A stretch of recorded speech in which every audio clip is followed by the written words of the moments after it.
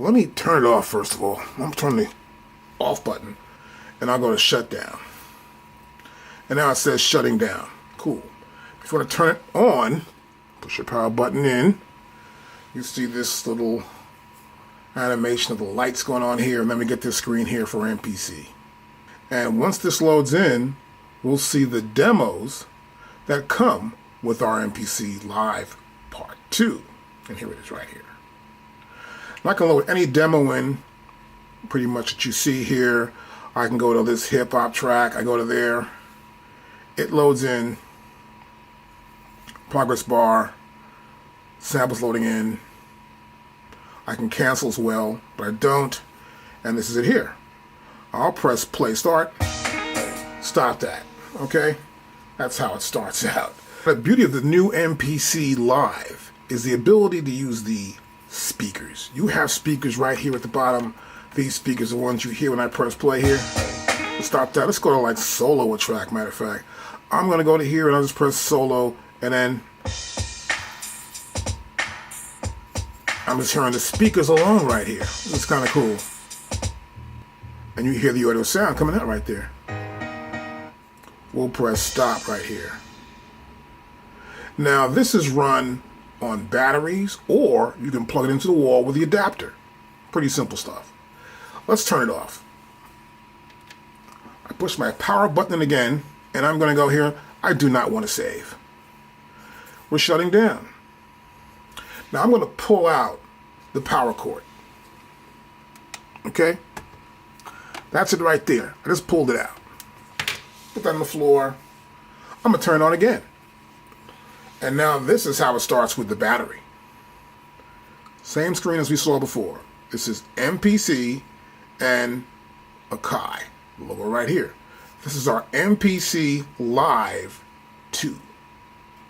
Now you notice here it says hit me. Our start is right here. It says start.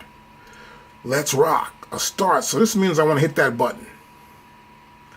And this is a touch screen display. So if I press this button right here, it'll go into that mode we saw before, where we will see all the demos that we can load in to our MPC Live Part 2. But if I don't do that, it shuts down. So in order to start it up, you need to press that button. Let's do that again. Go to here. It'll start up. I'll see that button in the middle again. Then I'll press it. And then I know I'm in battery mode, and then it'll work. Now the reason why they do this is to save your battery power. You don't want to drain it out. You might be sitting on a couch somewhere, and I pretty much wouldn't carry this machine around anywhere. You don't want to break it, but if you're in the bed or on a couch somewhere, you want to plug it in, hey, sit down, put a headset on, you're good, or just listen to the speakers right here. I'll press start right there. But it says press and hold. I gotta press and hold it down. It completes the circle. It loads up the demos right here, you can see, and I can pick which demo I want to hear. I'll go to pop.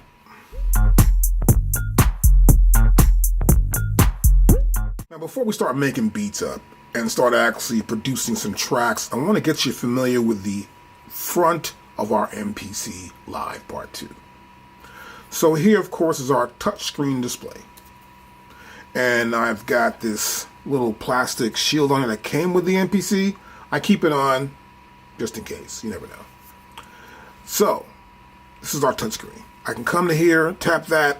That says pop. I come to here. I can press solo. I'll press play. I go to here. Just going to play. Stop that. Now I just want to play the hi-hats. This is pop hats. Clap. There's a clap right there in that track. So I can move the data wheel. I can tap on the screen to any parameter. Let's press stop. So this touchscreen is really cool. I can touch here. This is home right there. That's the grid. I can come to right here again, my main. Or if I want to, I can go to here. I can see my sequence, and then I can come to main right here. I'm back in main. I can go to here, and put my metronome on. So everything can happen right here on our screen, our touchscreen, right here on our MPC Live Part 2. Okay, so we have this play button. Press stop. That plays the sequence from the start. I can also play from where it's at currently. I'll press play. That plays it where it's at currently. So play, start, play, and stop. If I want to record something, let's say I want to record something brand new. I may go to a new track. Here's a brand new track here, track number 8. I want to pick a drum kit. So I go right here. Looks like a little icon for 4 MPC pads. I've got a kit right there. And now, what I want to do is record something into the MPC. Let's say I want to overdub. This means I want to add a part on top of this track. I want to overdub. Now, I'll press play. I can press overdub.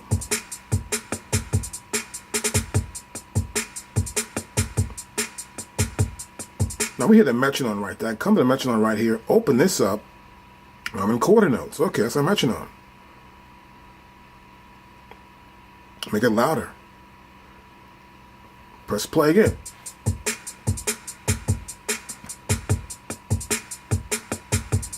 Okay, you hear that. So now, I'll press overdub and play start.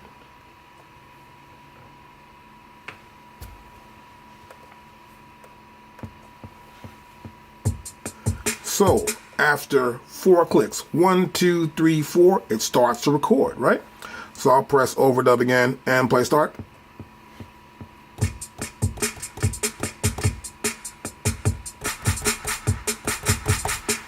Stop that. I'll press play start.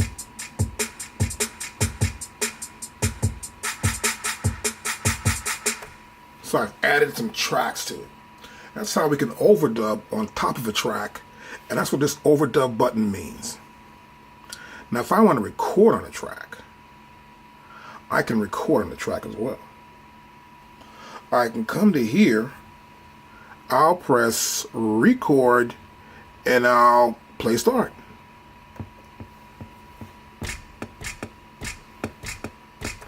You see what happened? I erased what was there before. I didn't want to do that. But this is to give you an example. Pressing record will erase everything. So be aware of what track you're on and when you want to record. Now, if you did make that mistake, what you want to do is press your undo button. I press undo.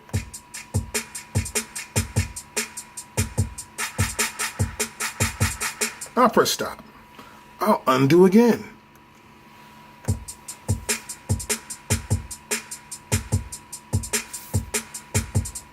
So now I've erased what I recorded before. I went back 2 undos. This button right here is our tap button. See, it says master right there? Let's check this. I'm going to tap this button. As a matter of fact, my idea for the tempo, let me think here. Let's put a track back.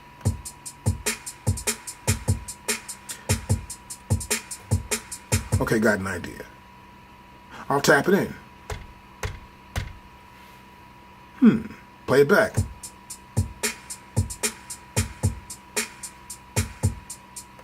You saw that?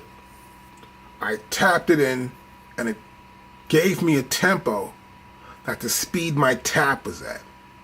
Now I hit it 3 times. As a matter of fact, let's get deeper into this. Let's go to menu. And I want to go to pretty much parameters. So I'll go here to settings. And what I want to do is check out my tap tempo features here. So I'm going to go here to general. I'm going to go to general right here. And in general, you'll see our tap tempo function is set to 3 taps. And I can come to here, go to 4 taps. Right? 4, 3, or 2. So currently, 3 taps. the average of these 3 taps will give me my tempo. Now I've got a flashing tap tempo here, which I don't pretty much need.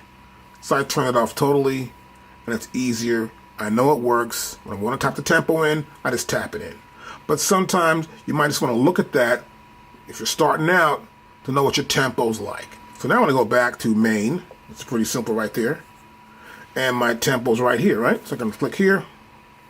That's my tempo. I can double tap it. I can come to here and go to 14800. I'll say do it.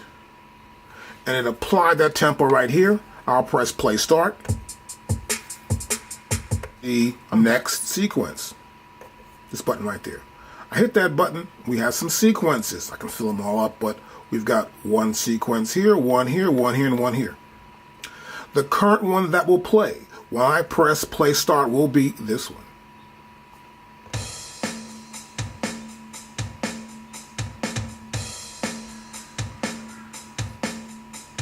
Stop.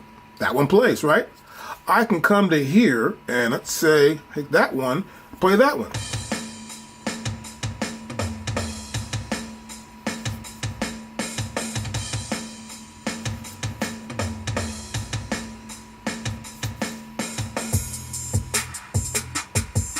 See that? It went to the next sequence suddenly. I pressed sudden and it went to the next sequence. Now normally, if I let go for next sequence, these things will play and play. So for example, this is a length of 32 bars. The next one is 2 bars, 10 bars, right? So for example, I can come to here, start with this one. I'll press play, start, go to that one next. See, it went to this right here. So once the length ends, it goes to the next sequence. If I want to hear the next bar real quickly, I can press sudden. And there's also hold. I can hold it to hear it. Well, hold it right there. Don't go to the next bar. Don't do what you're supposed to do. Just hold it. I want to hear it. There are more features we'll explain later on. The button right here is the mute button. That one right there for mute. So I'm here in pop template 1, right? Now hit the mute button and you'll notice here, this is pad mute. You see that, right? This is pad mute. I can pad group 2 from here. So I can set a group of pads that work together. Right there. And so different groups can be put together as a pad group, a pad mute group. So I can mute pads. So for example, this is a group right here. You see 3 different sounds here. That's a group. And if I go to here, I actually mute that entire group. By doing that, I muted that group. This is our pad mute section. If I hit this mute button again, we now can mute programs. Right? So let's go back to main. And here in main, you'll see this is my first track right here. That first program is a drum program. This is my Trap Kit, Mac Trap Kit, right? The next one, it's there again. It's there again. Here's one called the Trap Kit Caught in the Trap, right? Then we got this bass right here. This is the bass, 808 bass 4. Now I'm gonna go back here to mute, and you notice here, they're right here. These are tracks. And each track has a separate output. So those programs are the same, but the output for those tracks are right here, right? So I can actually say, okay, I want to stop that track. So if it's playing from top, I can say stop, stop, stop, stop, stop, stop that off. We're just playing this back now. The hey, that's the hey right there, right? It's a pop drum. I'll put the hi-hat in. Now the hi-hat's in there. This is kind of cool. Now once the hi-hat's in, I can bring the drums in. Take them out. Stop. Next thing I'm going to talk about now is mixing. Mixing sounds, the oil levels, up and down mixing, right? So we'll go to mix. Here's the mix button right here. I hit that button. We are now in mix. And now you see programs I mentioned before. These are programs. So I have exactly 5 programs within the system. And so you'll see these programs appear right here. Now, here's the program. This is the first program, that one right there.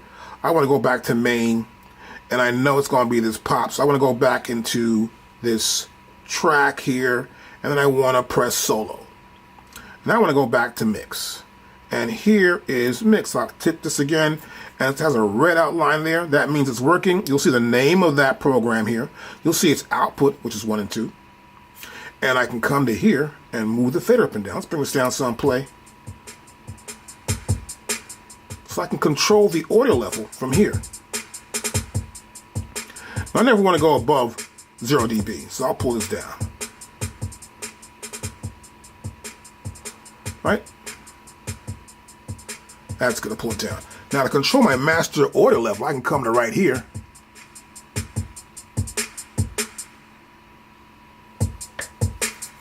And that's the master audio level output. I'll press stop. So I can control the audio level of each one of the programs. I can also control the panning right here. So here it's in the center, right? If I click there, I tap that. You'll notice here, wow, we can see pan. I can turn my data wheel here now. Look at this. Using my data wheel, I can change the panning of any program, which is kind of cool. I can push this in again, and now I'm right back where I was at before, at the mix level. Now, one more thing. I can also mix my drum pads. I'll hit mix again. Bam, look at this. You can see the drum pad levels. Each drum pad has its own level. I can do the level for this, for panning, for mute, for send, inserts, and routing. This is kind of cool. Like a mixing board, except it's right here on a touchscreen display. This is our next button. This is the main right here. I press that button. This is our main sequence we work with. And what we want to do when we're in main here is do a lot of different things, obviously. I can come to here and it says pop template. I want to change that name. I'll come right here. I hit right there. I have a keyboard here. I can change the name. I got a button here with an X. I can X that name out. Right? Go back to here, leave it alone. I can also do the same thing here for this, the track. I can come to here and say, well, look, this is a drum program. No, this is a plug-in program. I can play keyboard parts. No, this is a keyboard program. Oh, I can also have a CV program or a MIDI program. So, this is just a track. But this works with the program from right here. As I select it, I can then use a drum program here. Find my drum program, load it in. I can come to here and load in any kind of program I have here, which is a plugin for now. And I have Tube Synth. It's a Tube Synth there, right? I can double click the Tube Synth and I see it right there. I see the bass, electric out to Tube Synth. It's kind of cool. Let's close this out. So this can become a plugin program. And this controls that here. I can set the length, which is based on a sequence. I can control the amount of velocity. I can transpose from C sharp to C, or to D, or to F. Wow, it's really cool. Also, I can set my BPM as we did earlier. The number of bars is here. Everything's right here for us to attenuate, to sort of just change or make it better right here within the sequence. Even on the side here, not just change the name, I can edit this entire sequence. I can erase, clear, transpose. I can also bounce to a sample. Whoa, bounce it to a sample, then add more parts. Save time and tracks. I also have here, we can delete bars, insert bars, half length, double length. I can copy the sequence, copy the bars, copy the events, or just copy the entire sequence and make a brand new one. Cancel. Now next, I want to talk about menu. This is a menu right here. This covers everything, just about everything you can do in your MPC.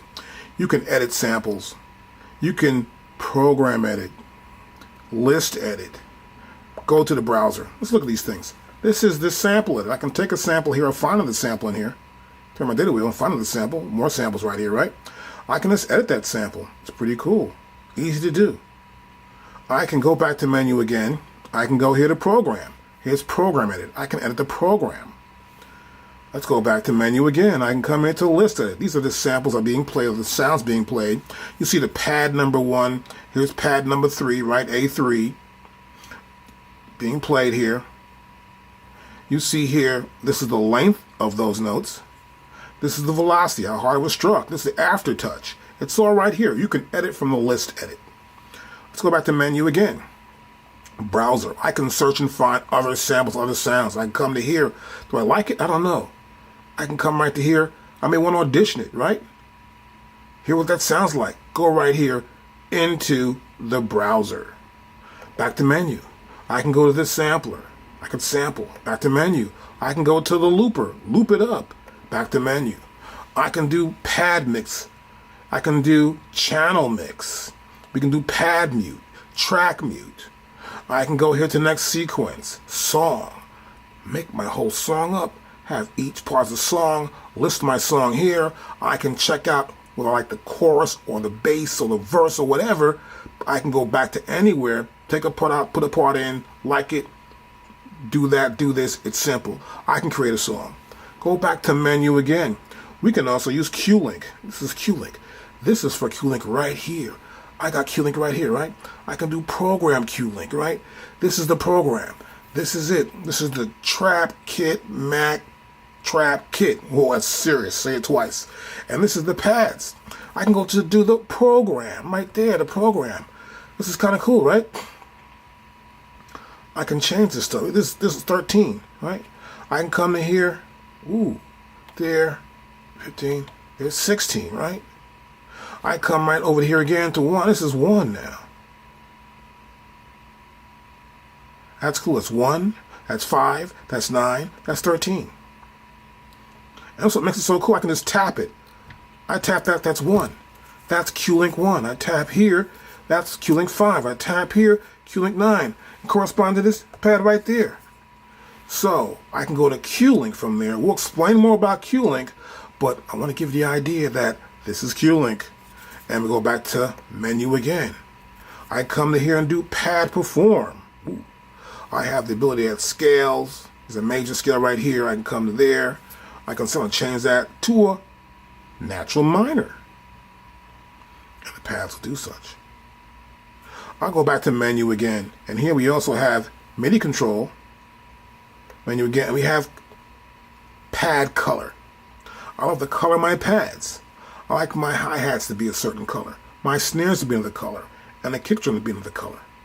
And other items like percussion, or a bass sound, or a vocal sample should have the same color I like. That way, I can look at my machine and just look at the pads and know what I want to hit next.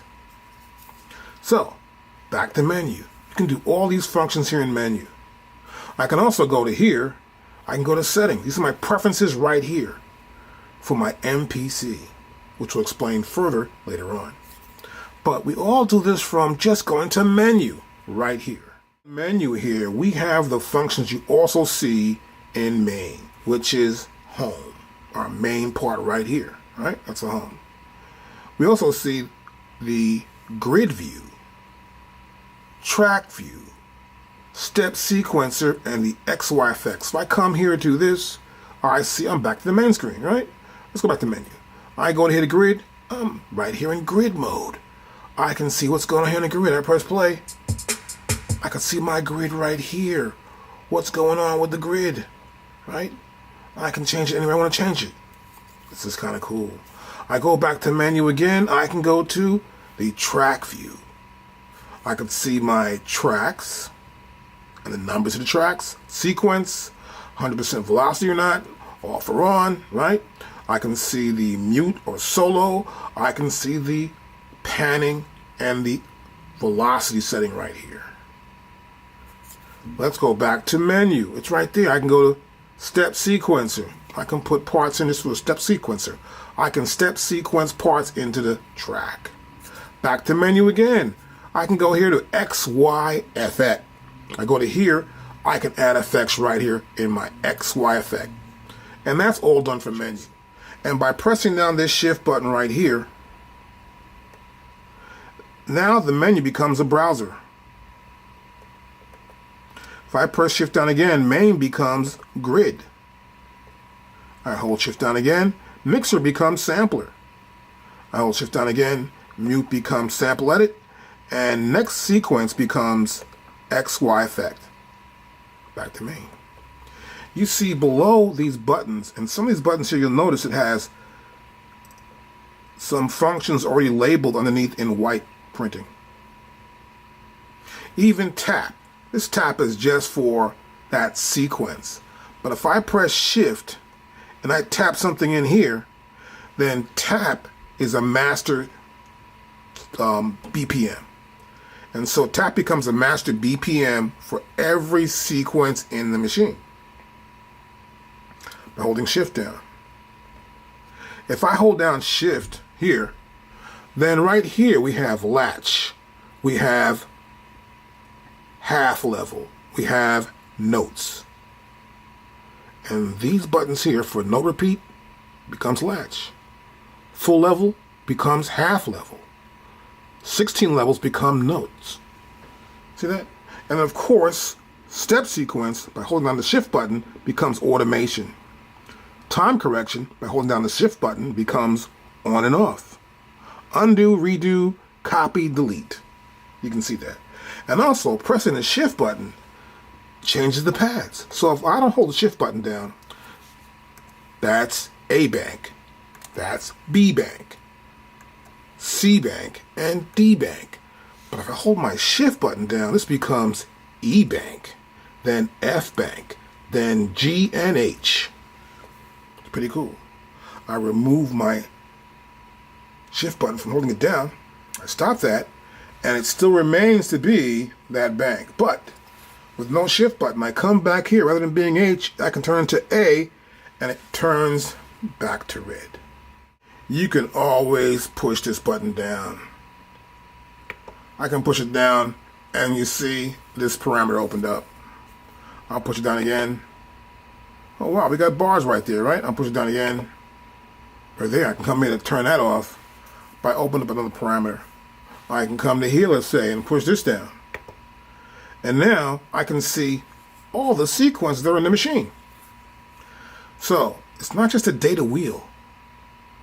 I can come and activate also as well.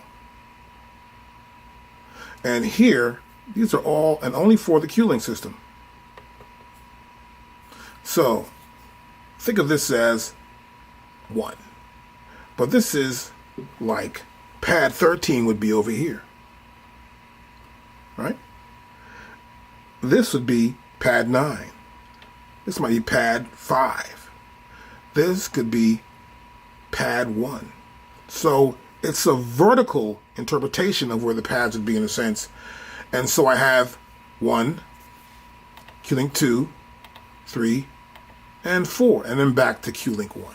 Also come here in Q-Link. Matter of fact, let's go to menu again, and we're going to go here to Q-Link, which is right here. And of course, I can be in pads. I'm again in like this program mode, and we're in the program section of Q-Link right here, where I have project, program, pad scene, pad parameters. We have screen, and we have resets. So go back to program right here, and you can just tap them, and you'll notice that on the screen, those parameters will change, right? So they're touch sensitive as well.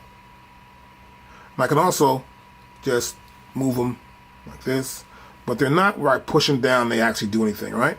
I can just tap them though, and they are touch sensitive. But I can also just change that data right there. I'm turning that right now. I'm changing the panning. So I can come back to here, let's go to here, here, here. Right there, I can turn this data wheel, and now I'm changing the tuning. Right? I come to here, ooh, panning. Here, tuning. Here's the filter.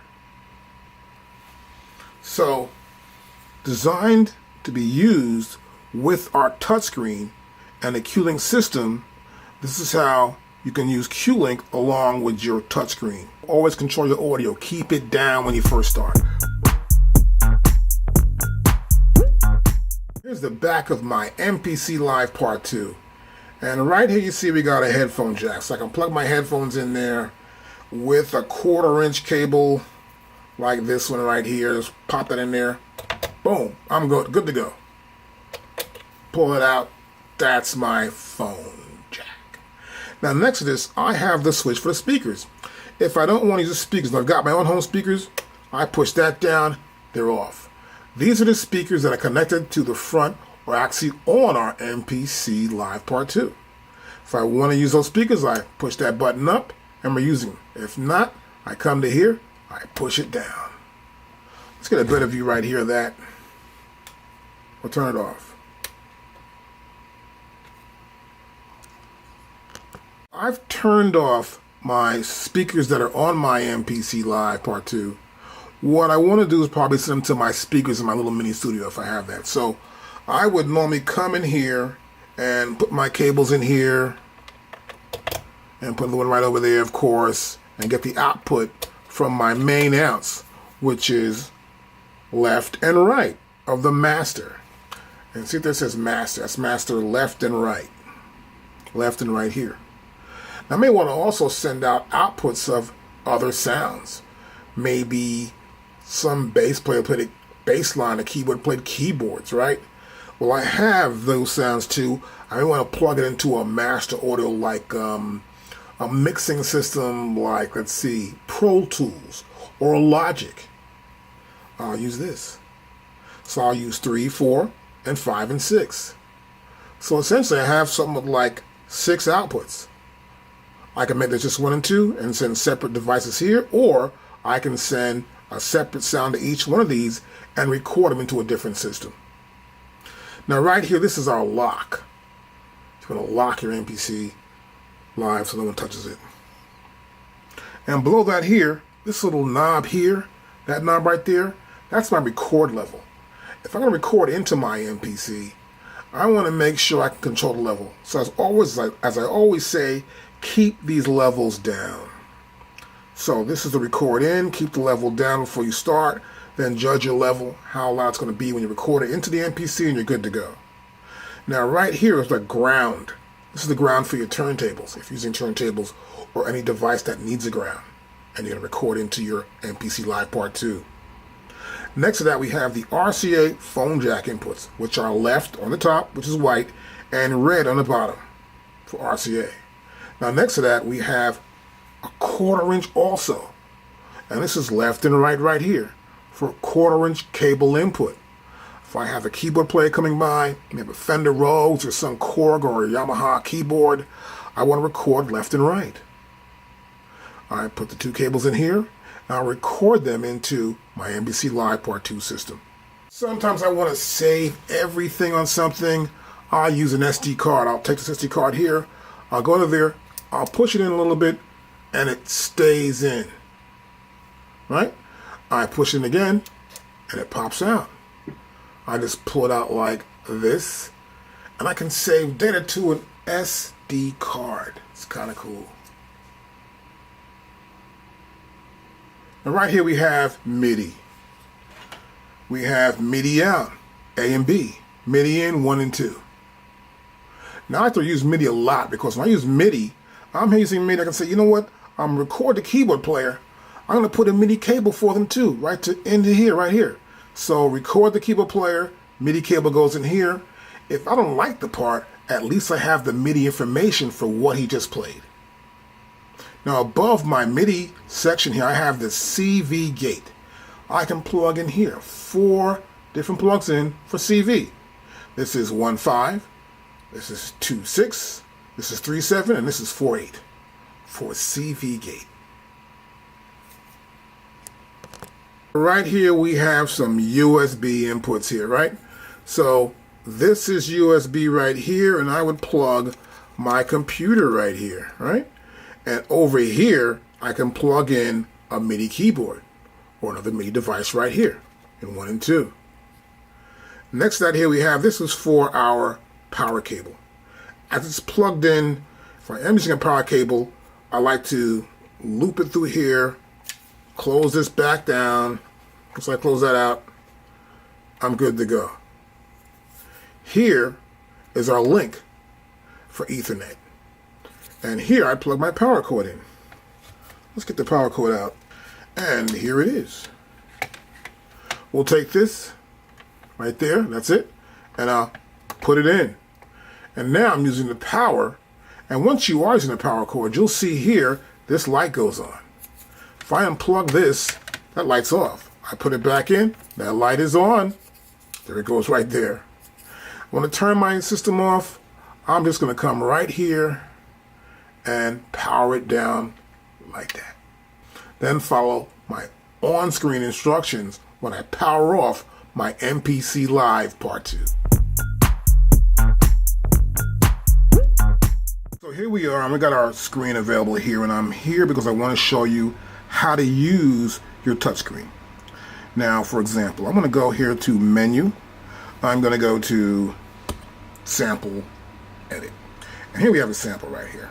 And so what I want to do is I want to probably look at this sample and see what's available as far as where the begin and the end start. So I can zoom in with my fingers. See this? I can just do it like this way is easier. Let's do it like this. Okay, it's left to right. I can also go on an angle like this. See that? It's on an angle. Up and down, not so much, but on an angle like this, opens it up and closes. So I can zoom in that way. Of course, I can do it here too, but it's faster with my fingers. Go back to main screen. Now here on main screen, which is kind of cool, I can actually double tap sections. So here I can come to this section here, I just do that, and I can move my data wheel. So I turn the data wheel, and I'm going up in increments of 1. Or I can use my plus or minus button and go up and down in increments of 1. Or I can just tap on this, and once I tap, I can go in further and see an easier way to edit the data and move in faster increments. It's pretty simple. So here's the velocities. Here I can say, well, I want to do 120 is my velocity right there. I'll say apply, and then there it is. I'll say do it, and I'm done. I can come back here again. I can write that, well, you know, let's do it 2 times. Whoa, there you go. 200, 2 times, but it went to the max. I was at 120. I suggested double that, but the max is 200. I can say do it, and it's done. I can come back to here again, open that screen again, of course, go to here. Well, matter of fact, let's cancel that. Let's go back to here. Now you'll notice once I get in here and I go that level, I can always go back. There'll be in the left-hand corner an arrow. I'll click on that arrow. It takes me right back to where I was at, which is this home screen, the main screen right here. So I'll go back into here. I'm going to do half of that. That's 100. Do it. I'm back at 100. You can see right there. Now you can also see here that if you go to a page, you can get back to the main page pretty quickly because this is the main page. And so, for example, if I go to Menu, I have the little arrow on the left, and I can go right back to the main, and you see this little house here, so it's like home, right? And if I go to Menu, I can go to here, which is actually Preferences. And I can leave Preferences, and I can go to this little arrow here. I'm here in the menu mode, but also I can go back to the main mode again. So I'm going down in steps, right? And up in steps. But there'll be an arrow to the left to get you back to the main screen. Now on top of my main screen, you'll notice too there's a toolbar section, they call this here. And so, get my pointer here, toolbar's right here. Let's go to Mix. It's a toolbar right here. Let's go to Mute. There's one there.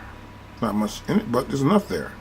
We have hardly anything here, but we have this right here for the next sequence. If I go to Main, there's a bunch there. If I go to here, there's nothing. That's 16 levels. Nothing at all there. So it mainly happens here on the Mute, the Mix, the Main, and the Menu. And even if I go to Menu and I come here and go to Settings, there's nothing here. So Here in the main, we have the title of the project. It's untitled. Now here we have a folder, right? I click on this folder here, and this folder has project information. Actually, files loaded in. You can see the files right here. These are the current samples. This little triangular arrow points here to the samples. Right here is the program, right? And I come to here's the sequence. The sequence is right there. So I hit that program. You'll see here that this is the program for the drums, the trap kit. This is the program, which is a keyboard program. Notice the keyboard icon right there for the bass, 808 bass. Then again, we have trap kit caught in the trap. And that looks like a little icon for an MPC, for MPC pads. And this is a program, which is a drum program. This is a keyboard program, and this is a drum program as well. Then we have, how many sequences do we have? We have one sequence, and that's pop template. 001 pop template. And you can see here, it looks like a little MIDI data file. That's what the icon is for a sequence. Other parts of my menu bar here, and this toolbar right here, is this MIDI input monitor. The MIDI cable coming in here, I can monitor the MIDI data coming in to my MPC Live Part 2. Let's close it out. Now here, I tap here, I double tap it, and then I can see the locate where we are. So here, for example, this says bar 8, right? And if I close out of that, you'll see it's bar 8. But I can come, double tap again, get in there. I can move by bars. I can move by steps. Either way here in the locate. I may want to locate certain sections to punch in on a particular point within a track. I may want to add, let's say, some congas, and I want to do it here at bar 14, beat number 2, and at step 48. Now right here, next to my location, I have a TC sign here. I come right here, it's a little clock there, and this is timing correction. And what this signifies is that I want to correct the timing. You're never going to play everything perfect on the drum machine or on this MPC Live Part 2. And so, in order to keep it correct, there's the ability to correct any mistake and put that data that you put in, whether you hit the pad or want to try to edit your data, on the right step and location. So we have bars, quarter note, eighth note, 16th notes, 32nd note, 1/64th note. We have off, which means no quantize at all. Wherever you hit it at is what it will be. And then we have the triplet function, which is right here. Once it goes a triplet, you'll see there's a T after every one of those locations I named. Take a T out, we're good. So, start, or the end, the length of it, and legato. These are the types of timing corrections that are available. We can provide swing here too. We can shift the timing. We have a window here of 100% and a strength of 100%. Then we have events, all events, or just selected events, or just a particular range of events that I can actually use timing correction for. And I can make it for all tracks, not just that one track. If you work on a track, well look, I want the entire thing to have that same feel like a dance record might have it. And we can close it from right here. Okay, the next thing I'll look at here is a metronome. So you'll see it right there. Let's go back in. Right here, you'll see this here. This is my metronome. I'll come to here. And you'll see it here. Click metronome, the click, right? And this sort of measures the tempo of what your song's at, which is called the BPM, the beats per minute. So here we can have the different times we'll hear this click. So we can hear it in record. I can actually tap into here, make it easy. There, tap, and now you see on the left-hand side, I have a list of how to use my counting. This is the counting. In record, I can have a counting, and record and play, I have a counting. So here is off. So I can go to off or double click then, record and play, either way. Now, this is enabled. That means it's totally enabled right there. This is the rate. So it'll be quarter note. So like 1, 2, 3, 4, 1, 2, 3, 4. Get your click. This is the click sound, which is an MPC click, which is right there. And then here we have the volume. Off and on. And the output is coming out of 1 and 2, our stereo output, which is actually left and right. Once that metronome is on, it's no longer grayed out. It's now turned white. So this is where you know that your metronome is on or off. If I go back in here, and I turn it off, and I go back to here, it's off. Now, this little icon here is for automation. Currently it's off, but I can come back to here. Oop, it's on here when it's green. Here, it's off. And here, I can write automation. Now, next at the very end here, we have the top is a battery. And these do the same thing. These two icons are just one icon, actually. And you'll see here, this is a battery. That's 100%. This is my CPU usage. That's 4%. This is the memory. And right here is my computer storage. Right there. How full is it? And this is known as my system resources. I can also come here and purge all the memory if I want to, but no need for that. And this is my toolbar for my main screen.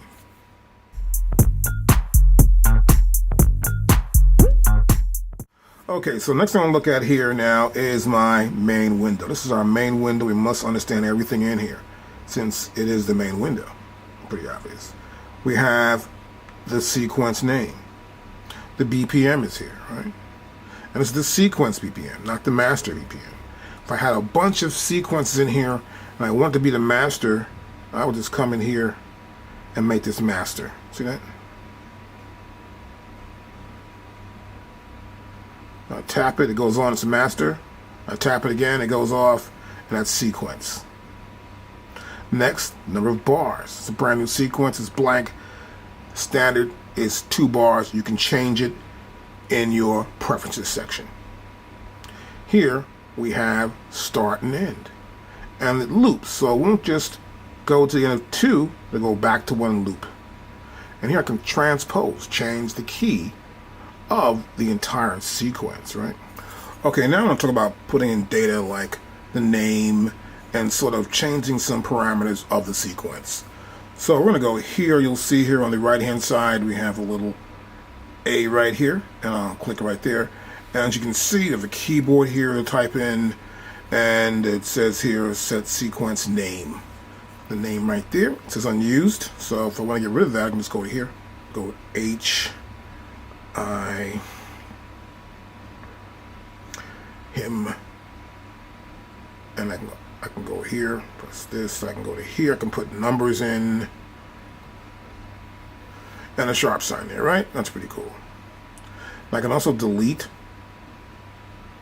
and I can just get rid of the whole thing. And I can also go back here, as you can see that was capitals. I can go here back up again, and I'm in capitals by selecting this up arrow. And I'm in capitals. Once I hit a capital key, then it goes back to the lowercase keys right here. I can go back here, and I'm out of it. Now also, if I want to go to here, and you can see here, I can edit the sequence itself. I can also go back to naming the sequence again if I want to. You'll see right here's an icon for a keyboard. If we hit this right here, boom, right back where we started from. Right? So I can go back to here again, and it takes me back to where I was at before, which is right here. So this is the edit sequence section. I can erase an entire sequence. I can clear it. So clear and erase are 2 different things. I erase all the data. Here I can clear it. Just clear it out and add some more stuff. I might just want to keep the name. I just want to clear out the data. I can transpose that sequence. I can also bounce the sequence to a sample. That means I play the sequence back. The MPC Live 2 will make a brand new sample. And then I can use that sample to add more instruments and more sounds to it. Or bounce that sample out and give it to someone to sing or rap to. I can delete bars. I can insert bars. I can half length. I can double the length of the sequence. I can copy the sequence. It's a copy. I can copy the bars. Let's copy the bars. I can copy the events. And I can save current sequence. And here's save. That means I would save it to a little disk right there. I would save it to the hard drive or to an SD card. And right here in the track section on the main screen is the track number. So I have 1, 2, 3, 4, 5, 6, 7, and 8 tracks there, right? Okay, and you'll notice I keep changing tracks. In this section here, this keeps moving around. And this is a program area where I can signify which track has which program. So for example, see the icon here, which is similar to, like, let's say 4 MPC pads. And this is my drum program. And you'll see it here below the track area, which says program here. This is a drum program. And this is the program being used. And so that's the program. And track 1 is the bass program right there, right? So I go back to here. This should actually be a different program. So I'm going to go into here, track 1, and that should be this program. And the claps of that program too. And so is the pop-it, 4. Next one is 5. And we get here to 7. And now we have a keyboard program. So the keyboard there, there's 5 keys, 3 whites and 2 black keys right there. And you see here below my track section, it says key group program. Now you can also have a plugin program. Now this program is a plugin that we're using here. And this plugin has electric, and this is an electric piano case. So electric case piano like a Fender Rhodes. I also have, you notice here, there'll be a MIDI channel here for that plugin. So this will indicate which program is being used for this track, or for any track within this track section of my main screen. I also have the length of this sequence, which is the sequence length, which is this one right here, 1 to 32. Then here we have the velocity setting, how hard each instrument was struck, or each data input was struck for this particular keyboard. Some notes louder than others, but this gives you the maximum loudness set for the velocity. I can also transpose this track. It's track 8. Now, so I can come to here in track 8. I can go to here. It just says track 8. I can say keys. I come in and play. I'll just put in keyboards. Oops. Go back again. I gotta make sure I hit the keys.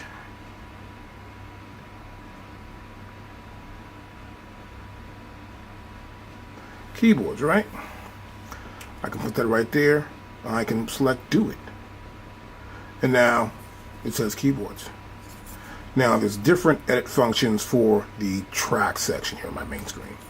We have edit, and then we have save.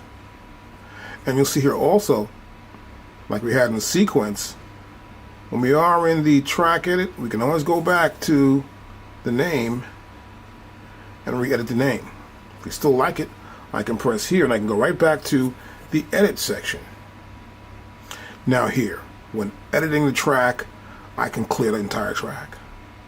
I can explode this track out, which actually means I can take this track and have each MIDI channel become a new separate track.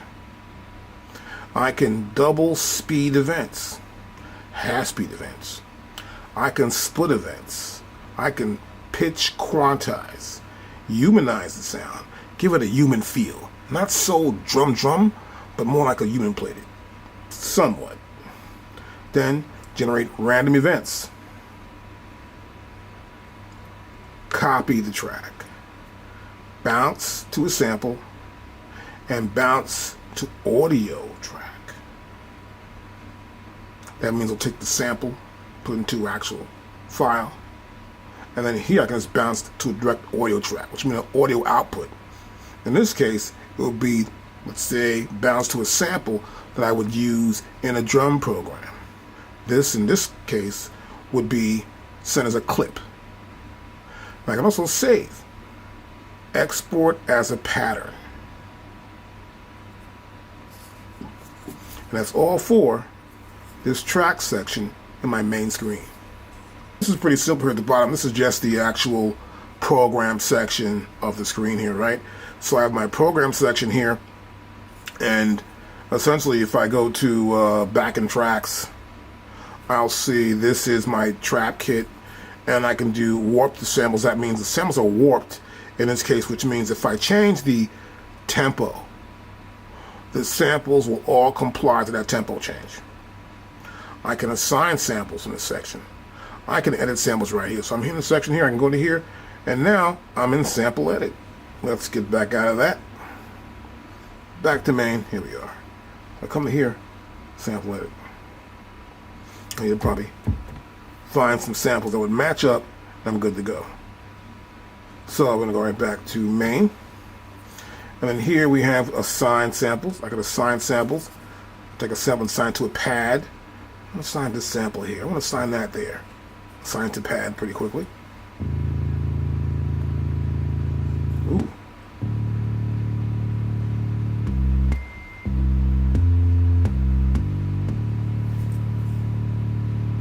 I can assign these samples directly to the pads.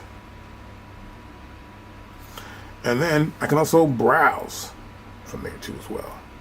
I can browse for samples I want to assign to a pad. So it says drums here. I can come to right here and find out what I want to actually look at.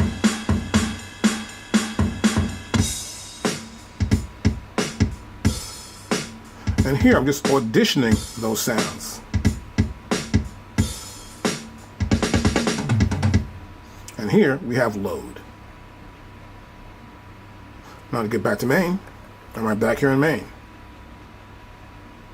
And this is our main screen section there. Now below this right here, we have moving to tracks easier from right here, right? So I can come to here, I can move the tracks pretty quickly here without having to touch there, makes it simpler. I can mute a track. I can also solo that track. I can make it audio, it's an audio track. So instead of having a program track, you saw before I can have an audio, well sure, I can make an audio track right here. I can bring a singer in or a rapper in, and they can actually create an audio track just singing to my MPC Live Part 2. Here's my input. Here's my edit the audio. And so I go back here to MIDI, and now we're back where we started from. So this particular sequence, I consider track to also be audio for any track in my MPC Live Part 2. I have my track set up here, and say for example, and I want to play something, go back to the top, play, start. I may want to just solo this track.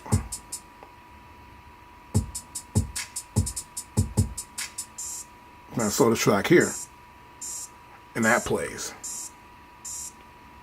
As I turn up, I'm soloing each track on solos pressed. If I come out of solo, everything will play. Right? And this plays too as well. I can go up the tracks here. Oop, this track plays now. This track will play.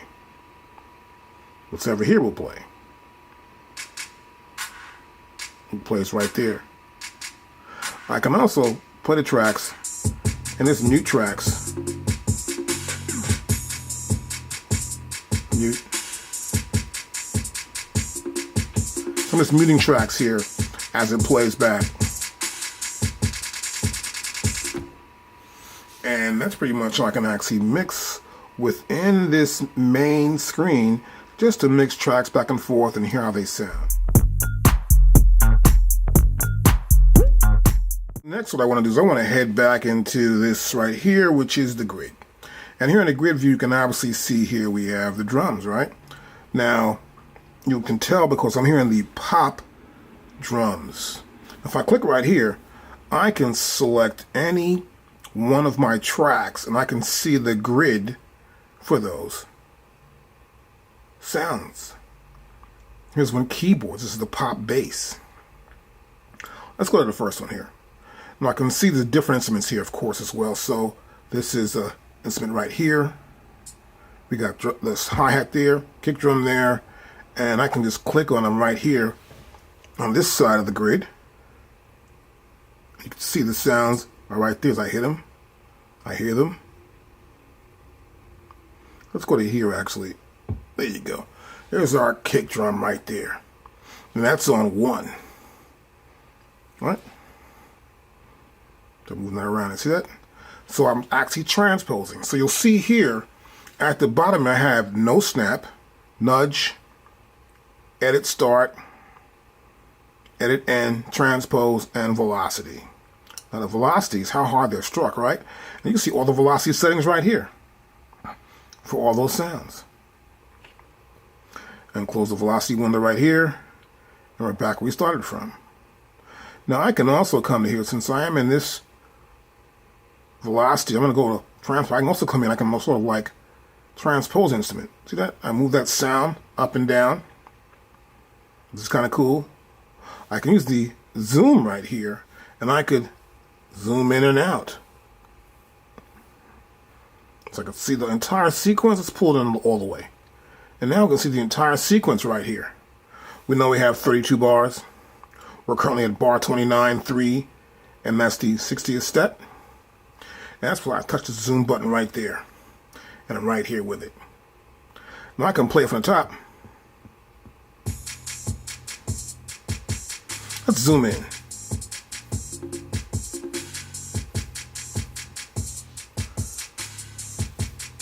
So you saw that I zoomed in while it's playing.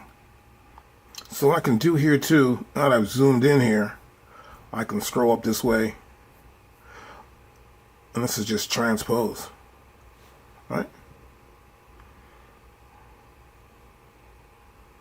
So I'm just transposing notes right here. See it right there? I'll see the velocity for those notes right here. The selected notes velocity is right here. You see the little white line on top of the red one here? That's what it is. I can come to here in velocity also. And I can change the velocity for that note. I can make it quieter. And as I do, the color changes from red to amber. And that's the velocity setting. What I can also do here, let's close the velocity out. I am here now in transpose, obviously. And I can transpose a note or whatever. I come to where there's no notes at all actually here and do nothing at all, right? But I can also pull it in while in this zoom setting. I can see what's up here or down there, and I can see what sounds I want to see. I can also just come here and just raise the level of these sounds right here so I can see them. Maybe make it thicker too so I can see it and I can actually touch these sounds.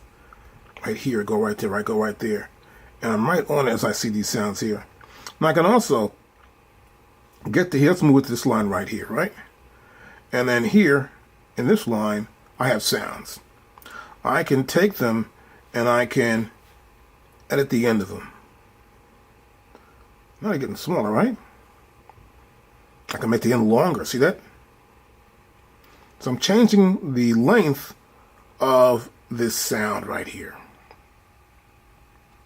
I can edit the start point and cut the start point down or increase it back out. I could nudge it. I can come to here and nudge it just a little bit. Oops, see that? It's moving at the track. It's moving against the track in the background. They're all staying in the same position to each other, but it's moving in position to the entire track. As you can see right there. I can check out the playback.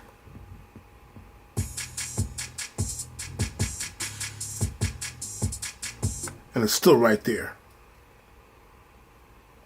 Now I can also come in here and I can erase something. So let's say I get here and I come in. Let's come here and write something right there. I wrote those 2 parts right there, right?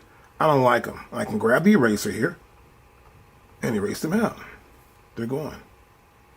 I can also undo as well if I want to. So here in the grid mode, I can change the position, the end point, the start point, transpose the sound up or down. Like here, for example, let's say we do this and I'll press play.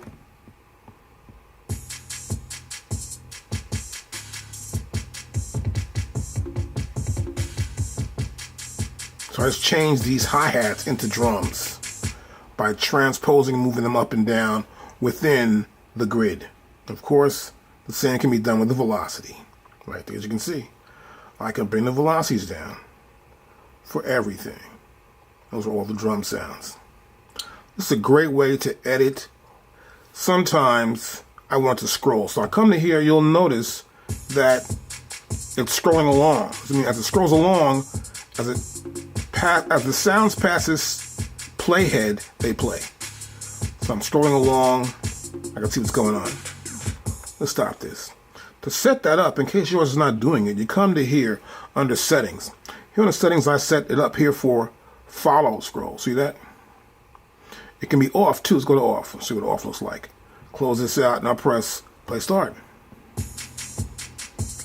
It's not there, right? It's not following at all. I'll go back here and I'm going to go to page and I'll press close and I'll press play start. So it's a page. The current page comes up and starts from there.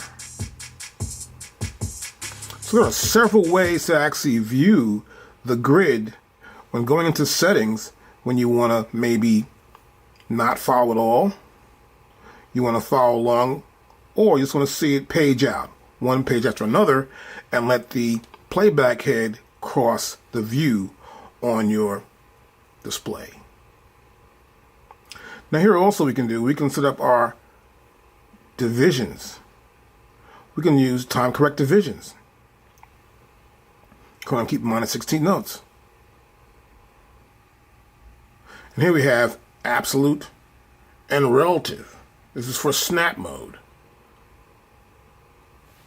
That happens here. See snap, do not snap or snap. So currently it's going to snap. So if I put something in here and I come to edit something, I put it in. Notice how it snaps directly on the grid. It starts exactly on the beat. Let's undo that. I'll put don't snap. I'll just put it in and it puts it in anywhere. I put them all up in there, right? So I can also undo that.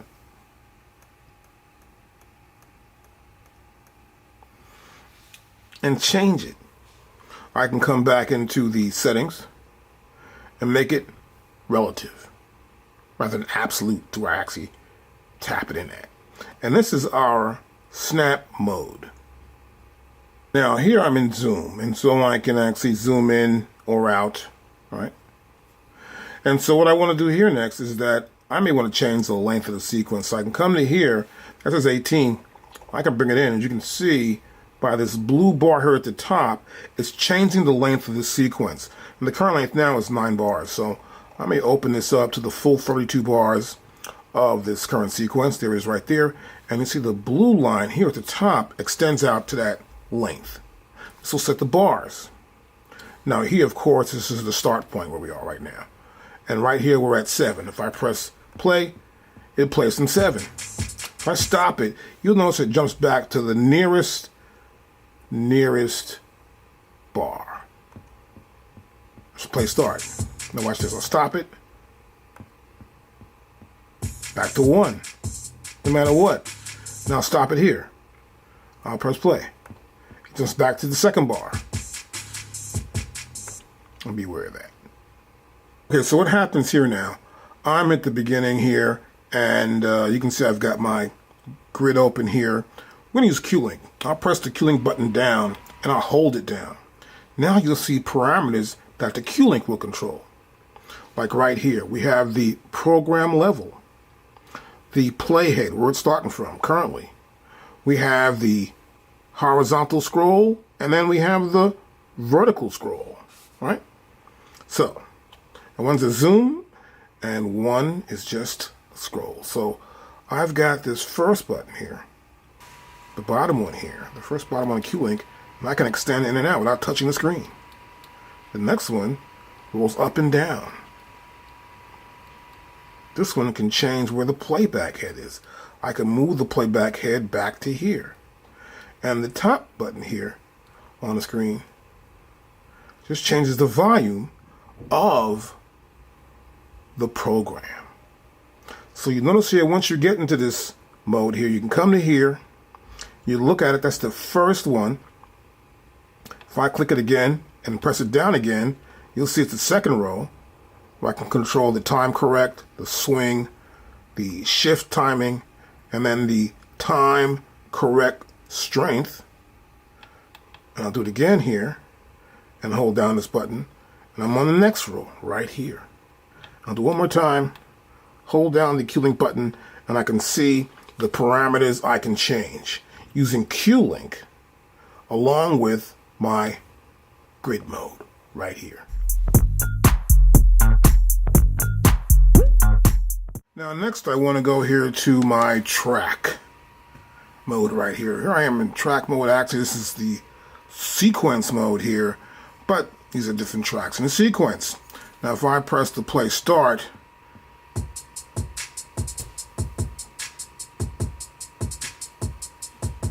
we hear the tracks going on here. So I can, that's solo.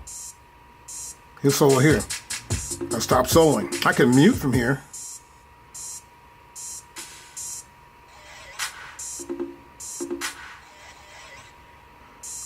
So I just solo that track there. I can solo mute. I can change the panning.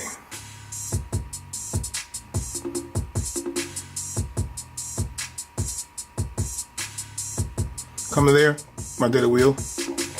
I can go right or left. I see my oil levels right here. Check my velocity if I'd like to come to here.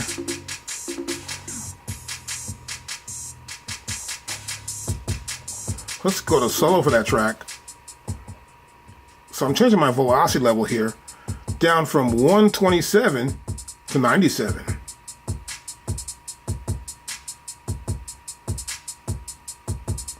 I can transpose it if I want to. So I'm transposing on.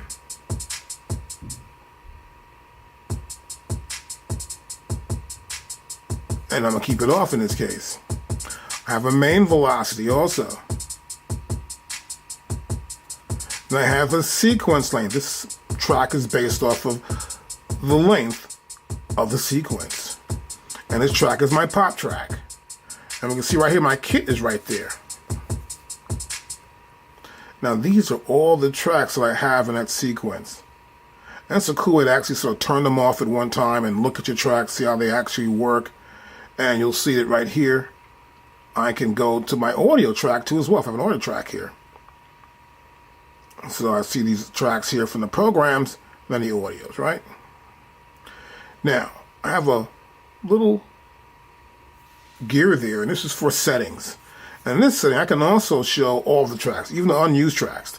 I come there, close this up here, and now I'll see all the tracks here. I'll scroll up, and all the unused tracks will appear here. Now, in our MPC Live Part 2, I can have an ultimate number of tracks of 128 tracks in one sequence, right? And you'll see the different tracks here. Like, for example, right here, you see this one here. This is a keyboard track. And this one's a plug-in track. So we'll see that the programs are right here. Now, we also have time correction. You can change it here. The start and length. All tracks. Do it and close. The click. I have a click track on. I have to come to here, it's playing. So I can come to here, turn it off totally, or just in record. Close that. I can move between tracks. Here I'm at 47, 48.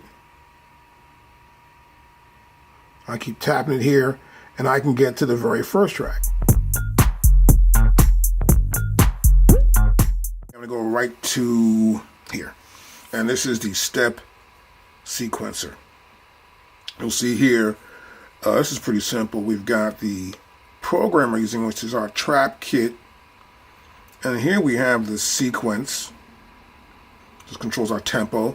We see here that the tempo is actually 152 BPM. And that's sequence, not the master. And we're running 2 bars, right?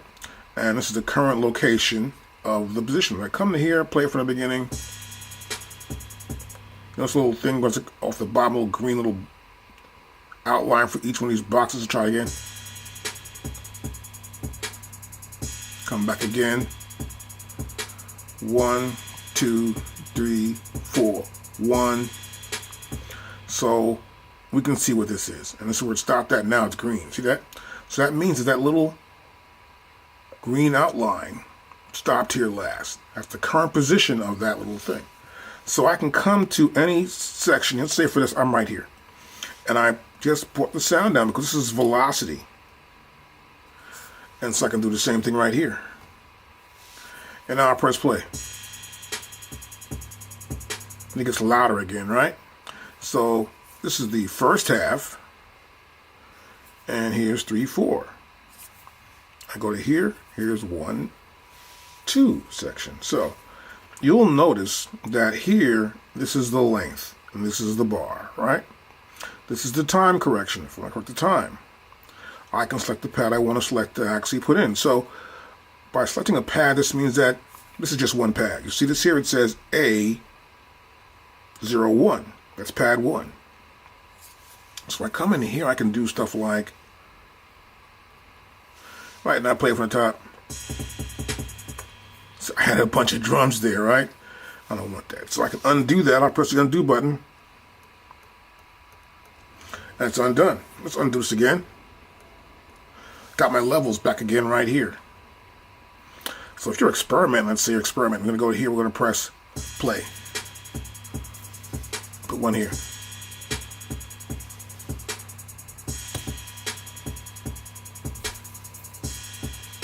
So step edit allows us to step edit. Take that off of there. Let's go to the end of the bar.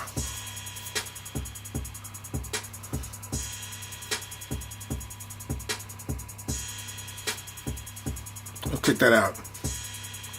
Maybe I want to make some parts of it a little lower. I'll go back to the beginning here.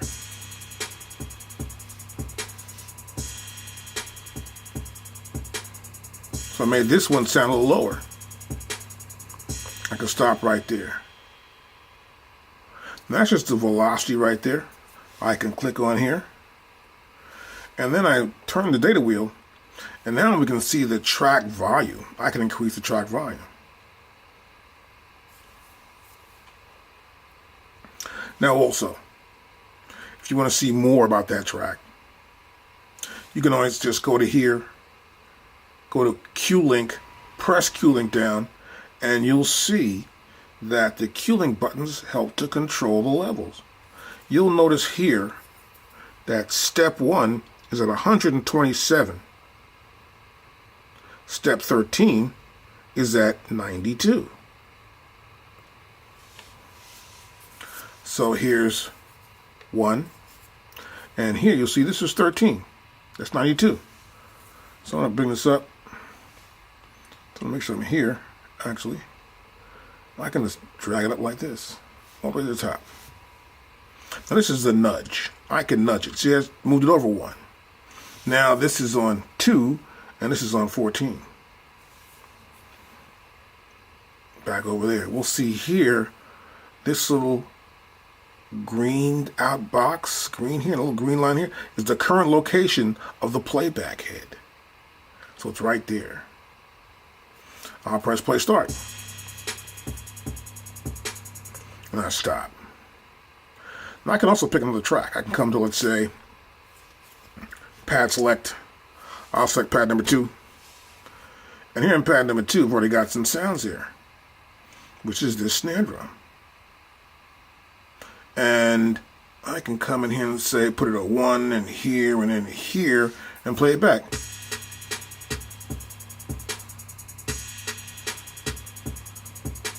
One, 2, 3, 4, and out. So it's pretty simple to actually use step edit to create a track. Now, I'm going to go and erase this off of here and play it back again.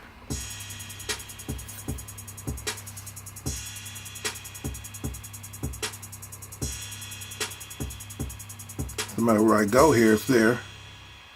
As you can see, it's always here at 9. If I go back to select the track, select the pad, that's the bass drum. That's this drum. That's the hi-hats. Ooh, I found some hi-hats here. Let's do the one thing now. Let's add some extra hi-hats. So I can come in here. I may want to add some extra hi-hats in this track. I don't know. I'll release this again. I go back to my regular position here. Once you actually select pad select, you'll notice too that the time division is gone too as well. So I'll pull this out of here. And now I'll come here and play. I can come in like this.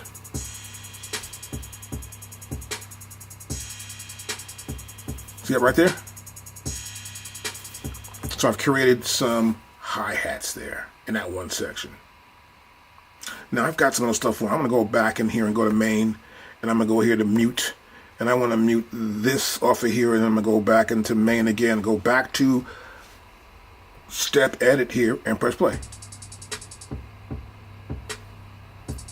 Just add those in. I can take a few out.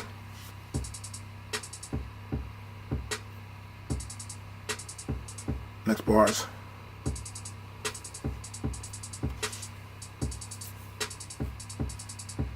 So stop it. As you can see, I've added more hi-hats in sections. I can always come back in here and do this and fill it up and go to the next bar here, 1, 2, 3, and fill this up. But just to give you a good basic understanding of how this works using step edit. So I'll press play, start again.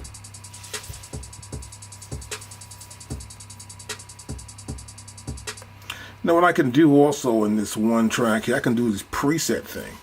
Now I can do it right here, a little sawtooth here. And look what happened, hit that there, it gives you this same design like this, see that? Just like that. So let's press it here, play.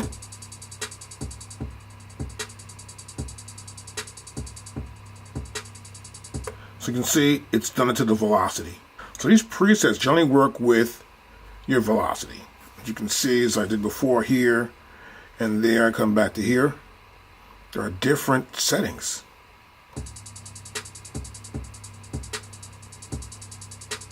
And you can experiment with these. This is kind of cool, actually. You can experiment with them a lot. I experiment with them once in a while when I have an idea when to use, if I'm doing a film score or something, and a track, and then back to normal. I can go to, let's go to here, double.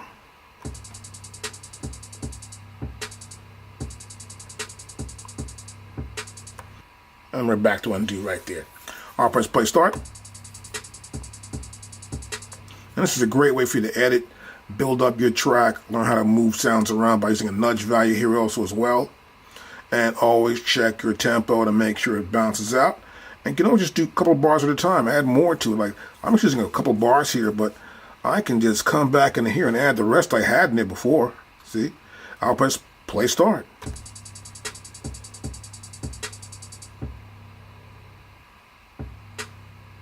And then come right back in. It's just one section, which would be like a break, but you can slowly build up your track using step edit. So now I'm going to talk about the time correction inside of this step sequencer. So here I can just go to 16th notes, you see 16th notes, and I go to 30 seconds, and of course it expands out more, and then in 64th it's bigger, and you'll see the difference on the pads as well, as the pads represent what we see here on our touchscreen. You can also go to here, the TC, and you can see the time correction. We have the start, the end, the length, and legato. These are types of time corrections that we have. So I can do it to a bar, quarter note, eighth note, 16th, 32nd, 64th, and of course I can turn to triplets as well by just tapping that right there. And you'll see here we can also set our swing value, our shift time, the window, and the strength. Then we have all events, just selected events. So I can select a simple range, and that range would be time corrected. So it works the same way as it does within the main window when using time correction. So I can close this out. And also this little fader light, as you can see, I could bring it down or bring it back up. But they all come up at the same time. See that? And we've lost the ability to have them. Once I go to the top, you don't have that special ability we had before. We had several, like this first one's down just a little bit. These two are fully red, and so this one. So if I even come down to here, just a little bit, let's say we're going to go to there with that one particular event. If I take this all the way down and go back up, see, it remains the same. But if I go all the way up and come back down, like this, and come back down to here, see what happens? It cuts it off. So be careful of that. So I have a sequence here. It's about 32 bars, and I'm playing it here. Oh, that's cool enough. Now, what I want to do is cut it down. So I can go back to main right here. I can go into my sequence right here, and I can erase. I can figure what I want to erase here. So I may want to erase from one, let's say, I may want to keep one. I just want to erase from here to 32. So that'd be 8 to 33, the beginning of 33. That's 8 to the beginning of 33 right there. Now I would erase everything else in there. Now to do this, I just want to check it first. I can erase everything, and I can do it from right here, or I can erase the automation, or I can erase just the notes, or I can erase everything except the notes. In this case, I'll just do it. And then I'm going to go back to main. I can go back to grid actually, and you'll see here it's all been erased. Now this is all I have left right here is this. Now we still see the 32 there, right? And this blue bar here represents the loop. So I can come back to main again here. I see my loop right here. I'll go here, it says 32. I'm going to go down to 8. Right. And I press play. As I press play right there, we'll see it roll from here.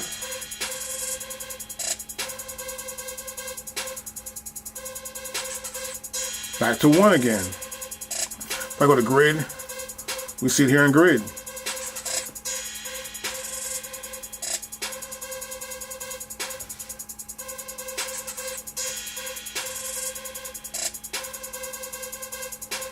I can zoom in, and we see it right there. Stop it. Now, I want to go back into my main. I go back to here, and I can clear the sequence or transpose it to as well. I can delete bars rather than just erase sections, so I can come and delete a bar. So let's go into delete bars. So I want to pick bars I want to delete, right? So here we have delete bars, and I can come to here. This says 1, end of 1. So I want to go other way. I want to go, most average 8, so I want to get rid of the last 2. So now I want to get rid of 6 and 8, and I will have, let's make it 7 and 8. That's easier. 7, I'm going to get rid of these bars right here. 7, and the last bar is 8. So I'll press do it. Then I go back to main, then back to my mixer here, and we see here 7 and 8 are gone. So we can delete bars. Let's add those back, and I'll do undo, and I'll go back to main, and I go back to the grid, and now they're back. What I want to do is I want to load in some sounds using the browser. And so instead of loading any one of these demos to get into the software, I'll come to here where it says empty project. And once I go empty project, you'll see nothing's in there. It's all empty. Unused, there's no program. This is the default program name that comes up when you open an unused empty MPC. And now what we want to do now is we want to browse. So to browse, I can go to menu, press the menu button, and I can come right here and press browse.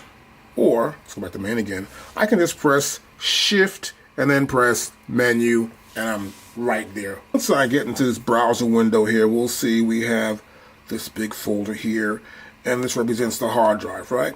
And here, it's a separate folder we have here. As you can see, this is the internal expansion, and this is the Vault 2.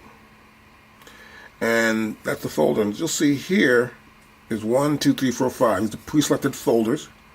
I'll come to here. This is internal expansion instruments. Then right here, we're going to see expansions. You'll see here clips, instruments, and Vault 2. We'll come as MPC documents and projects. And we come to 5. This is the MPC projects, rather documents and programs. For our programs in, we'll see them. So currently, I'm actually here. I just select that there. I'm in drums, right? And so here we'll see drums. You'll notice here we have that same MPC icon for a drum program. And so you'll see here at the end of each one of these names, the extension is XPM, which is the MPC extension for programs. Now, you normally scroll through here. I'm using my data wheel, or I can use the up and down minus buttons here to get through these kits, but I don't hear anything. So I want to hear what these kits sound like actually. So to do that, it's very simple. You want to come here to audition, and once the audition window pops up, this little area pops up here. It says auto, sync, and warp. So warp means it'll just fall in place with whatever the tempo is. And here we have level as well, right? So it's level there too. So here, that's level. Like if I move my finger here and I pull it down here, the level changes for the output of hearing what's in this program. Now I'll press auto, so it'll automatically play. I'll press audition again so I can pull that down, and then it's not loud enough. And now you can hear it. Now if I move my data wheel down, I'll use the minus button. Right? Plus button.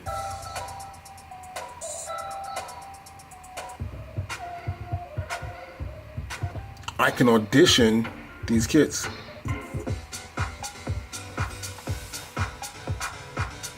And you can hear how they sound, and you can hear the sounds that are inside these kits. Now if I want to load a kit, it's pretty simple. I will just come here and press load. So normally I'll first go back to main. I'll look at my main, make sure I'm loading it into the right sequence. I'll go back, I'll press shift and then menu again, go back to my browser. Once I want to load one of these kits in, I'll select that kit right there, and I'll press load. I'll go to main again, and then we'll see this kit appears. There's a trap program, which is the chilled trap kit chill 2. And that's in my drum program. This is the track. This is the sequence. So I'll hit the pads. So we have the sounds. You don't hear that actual sequence that comes or that's played with the program when we actually audition it. So I'll go back to shift and menu, and of course we'll see it here, right? And then we can go to here, let's say right here, and then you'll notice that there are a bunch of different sequences and patterns. So I can see chilled. Here's a sequence right here. This could be that actual sequence I want to see. So I can come to that sequence, or is it this sequence? Is it 1 or 2? So I go back in the main. It's 2, right? Trap kit 2. I'll press shift and then menu. And this is 2 here. This is the sequence. So I have it as a pattern on a sequence, right? So I come out, just press this sequence. I'll push my data wheel in this time. The current sequence used is loaded into the unused sequence. Okay, do that. And we'll go back to here, menu, main rather. I'll press play, and nothing. Now we want to go here to the unused one, which was unused, and now we have it. Here's that chilled trap kit right there. And now I'll press play.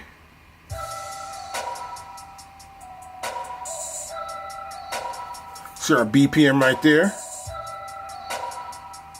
So we loaded in the sequence in the next sequence, because the first one was already taken up here. We just loaded only in the program. But just now, I loaded in the sequence, and we're using the same program. Instruments. And here we have instruments. And you'll see here, we start off with basses. This is in alphabetical order. And you can see that we have tons of sounds in here too as well. There's a lot of sounds. So I scroll down to the bottom. I can press audition. We're going to go to auto. You use it at home too. And sort of audition these sounds that you've got there for instruments. You can audition all these instrument sounds here. It's kind of cool.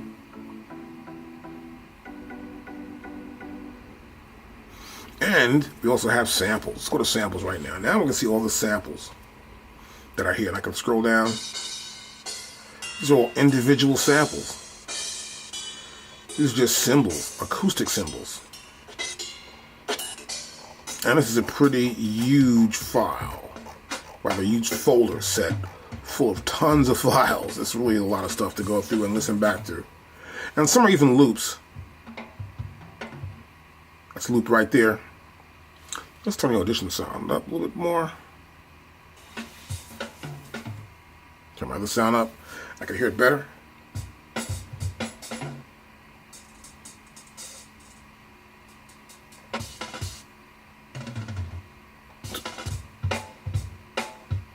We got drum rolls, we got tons of different samples, and they're all WAV files you can see right here, which is going to be easy to use.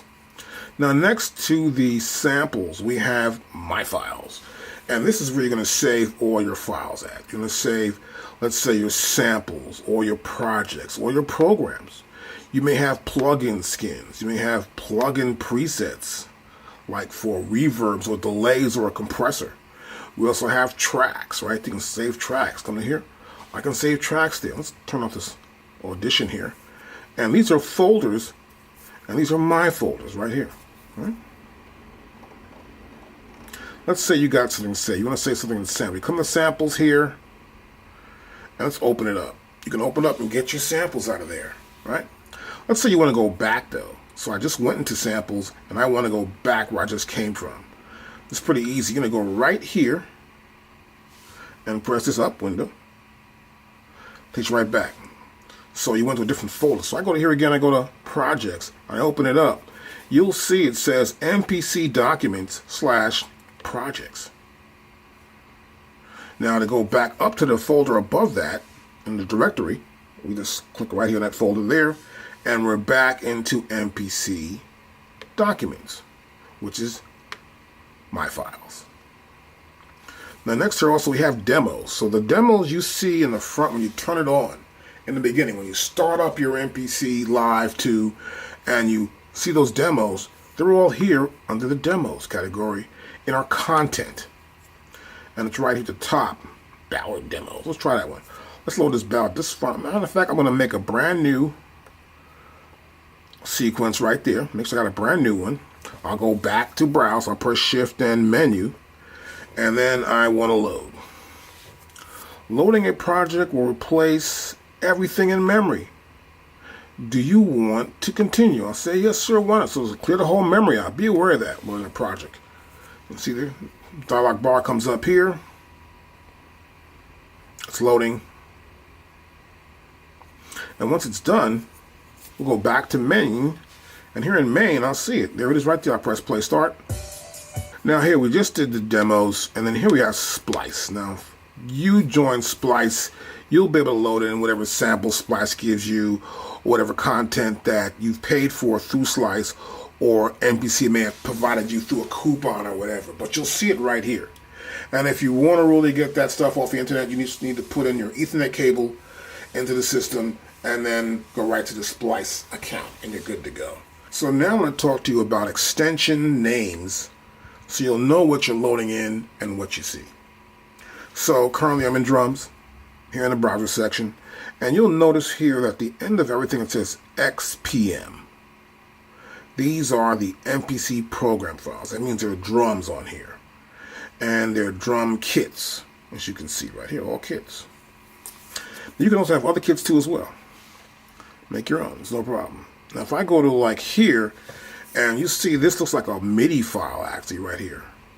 That would be a MIDI icon. And you'll see a couple of things. You'll see here it says pattern dot MPC pattern.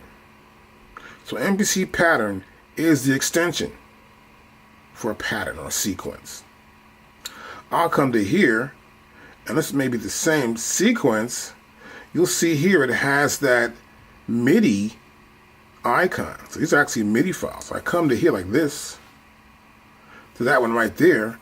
You'll see that MIDI icon right next to it.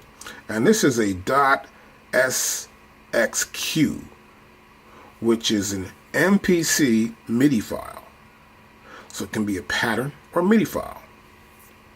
Let's go to projects. Let's look for a project. Look for some projects here. Here we go. It's projects in our demo section right here for content. And you'll see it says Ballard Demo .xpj. An XPJ is an MPC project file. So be aware what files you're loading in and what you're looking at. And sometimes you want to see all the files. Just come right to here, and you'll see all the files. So for example, I come here, let's go to drums, and I want to go to files here. Oops, let's go to that. I go to files right here, and I can see all the files here. Just tons of files. And you'll notice here it's grab file, so that means any files in there, going to see that. All these files here, we'll see. I'll turn the audition off here, just so I can see these files here. If I come to here, my files, or go to samples here, or go to instruments here, and I come back to files, I'll see all the files. And sometimes you want to see all the files. Like for example, this is an XPM file. That's a program for bass. This is a program for 808 bass drums right there, for the bass sound. And that's a file. Some files right here. Below here, this is just the sound. So these are sounds here for this program.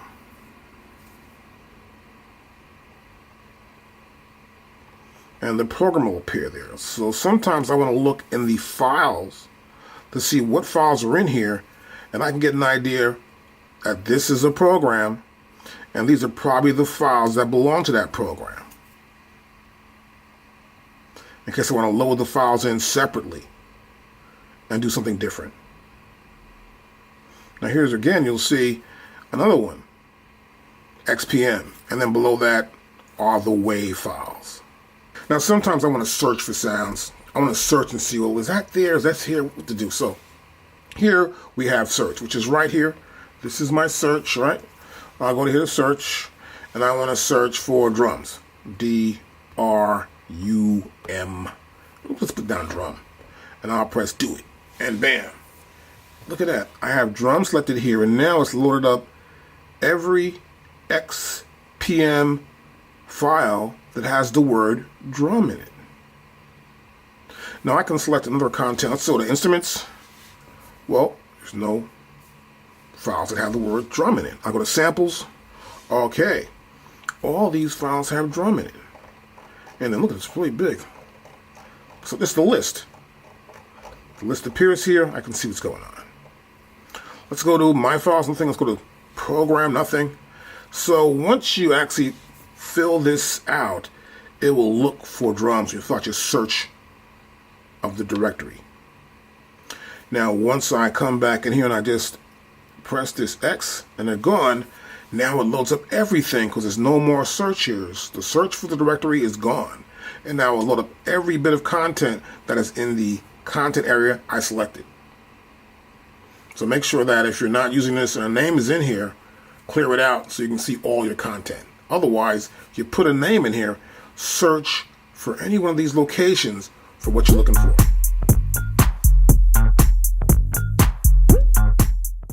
And what we're going to do next, we're going to look at this list edit. So I'm going to tap on that. And this is list edit. So I've got a track in here going on. And as you could see, it's scrolling through all the events, and they're all on a list.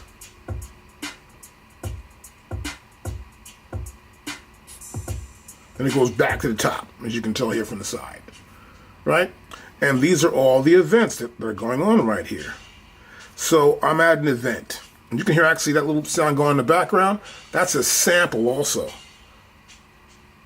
And it slowly ends.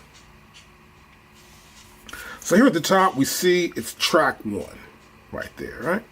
That's track 1.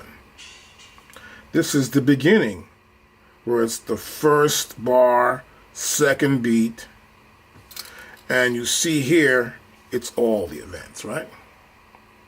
Now we also have up here, we have this little gear, which is the settings. And what happens here in settings, we have the ability to set up different parameters. Here in settings, the first one here is hitting pad selects all events, and that's on. So if I hit pad, any pad, it'll select all the events of that pad within this sequence on that track. Then we have auto advance on step record. So if I record a step, it will advance to the next step. Then we have scrolling. This is auto scrolling. It can be off, where, for example, if I come to here and I close this out, and let's say I start from the top again, it stays right here from the top. I won't see anything happen again till it loops back to the top again.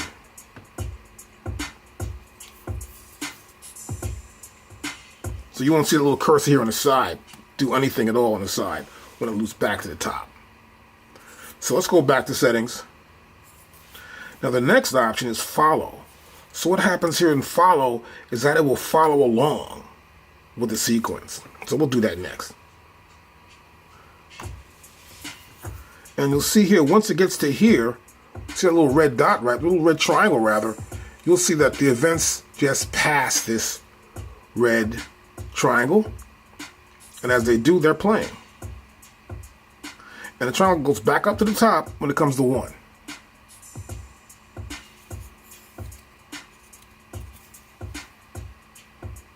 Stop that.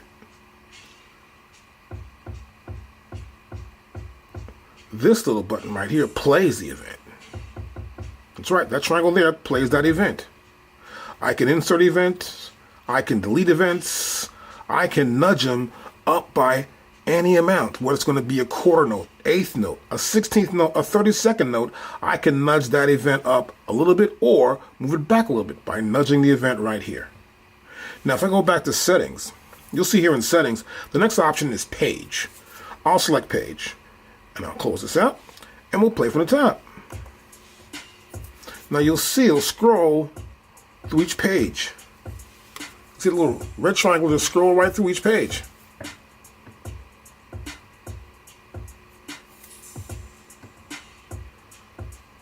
And you see we have pad and note right here.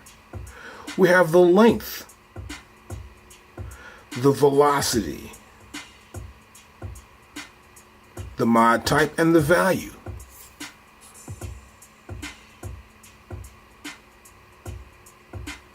Now I'll stop it. And that sample's still in the background there. If I hit a pad,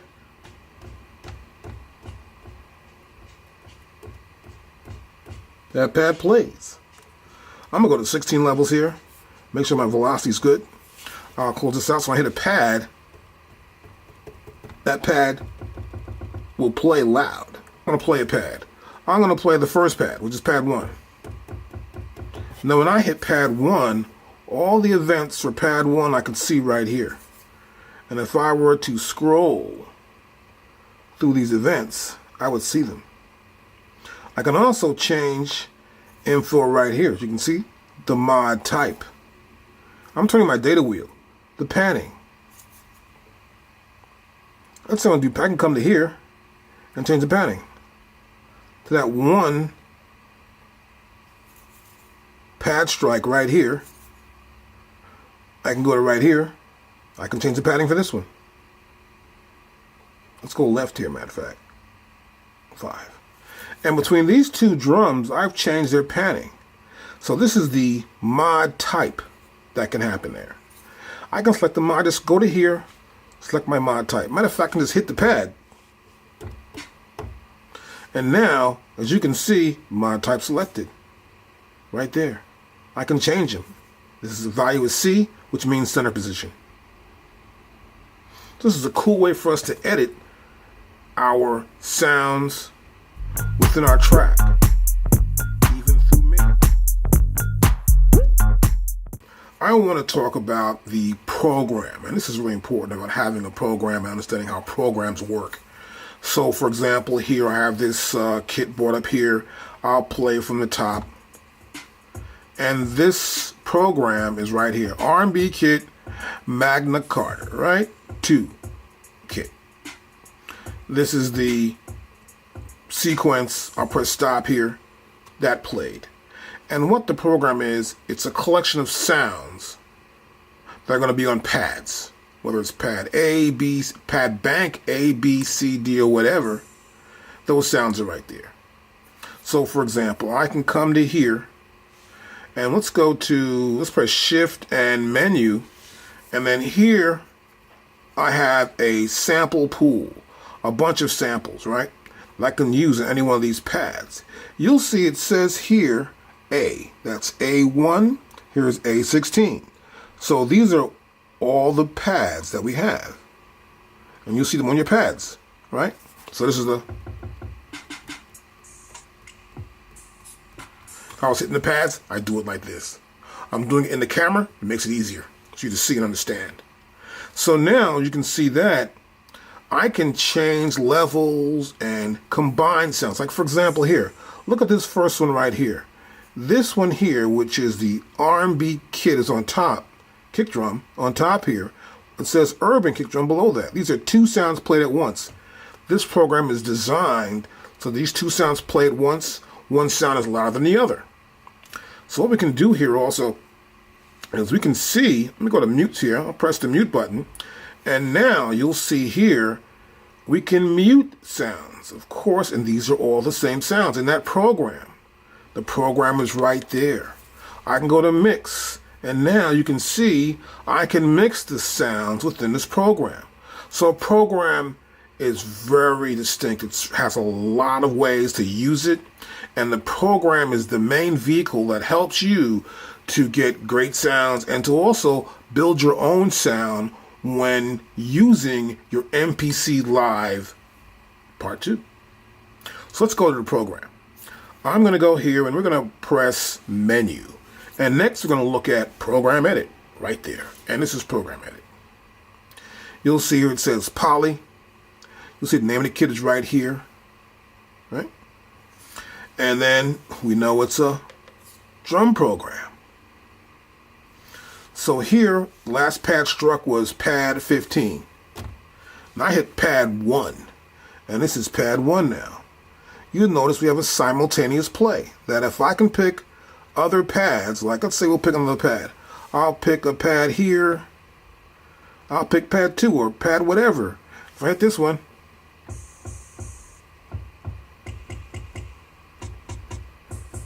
you'll hear other sounds play at the same time.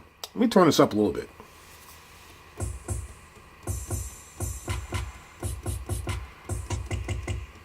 So I'm simultaneously playing other pads while I strike that pad. And it's 1, 2, 3, 4. Now here we have polyphonic. So here you can see we have semitones, we have fine tune.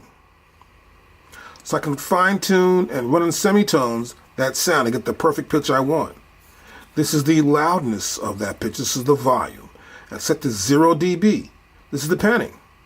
If I come to here, I tap that, I can change my panning, whether it's left or right. And that's just for that one sound that's at pad A. Now, you'll also see below this we have a target mute. That means if this pad is struck, it will mute another sound. And I can select any pad for it to mute. Let's say an open hi-hat's playing, and when this sound hits, it cuts off that hi-hat, open hi-hat. And this is just this first page, samples. And this is my next page within my program edit. I can see the samples. I'll hit the sound here. That's that first drum sound. And so I have layers here, right? Before I showed you how to layers in the sample, I went to the pool. When I went to browser, we saw the sample pool. We saw this sound has two. This pad has two sounds to it, right? The R&B and the urban. Now I want to go back to where I was at. So now I'm going to press menu, back to program, and right back here in the sample page of my program edit. And so we'll see here that layer 1 is this one sound, layer 2 is other sound. You can see them right there. So currently we're viewing that sound. If I come to here, now I'm viewing layer number 2. I can see the parameters for that layer. I can see the end point and the beginning, the start time of that sample. I can come to here. I can increase the start time. And you notice here in the sample edit window, looking at this sample here, you'll notice that the beginning is being cut off. That's the start time. There's a big S in green right there. That's the start time. And here, there's an E for the end time. I come to end right here, and I can cut off the end point. So I can edit my samples for my layer. This is kind of cool. I can add more layers if I'd like to as well. Come to here, and I can pick a sound I want to use for a layer and pull it in. Now we also have all slices if we had slices in here. We can change semi, fine tune. Like you see that says semi. I'm doing it to this one sample right there. So I'm changing its pitch. And here I will be fine tuning the pitch. I can reverse the sample from right here too as well. You see the stretch and the BPM. More about the program edit, and a great way to use it with the Q link. Now Q link is on, and it says Q here, and that's Q1. So I can turn this wheel here. I can pick any pad from any pad bank. See that? And just turn this little dial here, and I'm good.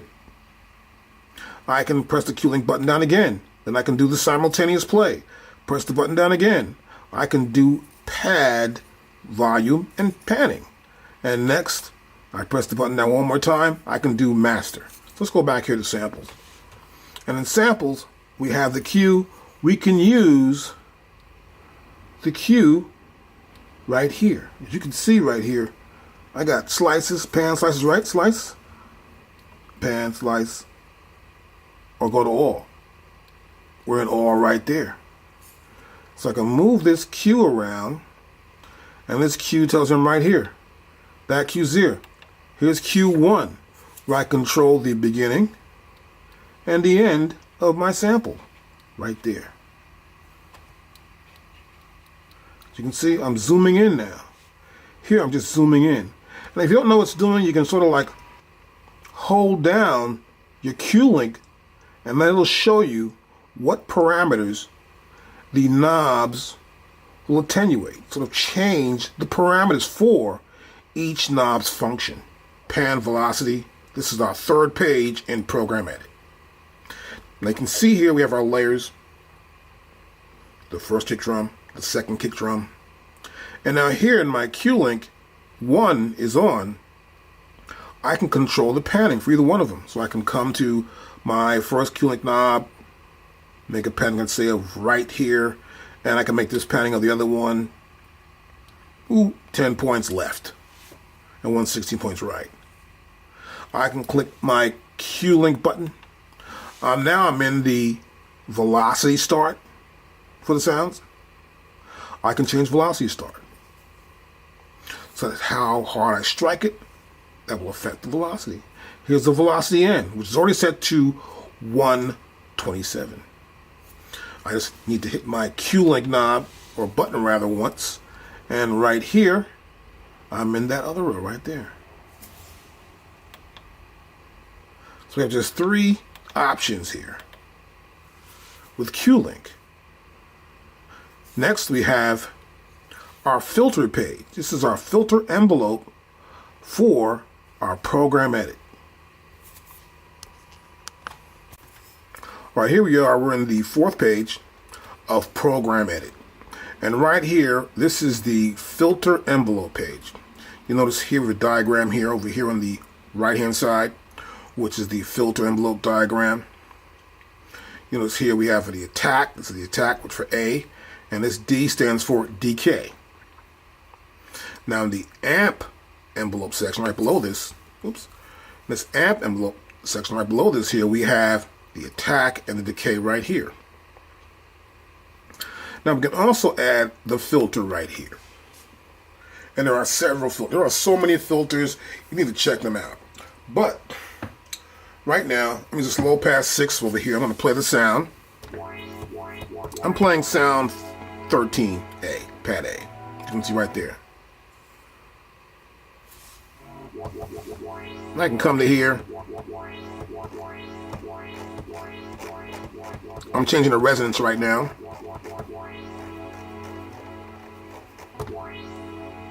I'll change the cutoff now. Much smoother there. What's the type?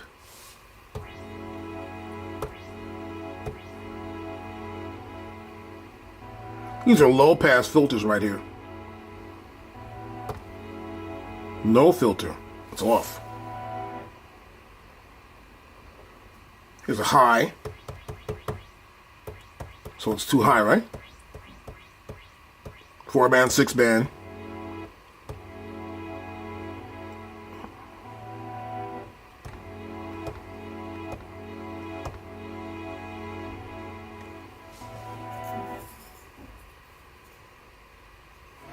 And the sample's being affected by the cutoff, the resonance, and the envelope. And also I could use here the amp, but the amp's just wide open. So here it's open, the sound's just playing through. But I can decay that also as well. I come to decay. And now I'm going to decay the sound a little earlier.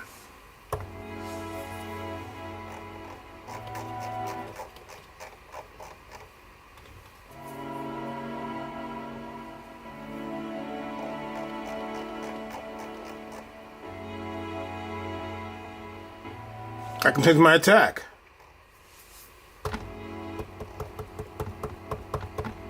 Let's move it in further. So it's amplifying like this. It gets to here. And this little curve here is where it dies out at. Here the filter starts automatically at the attack. Come right here. Boom. It's right here. Then the filter comes right here. So it's a slow increase of the sound through the filter. And the decay is right here,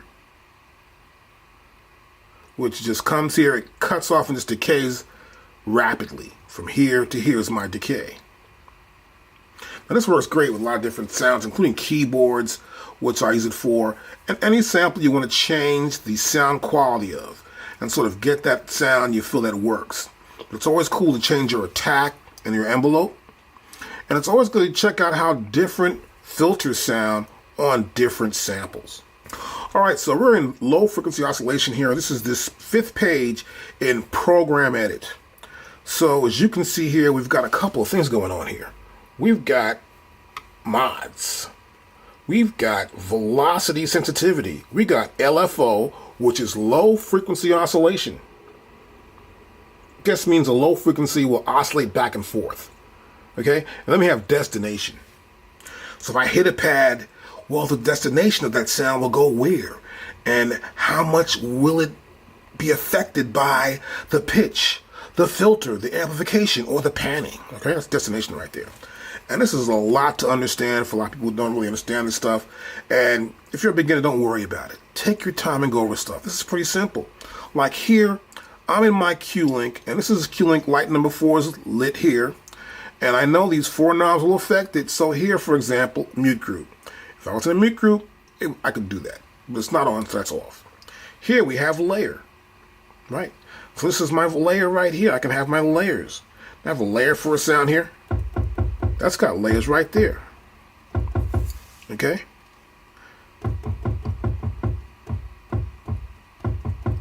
So it's cycling through the layers. I hit it once, that's one sound. Hit it again, that's a different sound. One sound, a different sound. So I have 2 layers. And each time this sound hits, it will cycle through the layers. Now here's VLO. This is where it sound together. Velocity. The velocity of each layer is the same.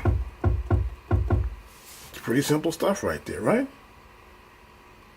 Now here we have sample play. So I play the sample. Matter of fact, let's go back to the keyboard sample. Oh, right there. A13. You hear the keyboard sample play. If I go to on, note on, and I hit this sample, you won't hear it. But if I hold this down, it will play.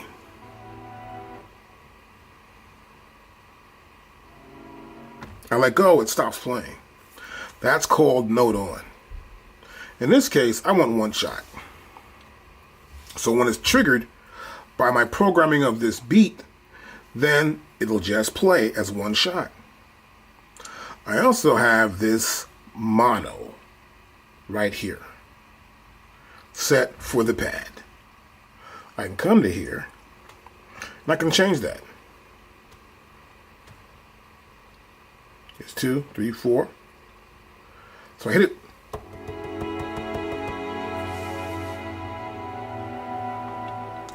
It's playing like 5 or 6 times here.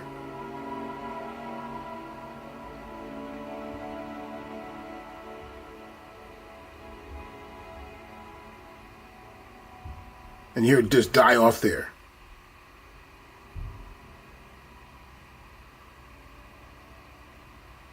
Now bring it back down to the poly, or mono actually.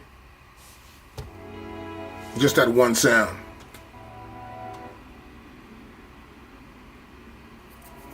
As you can hear there as it dies off again. Now this is on our LFO modulation. I haven't even done that yet. This is just the modes for it. Now once I set my mode up, I want to set up my velocity sensitivity. So how hard I hit it, how sensitive will it be, right? I come hit that sound. Well, suppose I hit that sound and I added pitch to it. Let's go to pitch right here.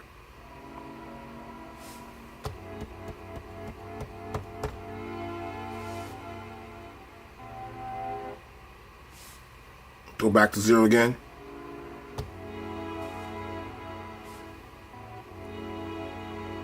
Now, that's soft touch, or heavier touch.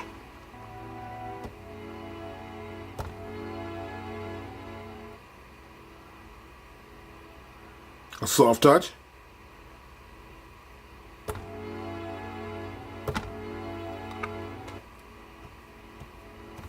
You see the pitch change. I have an attack as well. I'm going to attack.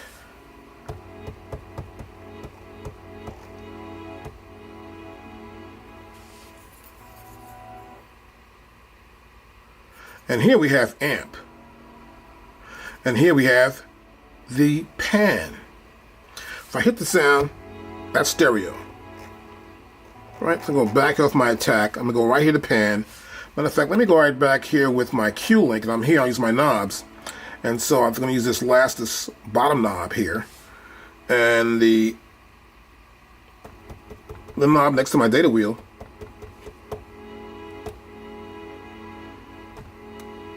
Let's pan to one side. If I hit it again, you hear that fully coming out of stereo. Now I can change the LFO, which is the waveform. I can change the rate, how that wave moves back and forth, how fast it is. And I can also change the sync. I can change the sync timing. Now, for example, here in sync, let's say it's quarter note. I would change it to 16 note or whatever here.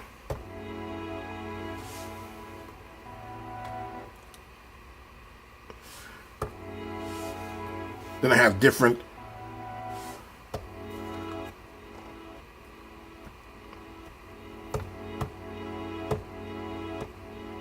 sawtooth, triangle, and sine. Sine wave, triangle wave, sample and hold, sawtooth, sawtooth D, square, and noise. I'll go back to sine here. And this works well for certain sounds. Now this isn't a low frequency sound we're playing here, so you're not going to get much out of it using my sine wave and then my note. But for a bass sound, it's kind of funky. Now here I have destination also. So it's the destination of once this sound is struck and then these effects are applied to that sound, the destination pitch. I may want to take a vocal and do some crazy stuff. It starts off one way, and then I may have the vocal change a pitch of a certain note somewhere within the mix, or within actually that program, in this case of this drum program. Then we have also our filter. We have our amplification right here and our panning. And this is on the destination for that low frequency modulation that's happening here. Now I suggest you experiment with it, work at home. Make sure the area is quiet so you can understand left and right, where these sounds are coming from, and how they affect the overall program for each sound you select to use your low frequency modulation. Now also here you'll see, when I come to here, let's use the Q-Link again. What light is that? That's going to be light 1. Okay, this is the first Q-Link. And so I can use the very first knob for this pitch. See that?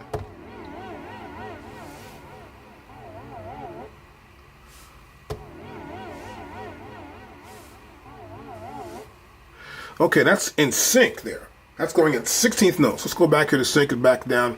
I'm going to try something else different here. I'm going to do, I can use my data wheel for this, keep my Q-Link here. I'm able to actually change the parameters for 5 different parameters here. Functions actually. And then here we're going to go back to here and set this again.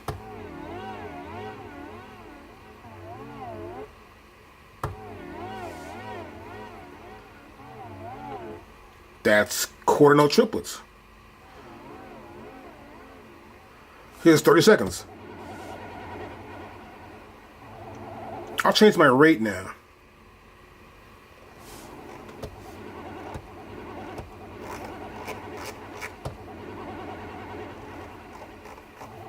Now I'll change the sine wave. Sample and hold. Sawtooth. Saw D. Square. Noise. Just strictly noise. Now go back to sine wave. That is just the pitch. So go back into pitch. And there's the sound. Let's try filter.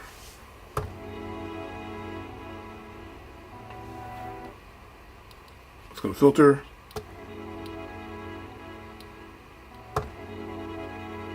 That's 30-second notes. Pull this back down. Don't do quarter note.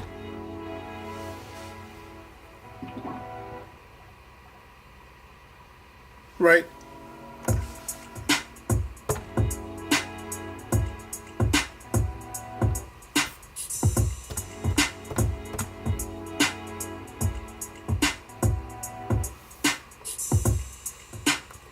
I can hear the beat back, play it back, work with the wave, understand how I want to use it, whether it's going to be sine wave or sawtooth or noise or whatever I want to use for my wave in my low frequency oscillation, or the rate or the sync. So now I'm on the last page, and this is effects for the program. So here I can add effects to any pad I want to add effects to. And you'll notice I have 4 select spots to add effects. This is a 1, 2, 3, 4. And inserts, we call it. You want to insert an effect here. Once I insert an effect, I want to send it somewhere. We want to send it to the summation amp, which is the overall output, right? And so I can have a level of how much of this effect I want to send to the summation amp, or into my master output rather, and see how it sounds. So let's try this. I'm going to get out the sound here. This sound I did some work on already. And we're going to go ahead to effects. I'm going to select effects right there. But if I'm going to go here, I'm going to use the Q-Link and the Q-Link only effects here. So Q-Link only works here, this one row here. All right, and that's Q-Link number 4. Light will go on the 4th space here. So now I got to do some tap. I tap that. I'm going to come to here, and I'm going to turn my data wheel, and then I'm going to select some sort of effects. So I have delays here and reverbs. I go back up to the top. I can click out of that. I can go to my next row here. I can get effects too as well. But if I can go to here, put a minus right there. I click the minus. Now I can look at dynamics, which like compressors and gates. I can come to here and click on that. I can select a channel strip, like an entire strip with EQ, compression, output, maximizer, noise gate, all on one single channel strip. I can have a compressor, a maximizer, noise gate, a pumper, a transient. So it's all right here for us. And a master compressor. We can have a VCA compressor too as well, which is really cool. And I can have a vintage old school style compressor, including a duck. And here, we have another duck, a mother duck, which is really great. Okay, let's go back to here. Now click on this. And now we also have EQ filter. I have a harmonizer for harmonics, a modulator, and vintage effects. Okay, now I'm going to select a delay or something here. I'm going to go to here, scroll down, and go to delay. I pushed it in, I got delays here. Now I want to edit this delay. So I hit that there, and I can't hear it, matter of fact. Let's go back to here, and we're going to go to the send here, and get a send level to get some output of the delay. We're going to hear how much delay we want to use against the actual sound. So the delay will be heard, and the actual sound will be heard. We want to make sure the delay can be somewhat behind it or in front of it to provide us with the best effect quality. Now, I'm going to do a little bit right here. I'll hit the sound. I'll press the pencil tool. I'm going to go here.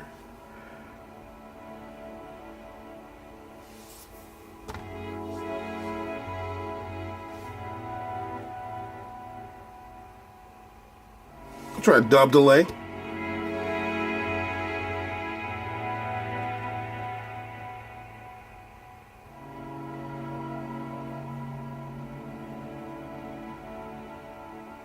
We'll try a dotted eighth note.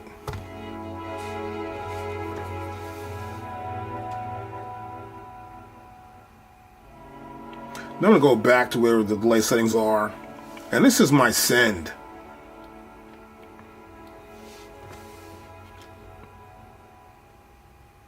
I turned it off totally. Right? I can come to here, my next effect slot, which is 2.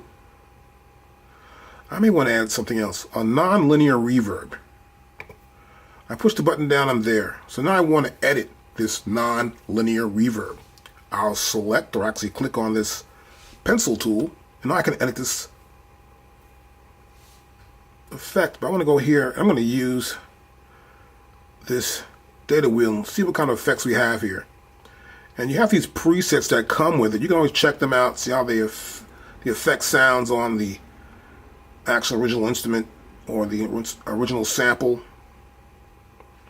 And I'm going to start off here with this first one, a backwards tape. And we're going to press this in. I'm going to go back here. And so we have that effect. I'm going to go here again. I'm going to press the pencil tool.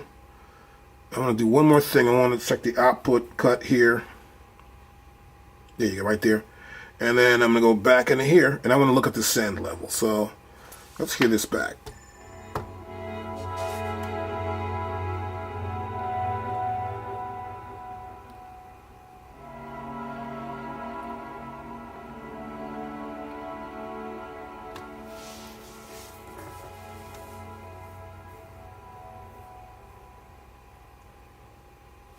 So, let's turn this down a little bit.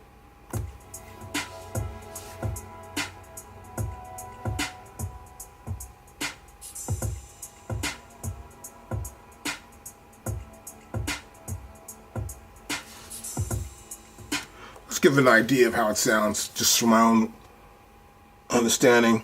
So you can apply effects directly to any one of the samples sounds you have in the program.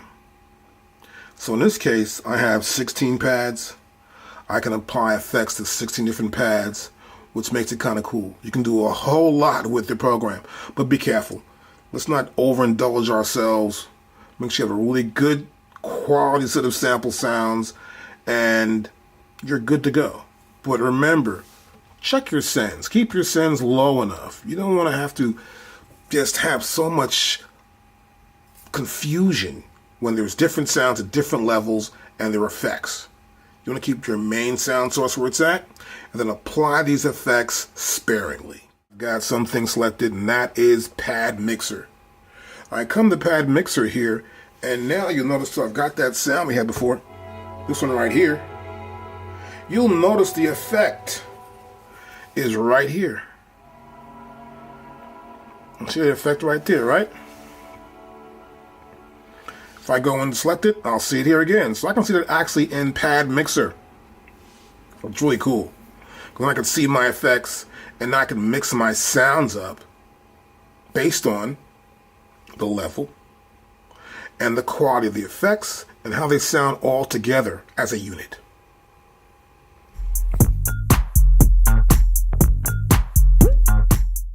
A different function here. We're going to look at this Pad Mixer. And so here's Pad Mixer, and this is the mixer for all the different sounds. I can hit the sounds, hit the pads, they make noise.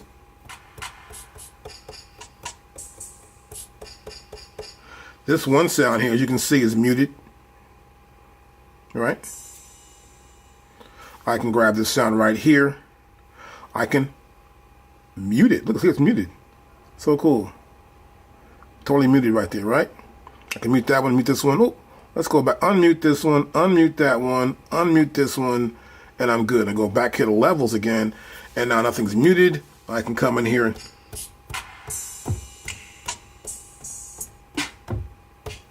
hit the muted sound, which is a long sample loop right here.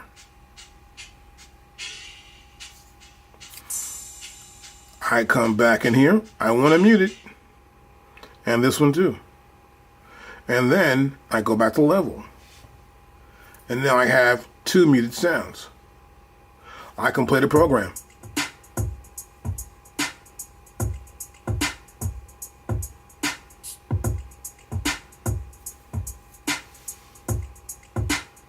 I can solo this one.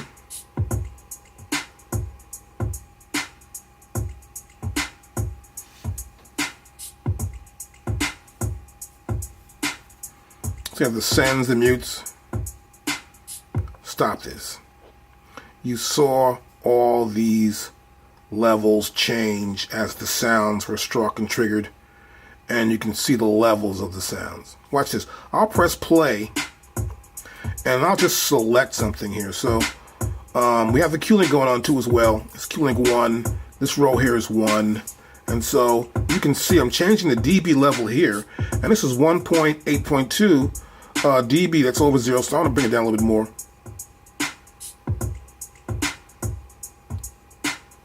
I hit the pad, and I can see it's the pad here. This is pretty simple. I can just come to right here, use my finger,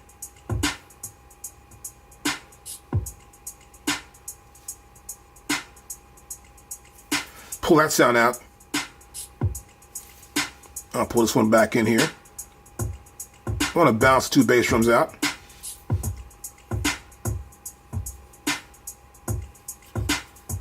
Comes again here. Right, make sure those 2 bass drums are bounced properly. So what I want to do in this case is mix the drums, right? So you want to see our levels right here. We can see them. We can even see the left and right VU inputs for each one of the sounds.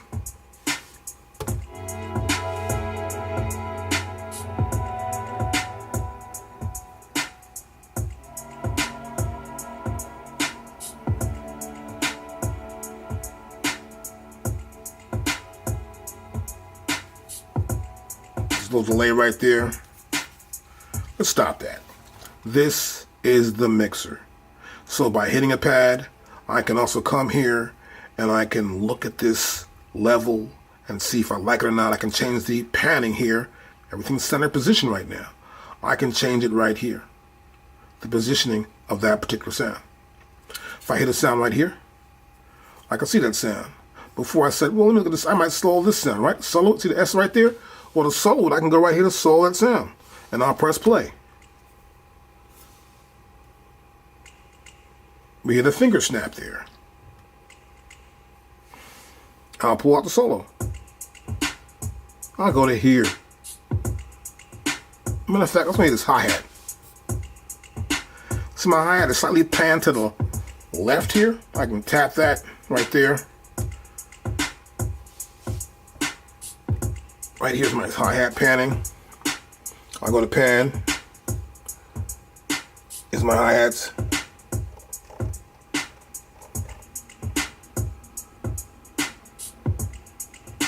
I'll solve them. I'll pull out of that, go back to levels. I can also check the sends. Like, for example, I have this sound right here. Those are sends. Hit a little effect on there. I hit it real hard that time.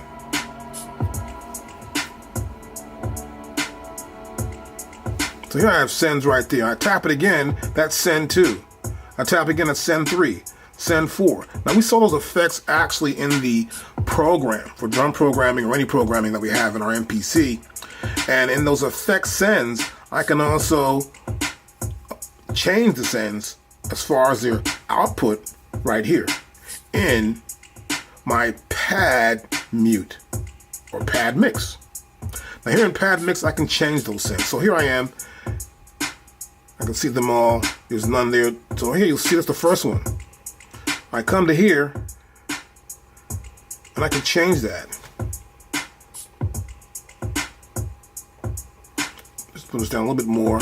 I'm gonna go to the second one, tap that send again. I see my second send here. Bring down a little bit more. Now I'll hit the pad.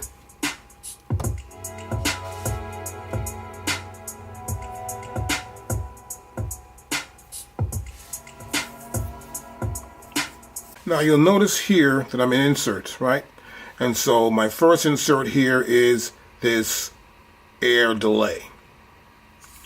I tap it again, Now we see the second light lit here for insert, and the next one here is my air nonlinear reverb. So I can see what the inserts are right here and which ones I have. And right here, of course, if I go back to inserts, tap it again, and go back to the beginning again, on this sound I have a large reverb, which is right here. So you can actually see the inserts. I can come to here and I can see the routing where these are all going to the program, right? So I can select the sound like right here, that's going to the program. I turn my data wheel, I can go to a sub out. 1, 2, 3, 4, 5, 6, 7, 8. I can go to a sub. I can go to the master output 1 and 2.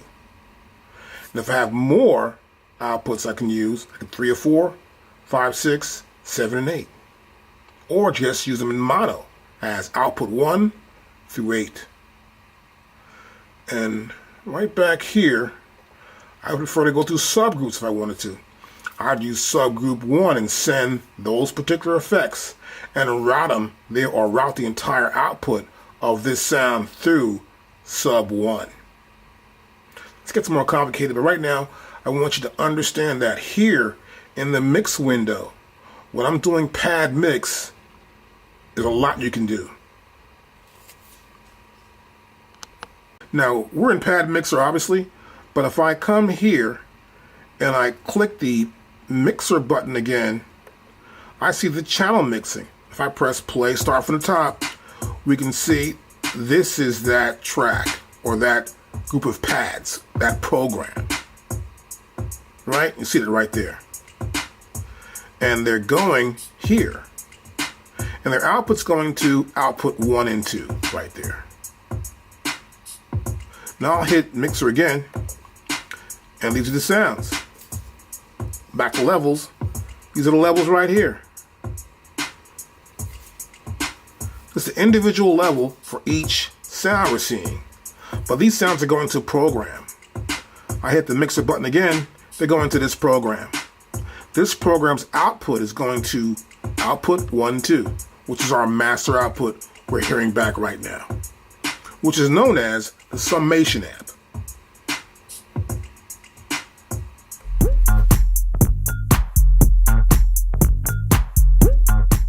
I loaded in a bunch of sounds here, and I've got a sequence going on. And this is it right here.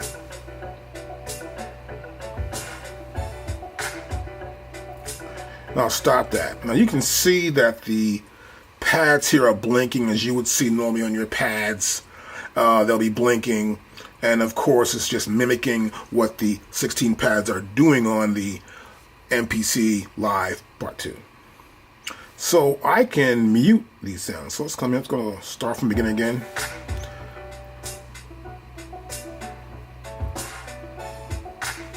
I'm just muting stuff I see blink. So now you can see even the ones that are in red are blinking. That means there's a sound there. And of course the ones that are yellow are on. So the red ones that are blinking, these red little squares that are blinking here, I can turn them back on or off. See that?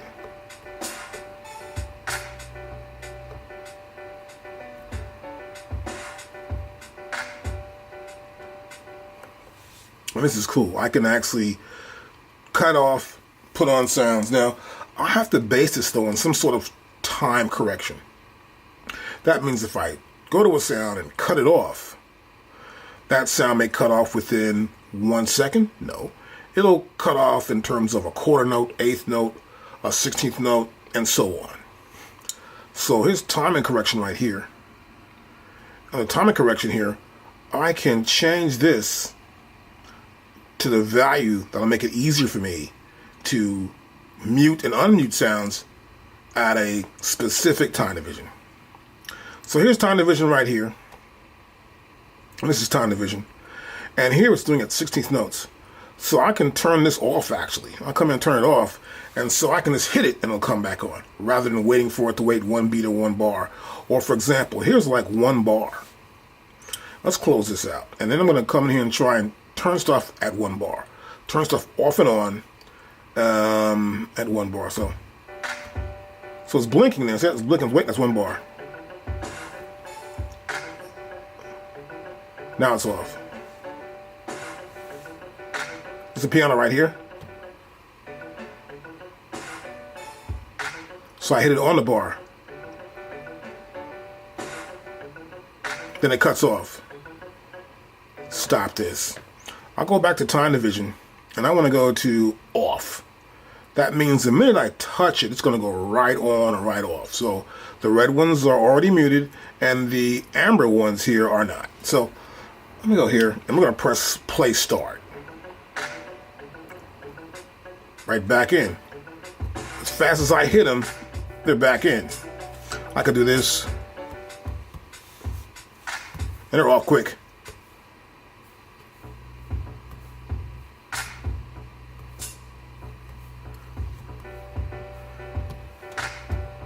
See that? So you can actually turn them off and on in any time division or with none at all. Or I can even do this. I can go to 16th note, triplets, and do it also as well.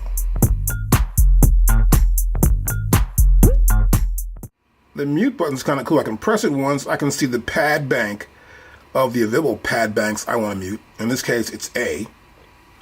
And then I can press the mute button again, and now I can see the channels. So I've loaded a new track in. Actually, it's a track that's a demo, which is the Deep House template. And I'll just press play start.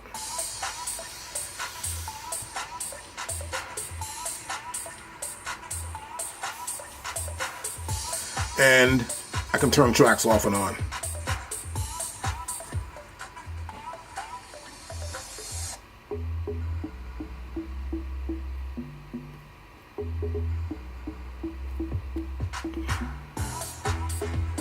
So now they're all on here, right? And the same thing works when I want to use time division. I can come to here, time division, it's off currently, and let's make it 2 bars. Let's go really crazy with 2 bars, and I'll close this out, and I'll press start again. So only 2 bars for that, even finally cuts it off. It waits 2 bars for it to cut back on. This is time division. I'll go back to time division, and I'll go to 16th notes. I'll do 16th note triplets.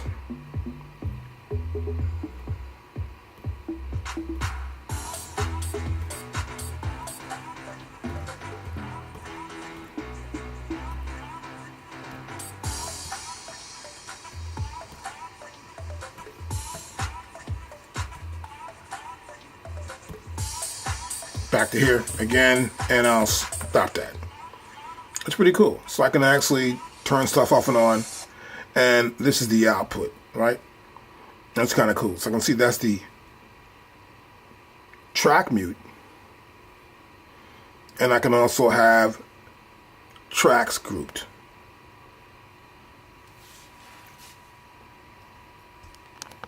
Another cool feature here is the track group feature. And what this allows us to do is to select different tracks in the mix and group them together as a group. So if I hit one of them, it will cut off another one if I have 2 tracks. So it's pretty simple. I'll come here to track group, and I've got drums here. So I'll come to here where it says drums, and then what I want to do now, I'm going to go over to here and select that's 1.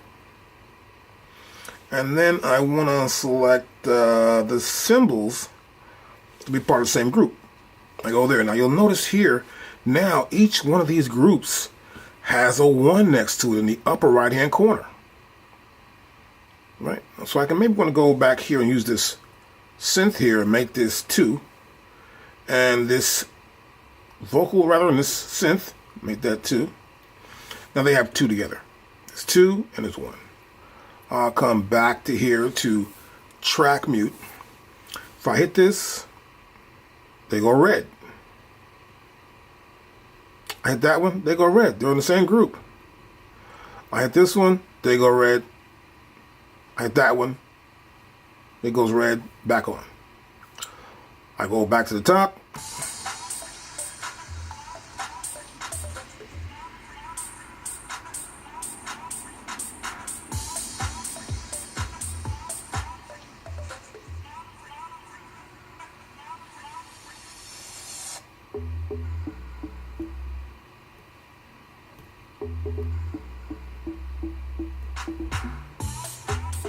Then they're back in. Pretty simple stuff. Stop this. We'll go to off here.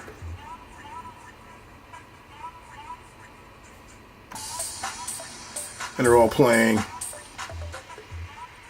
Need the bass line in here. So it's pretty simple stuff. You can see it's 1, 2, and I can just mix them up as much as I want to.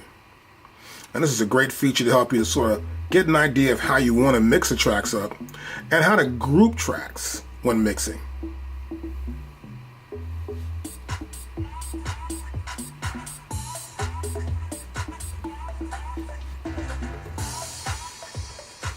See, I'll just mix that in pretty quickly. That's how you do it. One more feature here that you should check out also, which is the ability to solo a track.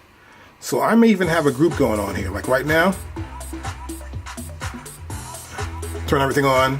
I go to solo. That track's solo. I can solo one thing because it's solo, right? It's the drums right there. Now, just the bass line solo. When it comes in, it's soloed. Everything else is cut off.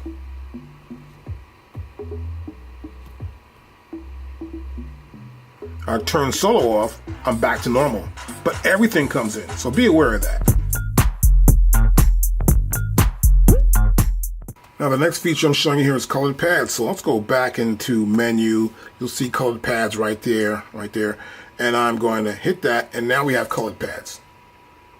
And this is the colored pads feature that we want to show you right now. Now with this feature, I can change pad colors. I can come to here and go, wow, no color. I come to here, now they're all red, here and there. So you can change the color of all your pads. Now this is fixed right there.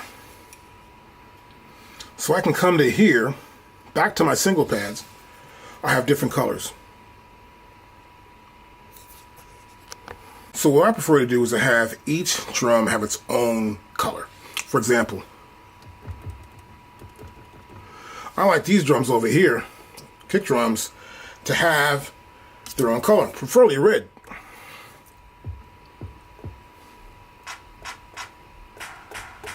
Like a clap, those should be amber. I'll come to here. Pretty easy, just change the colors of those two sounds. And then pick the sounds that you feel should have a certain color. It'll make it easier for you when you're actually trying to make up a beat or produce a track or something, and you'll know what sound, or tell someone, hit that one while I hit this. Whatever you're going to do, you'll know what you're doing. And you'll see it also blink by simply going back up to here.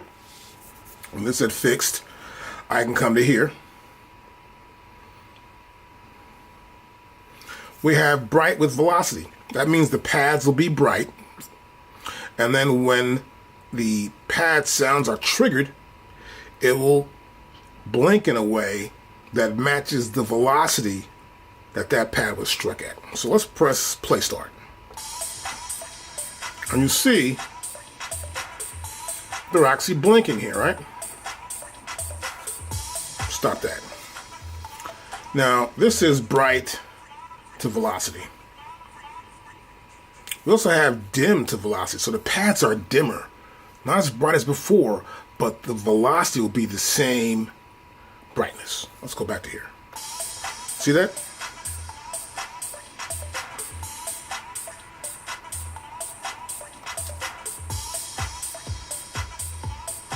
Stop that right there too. Pretty simple to do. Next, we'll turn this down to here, and we'll look at the light is off. There's no lights in any pad. The pads are blank dark, but the velocity is on. Play start. And obviously you can see here, these two hit the same time. You can see it much better. And you can see what sounds are playing without any pad being lit when it's not being played. And it's also just fixed. I went to fixed here right now, and you can see nothing's blinking. Stop. Now, another feature is when you have empty pads, and you come here, empty pads are normal, or empty pads are dim. And you can have empty pads are off, so that means they're not lit whatsoever. So find out what works best for you, but this is a great feature that's in all the MPCs. The next feature I want to talk about here is the preferences. So you'll notice here we have this little gear-like icon right here, next to sync off here in this disk icon. I'll select that. And now we're in preferences right here. These are preferences for our MPC Live Part 2. And you won't see the name MPC Live Part 2 at all anywhere here, but you will see the Akai logo, the MPC logo. We'll see the firmware version, the serial number, and then the control surface version as well right here. And here we also have legal information. You want to know anything about this machine or any legal problems you think you might have, you go right here, next, see that, to the end, and then I can just close it out. Now next we also have Wi-Fi. And the Wi-Fi is right there, right? And so what I want to do, Wi-Fi, I want to connect to Wi-Fi. Maybe I'm using Splice, and I want to sync it up with Splice. I can do that right here. Look for the right Wi-Fi. Once you find that Wi-Fi, you click on that, and you just want to put back in, you go to connect actually here, and put the password in there, and you're good to go. Now next we also have Ethernet. This is kind of cool. Ethernet's right here. And this is really great for Splice to link in. You're going to have your address path right here. And status unavailable, it says here for enabled. And you have your IP address, the subnet mask, the gateway, and the disk right here. Now next we have Bluetooth. If you got Bluetooth, you can connect to Bluetooth as well. When Bluetooth is on, your MPC can detect and communicate with other nearby Bluetooth devices. So if I have like a Bluetooth speaker, I can send this information or the output to a Bluetooth speaker. The current supported parallels are MIDI devices and quirky keyboards.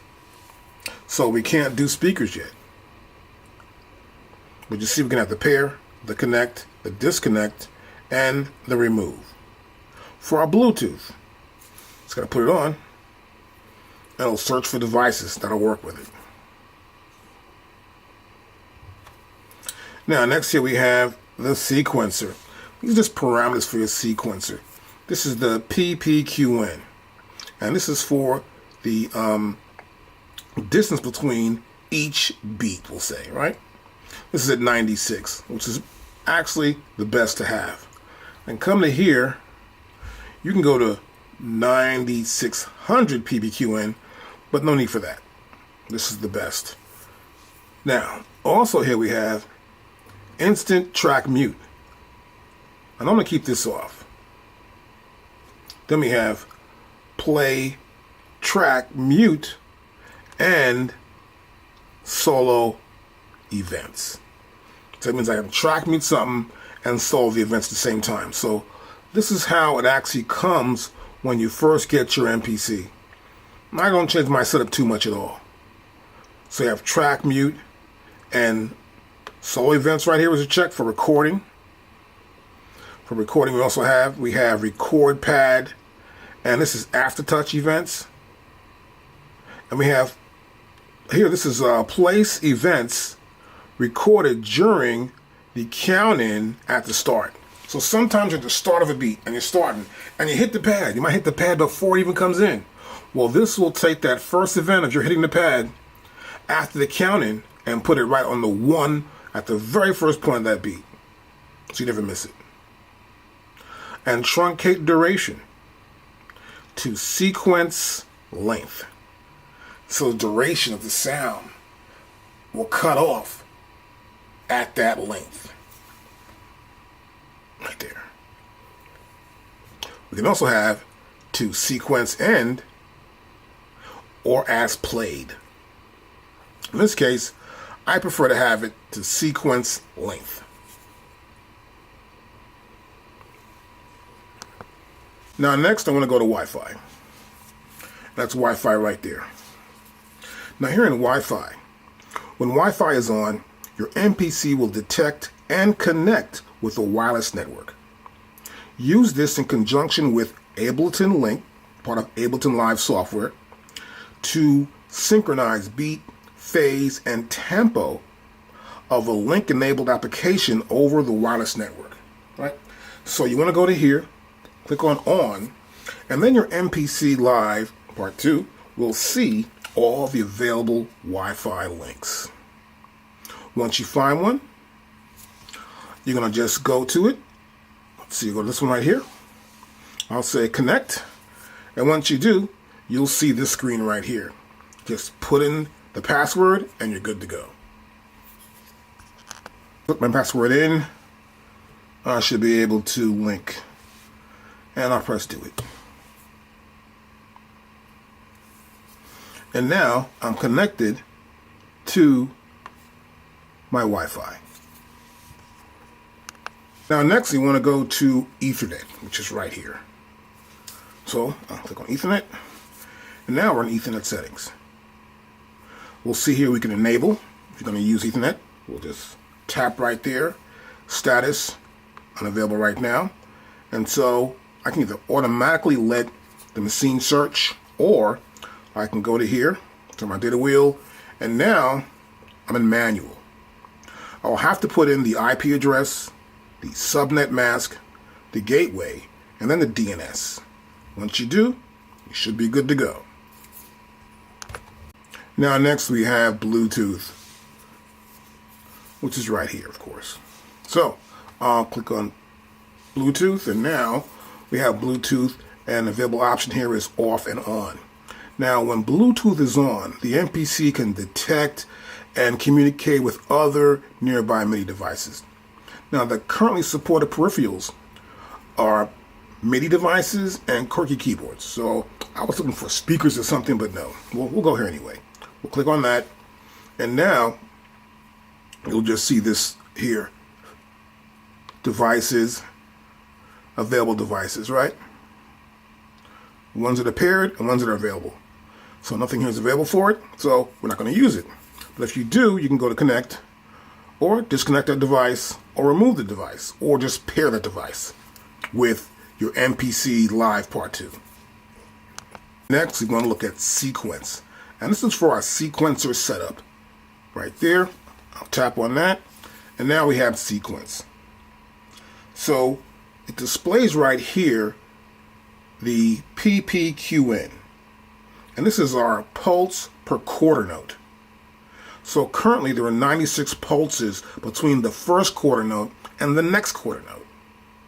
Now sometimes I do prefer to go to 960 PPQNs, pulses per quarter note, because when I'm playing it live, or I want to play some parts and give that live feel, I don't want to quantize sometimes, and what I'll do, I'll use this, I'll hit right on, but it gives me more of a human feel. But currently, most people, as I've seen, particularly beginners, they allow the machine to time correct. Find out what works best for you. Now below that we have instant track mute. Now what instant track mute does, it disables the ability for the track to be muted, which will allow note messages to pass through. For example, if I have a sample and a sample plays, I don't want to hit track mute and it end. I may want to play the entire sample to the end totally. So I don't want instant track mute on. But if you do that, click right here and you'll have it. Now, here we also have play, track mute, and solo events. So same thing here. If I solo something and I want it to play to the end of it, at least to that point in the track mute or the solo, I want it to happen. So this helps us to maybe cut that device off or that sound off automatically once I do select solo or track mute. Meanwhile, the instant track mute, where it's cut off instantly, this will mute it up to that one point. Next, we have recording. Right here, I have record, track, mute, and solo events. This is for automation. I want to record that information, so sometimes I'll play it back. Those track mutes and those solo events will play back. And then we have record, pad, aftertouch, and events. I want to record that data also. And we're also going to record the events during the count in and the start. So sometimes when you're playing the MPC and you tap before the beginning of that sequence, you want it to fall on the 1. That's what this does. This places those events directly on the first beat. And that's what this does. So keep this checked, keep this checked, keep this checked, and this one too. Now here we have truncation duration. So our truncation duration has to deal with the length of the sequence. I prefer the truncation duration be set to sequencer length.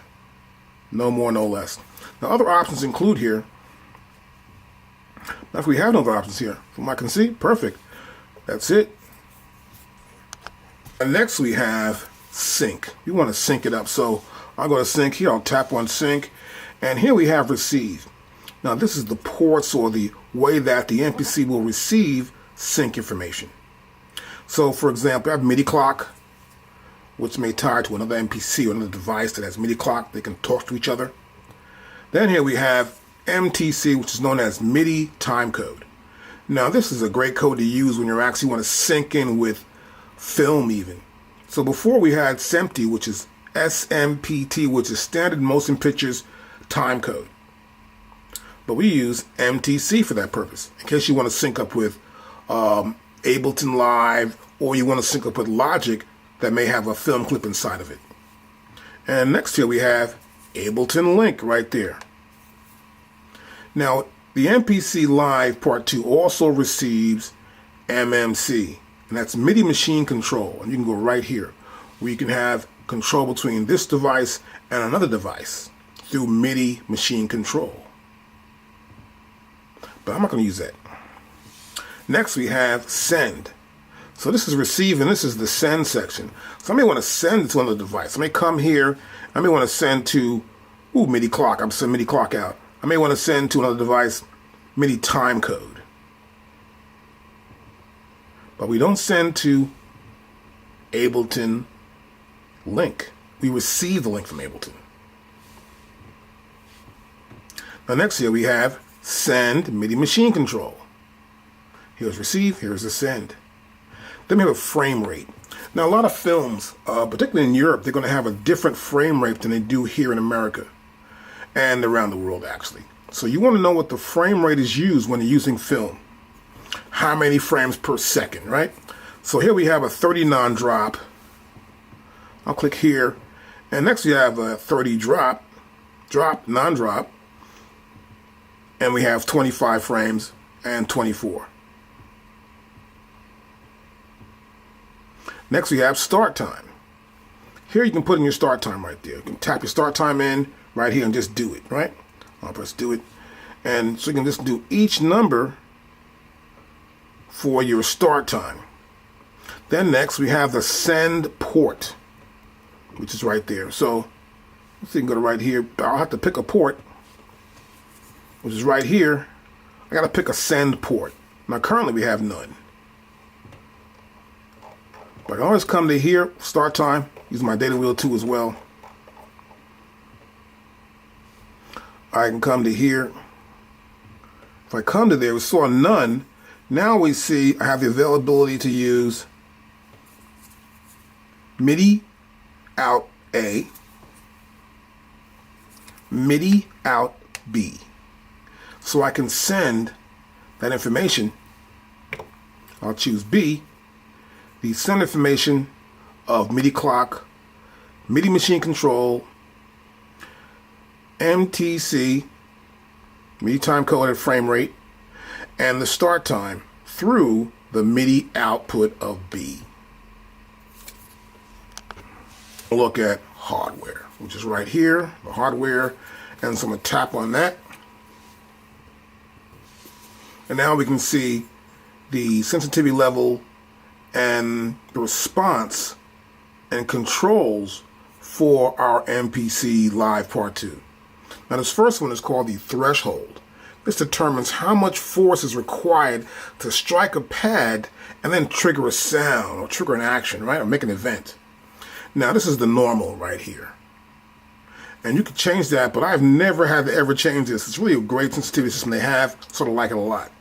Now the next option is sensitivity. This determines how the pads respond to touch. At lower values, you need to use more force to generate a high velocity. So, for example, if I come to here, the lower this value, I gotta really hit that pad really hard to generate. But here, I find normal is perfect. And I find going to 12 or higher than this is too sensitive. But you can check it out as you use it. Next we have a pad curve. This is the pad curve right here. And this determines how striking the pad translates into sensitivity values. Now you'll see in the manual under hardware, there are certain values that happen between A, B, C, and D. So I come to here, you'll see that. And this depends on how you strike the pad and how it sounds or makes that velocity value accurate to the way you've hit the pad. And it's really a feel thing. And you'll notice here how this velocity here, D is there, and I go to here. These remain to be the same. But this velocity will change. So I'm in A, I go to B. If I hit a pad, you'll see it change right there. See, I'm hitting it light somewhat. And of course, you'll see the velocity and the aftertouch change right below here, giving you an idea of how much velocity happens when you set your pad curve to B or C or D. But check out what you like the best. I generally just keep it at A. Now you can see the response levels here for velocity and aftertouch, which will help you understand better when using this pad curve. And below here we have controls. You can use a foot switch too for controls as well. This foot switch control right here is not available for your MPC Live Part 2, so you can't use this foot switch control. This is only available for the MPC X. We're going to look at project defaults. So I'm going to go right here to project defaults. There's a default value set for when you turn your machine on, particularly when you're loading up that first project, or if you don't want to load a project up. So here we have new project dialog. So when you turn the MPC Live Part 2 on, you have an option to load demos. And so they'll display. And you'll see that here. Now if I turn my data wheel, you can also pick out a demo, a template, or a recent file you want to use. Now sometimes I'll use this, well most of the time. If I'm working on a track and I've been doing something, I want to leave it in there, I want to use it when I come back to my MPC Live Part 2, I normally would like to have that track or that new song or project I'm working on load up automatically. And this will allow it. I just need to find it, show it where it's at, it will open it up for me.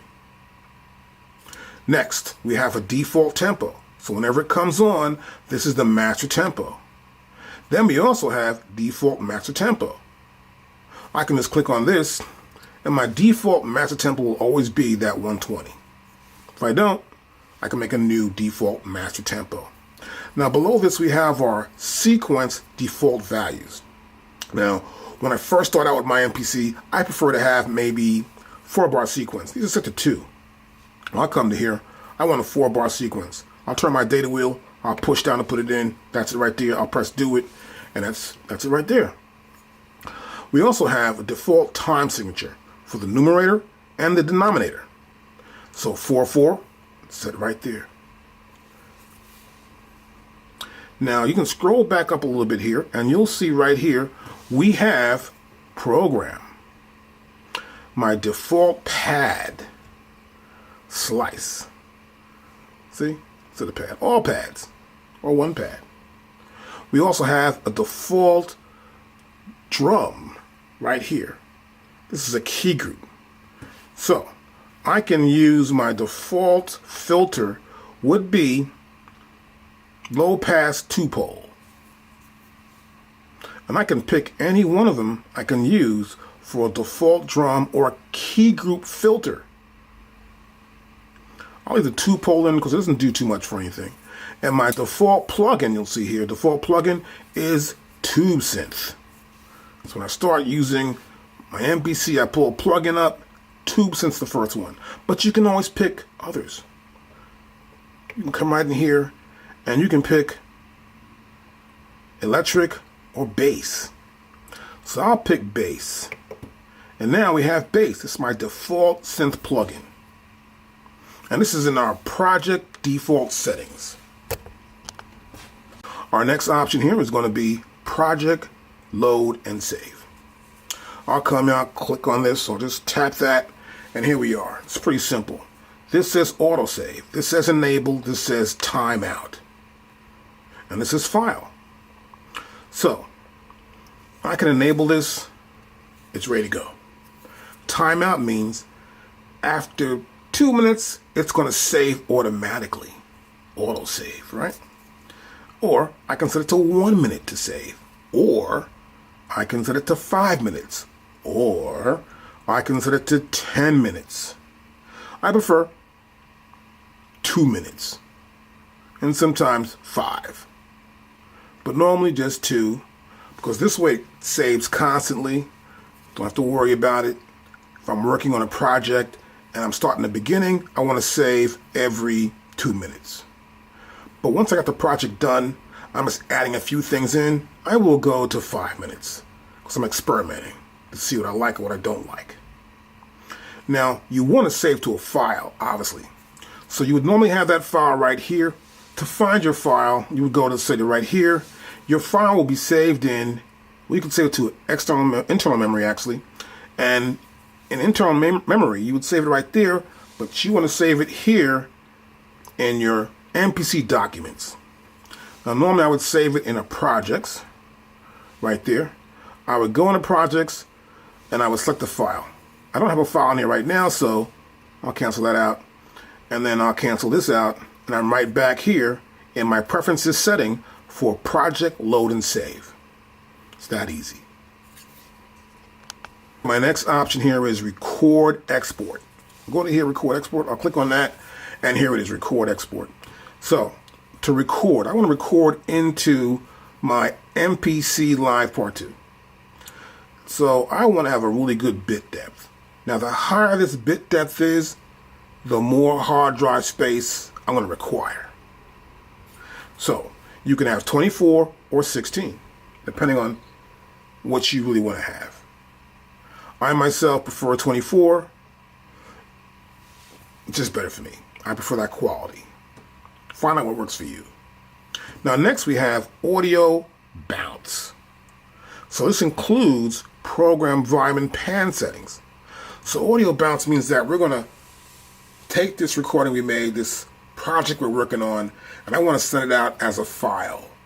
So the audio levels that I move up and down, the panning, I want to include that. So I'll click here to include it. The next one is bypass program effects plugins. Now, I don't want to bypass the plugins generally unless I'm going to, I don't know, do track by track and then go to a real studio and then take these outputs and then use these bounced out tracks in another audio software like Pro Tools or Logic and then add effects in the studio, right? So if you're at home, hey, no big deal. So here I generally don't bypass. I'll just make a file. I might be making a file for a singer or a rapper, so I want them to hear those parts where the effects come in and out. Next, we have audio tail length. Now, this is important. When a song plays, sometimes there's an echo at the end of it. And when the echo comes in, you want the echo to dissipate to the end of the song. You don't want to cut it off. So we add this end tail of about maybe a second or two to the end of the song, just in case something's there. Right? Then we have audio export. I want to export the full sound out from the master fader output, which is right here. Not the program, but the master fader. Then we have here MIDI export. I can MIDI export from the entire sequence or from a track. I may want to do track by track by track. This is so I can take those tracks, put them in Pro Tools or Logic, take them to a studio, and I can apply some really great effects in the studio, rather than the effects that come with the MPC Live Part 2. And also, when you bounce out, you can set the bounce out bit depth right here. This is your bounce out bit depth right here. Now I'm 24 here, so when I'm 24 here, it's going to be 24 here. You're not going to have 16 here and then make it 24 here. So be aware of that. Set your recording bit depth here because it will affect the output when you bounce out your tracks or your project. General. This is just general information right here. And so here we have tap tempo. It's pretty simple. I can tap the tempo button 3 times, and then the MPC Live Part 2 will say, this is the tempo speed you tapped in. Pretty simple. Here, if I click right here, now my tempo will flash. So my tap button will flash like a blinking light. And it'll tell me this is the tempo. It's pretty good when you want to look at it and see, okay, I want to come in right here. Right? Then we have also filter all notes of CC. This is for MIDI, for control information. Then we have program change info. It's on or off, depending on how you want to use your MIDI device. Then we have master outputs. I can use vintage mode. Now this is a classic thing for the old guys where they have the MPC 3000. So they'll make this MPC Live Part 2 so like an MPC 3000 or an MPC 60 or an SP 1200 or an SP 1200 with that ring sound to it. And those are the 4 different vintage modes you can use. Experiment, listen back. It's sort of a little darker, a little dirtier sound, but if you like it, use it. Now we have more. Let's go to here and scroll up. Boom, and there you go. Right here, right? So, right here is where we'll start from. So right here we have audition and preview. So sometimes you want to audition samples and sounds when you go to the browser, and that audition button's there. This will set how long the audition will last. So normally I prefer it to last no more than about 10 seconds or so. That's about it. Next we have the audition outputs. So I prefer to use the master outputs, which is 1 and 2. This is correct. The preview, Q preview, don't need this. This is the slice preview. I don't use that either. But let me explain it to you at least. This is the preview. It's a before and after. Then here, the slice is before and after as well. Now next here we have audio warp and BPM effect. Now the beauty of using the MPC Live Part 2, and most of the MPCs today, is the fact that you can put a sample in, change the BPM, and that sample will play at that BPM.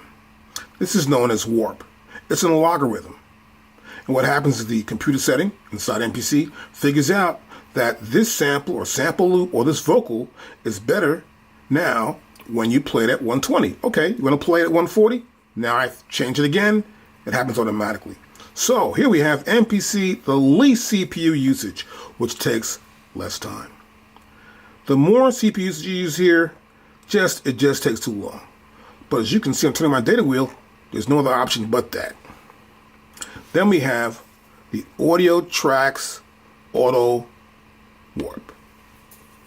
Now, I come to here. I keep that on. It's take a while to happen, but if I'm going to warp tracks out, I'll do that. Otherwise, it takes too long.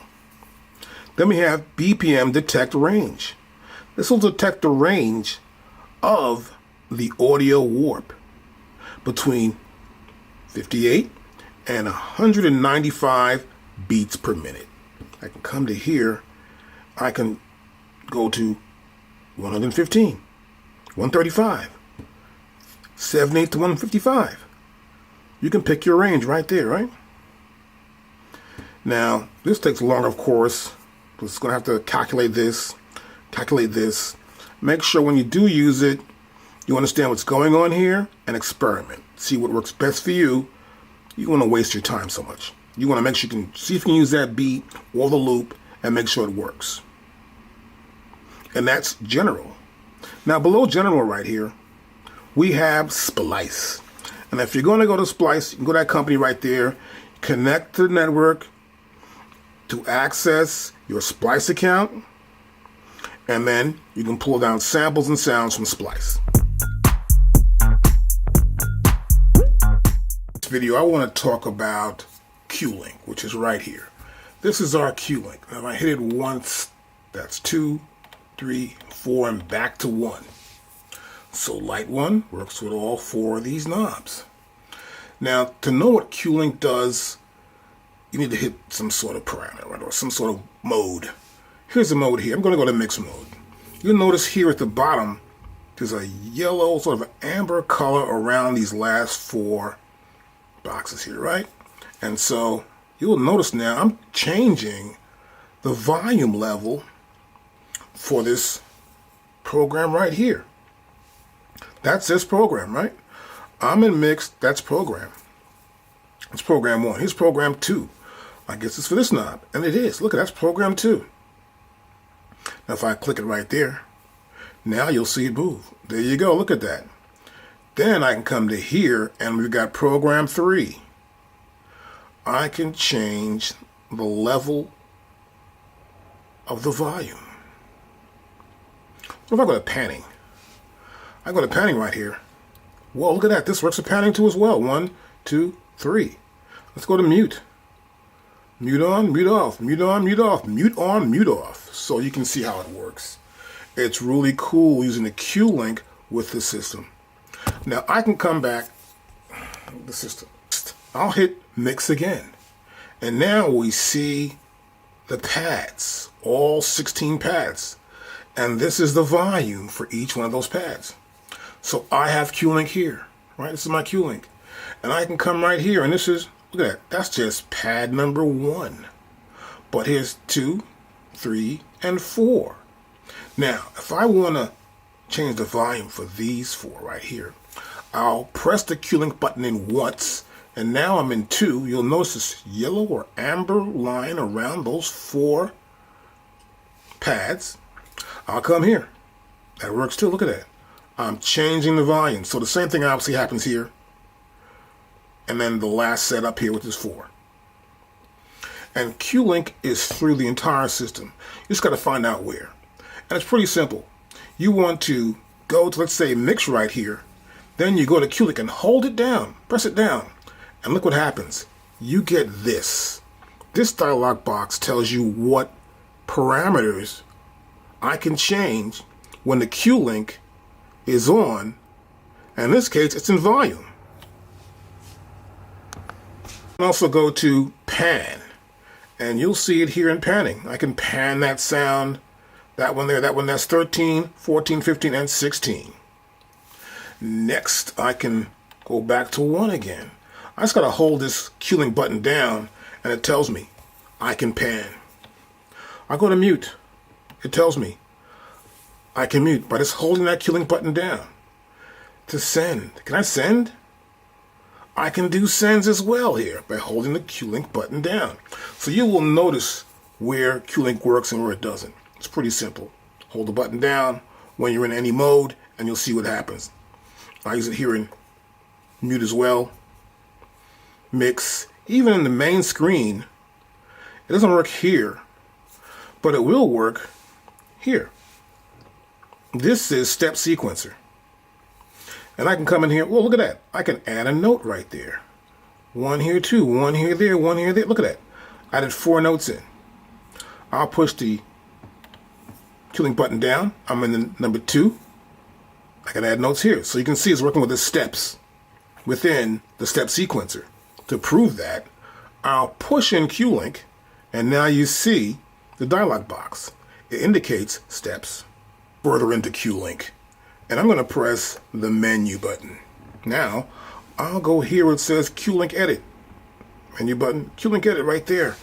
And now we're in Q-Link Edit. Now this is for screen. I'm not using screen. I'm going to go here to Project. And now here in Project, I have project parameters. This is for the entire project. You'll notice if I click this Q-Link button, it covers the rows like before.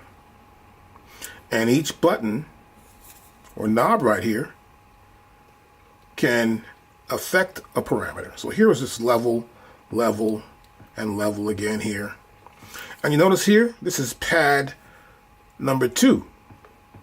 Clap. That's a level for that. The parameter is level. You'll see it here. If I go to this one here without using Q-Link, look, it goes right there itself. If I go to here, the Q-Link will go right here. So instead of pressing the Q-Link button down to move between 1, 2, 3, and 4, I can just click the bottom button or any button in that row. It'll take me to that row.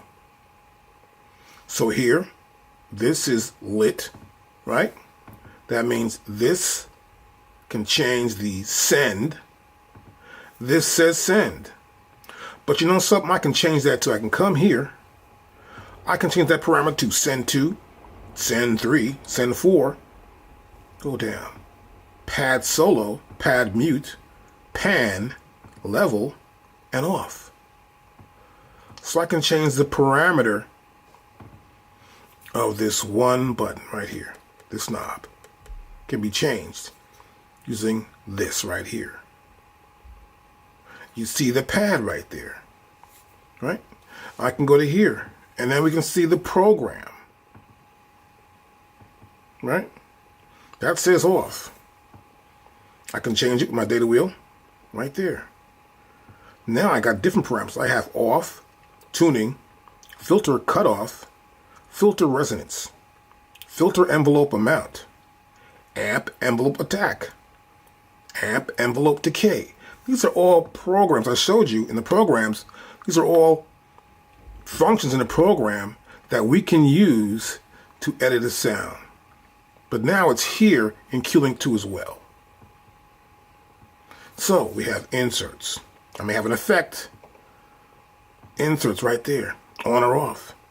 Inserts 2, insert 3, insert 4. There are no effects and I can't put anything there. I have to go back to program and add an insert there if I wanted to.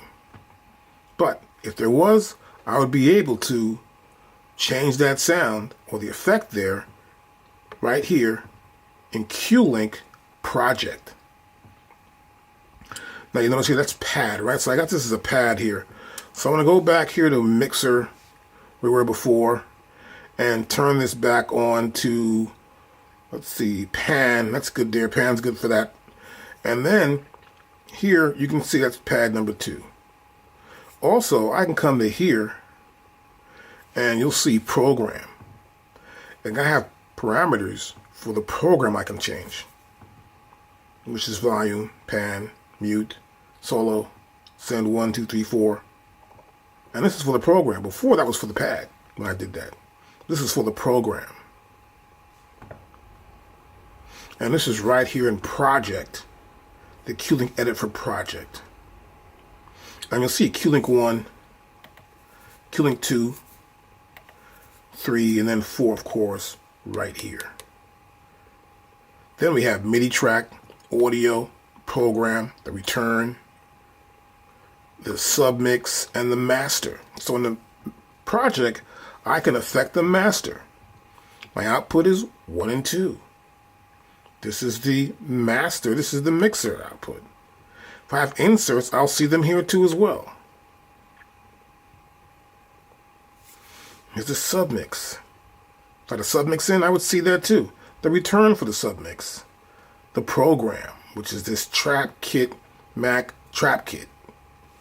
The audio track. If I had audio tracks, I would see the audio file right there. The audio track would be right there.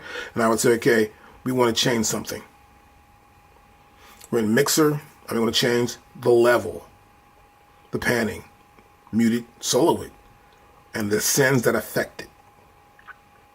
And this is all for the Project QLink section.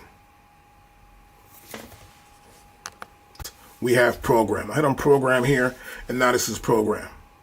Almost the same thing here, except we don't see project parameters here at the top. We do see pad, and we do see program. So I come out and click program. There's the program. But you notice here, it's the track. It's always the track. If I go back to project, that's there. If I go back to here, that's here. The track is set up for this, right? I come to program here. This is the track. I come to here, I can change which track I'm on. I get to here, this is pop vocal. This is the track. So we go back to pop drums. And here it's program. Same kit.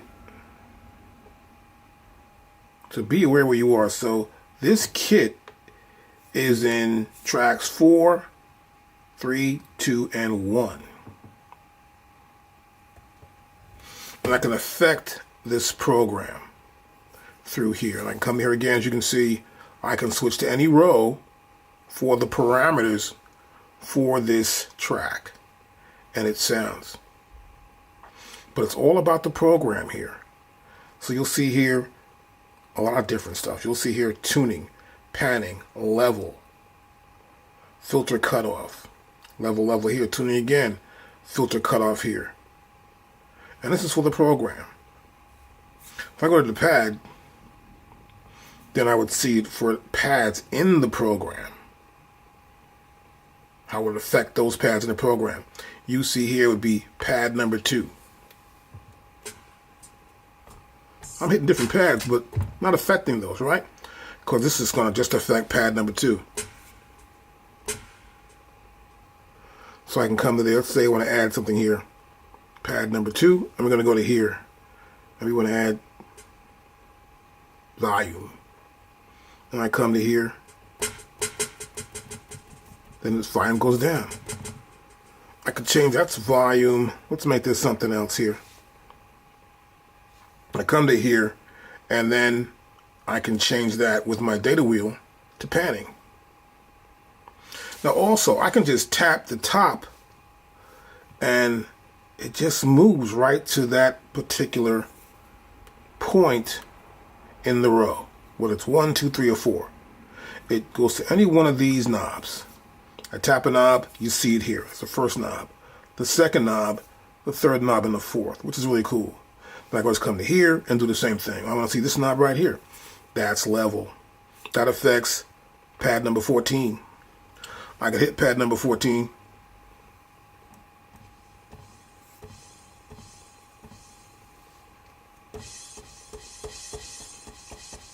Gets louder. You see it there? It's a crash cymbal. Sounds like it too, right? So this is a great way to go through your program and to work with different sounds and to sort of like add these extra features to them, whether you use a cutoff filter or whatever. But this is a lot of stuff I actually do when I'm doing program editing. And sometimes when I want to mix, I may want to mix up some of the sounds using this program with QLink. Next I have pad scene. And this is for the pad. So I can hit a pad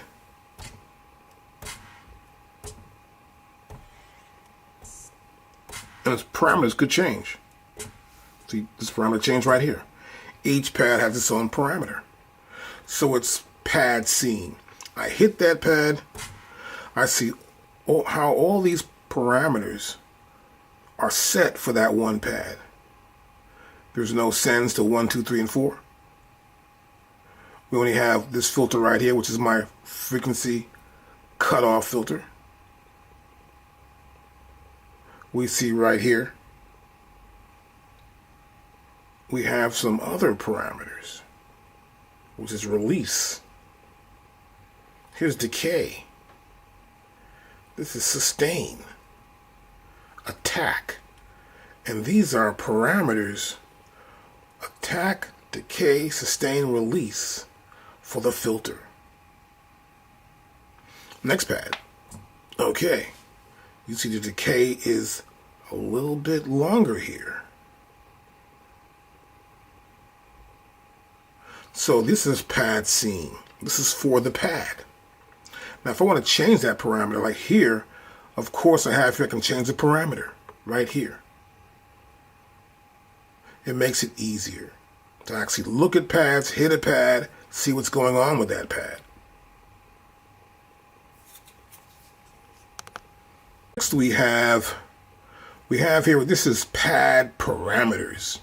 Now this is kind of cool because that was pad scene. This is parameters. This means that all the pads. So all the pads here for level. You see here the parameter that we're selecting is level. And we're going to change the level for all the pads. I can hit a pad, change this level.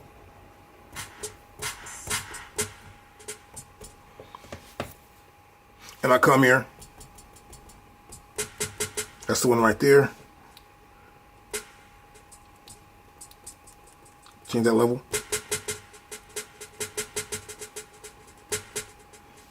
This one right here. Whoops. Change that. Here it is. Trying to find it. That's number 2.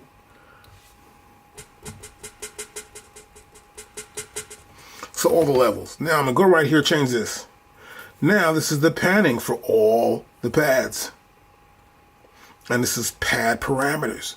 So I can change the parameters for all the pads at the same time, but only that one parameter. Panning. Next one. Pad mute. I can change pad mute right here. I can do pad solo. This is send 1 for all the pads. Send it to that one effect. This is send 2, 3, and 4. And that's it right there. I've added an effect to send 1. And I've added a 8th note delay. 8th note delay is right there. So I got an 8th note delay right here in send 1. And I'm in pad parameters. Now I'll hit this. Okay, that's right there.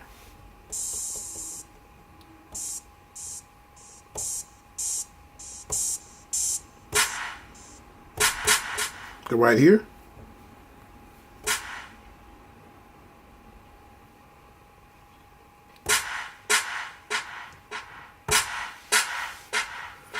And you can see you can add sends in and apply the echo effect to certain sounds.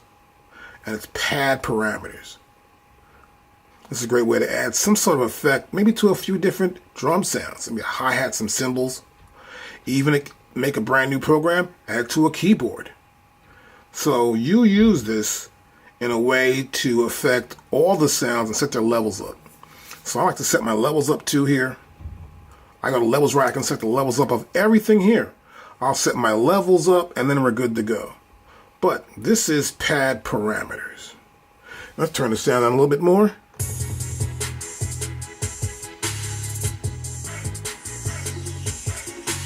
And I've got some effects. And you can hear some of them actually when it's delaying in the 8th note delay. What I have here is screen parameters. This screen. And this means that Q-Link, the links here in Q-Link are fixed to the controls of the mode you're in. You can see nothing's happening here. If I go to mute, you'll see the screen parameters for it, right? I'll click this here, here, here. We see that happening. That means whatever on the screen, these Q-Link parameters are preset. You can press this button down, you'll see them, right? But if I go back to menu and I press Q-Link, and I'm actually in pad parameters, and I go back to mute, wait a minute, you don't see these anymore. They don't affect, you don't see them at all, because Q-Link is now being used by pad parameters. So whenever you want to see the Q-Link setting for any mode you're in, you go to screen, you go back to that mode, and you'll be able to see which Q-Link parameters affect that mode. So I've got my second sequence here. I'm going to play this back a little bit, and then we stop it. Now I want to save this. It's pretty simple. It's untitled. I want to name it probably. But first I want to save it. So I'm going to come right here. I press the folder, right? I clicked on the folder right there. Now I'm going to do save as. I come to here, it says untitled, right there. And I'll put in, let's see, I'll just put in new. Or W, NW. And EW, there you go, new. And I'll press do it. Now it's called new. I'll press save. And it's saving it in the folder. Okay, so let's cross this out here. And now I want to go back to the browser. And I want to go here where it says my files. Now when I save it as a project, it goes right in here. So I hit the folder, I go to the projects. Double tap this, and you see it right there? That's new. So that's how we save a project.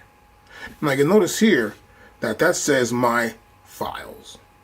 So I can save all kinds of files. I can save plugin preset file, plugin skins, programs, projects, samples, sequences, and tracks.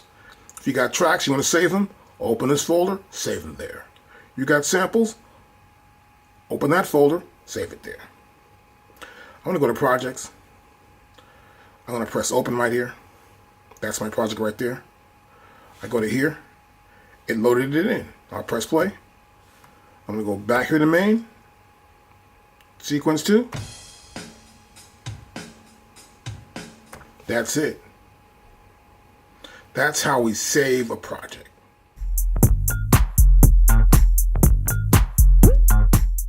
Let's say you want to turn your machine off, go eat dinner or something, but you want to come back and use that project again, right? And here's what you want to do. You want to press menu, and you want to go to here where the little gear is right there. Click on that gear, and now we're here in menu. You want to go down to where it says projects default, which I'm already in. You'll notice here that it says new project dialog. I'll just turn this data wheel. Now, when you normally see your machine, it just comes up as demos. But let's say you want to see what else you've got. I come to here, and it says demo template recent. Like that. So now, I can go back to here, or just turn it off. I'm going to go here and just turn it off. Shut down. Now it's going to shut down. Okay, you came back, you want to get started with that project. First thing you want to do is you want to turn it back on. And once it comes back on, you want to make sure that we can see this brand new project that we just saved. So that's going to take some time here and load up. And once it does, there it is right there, we'll see that project is right there. That's because I did that setting in my project's default in the preferences page. I'll come here, click there. It's going to load up. I know it's sequence number 2. That's how it works. When saving, of course you want to press this little folder, of course, and then you can save as or save directly or purge files you're not using, and then you could export or export as, right? So I can press here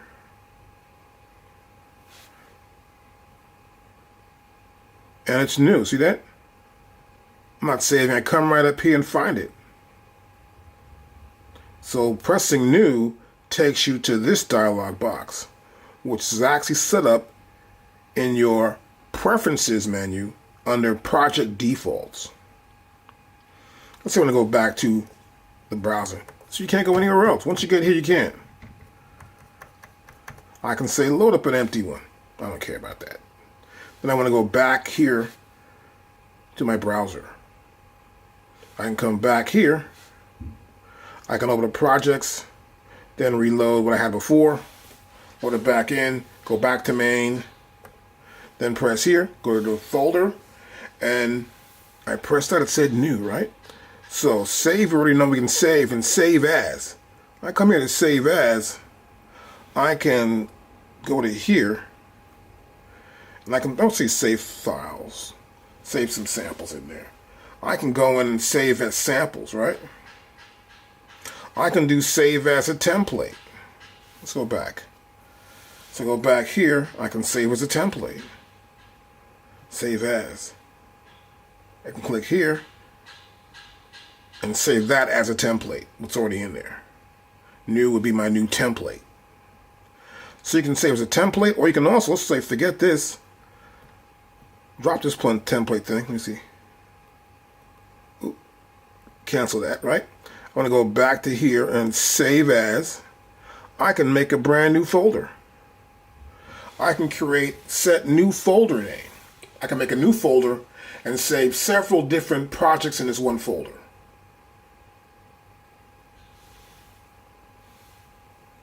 I can go to here. We're back here with the file we just made called new. And it's in my projects folder. I can go back to here and I can pick a folder save program. I can save my programs in there. So just know what you want to save, where you want to save it, and understand how this window works. That's it. Here I got a sequence here. Matter of fact, I want to get rid of this sequence.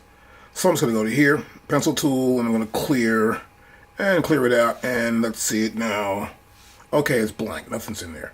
Now I want to go to menu, and I want to go to sample edit.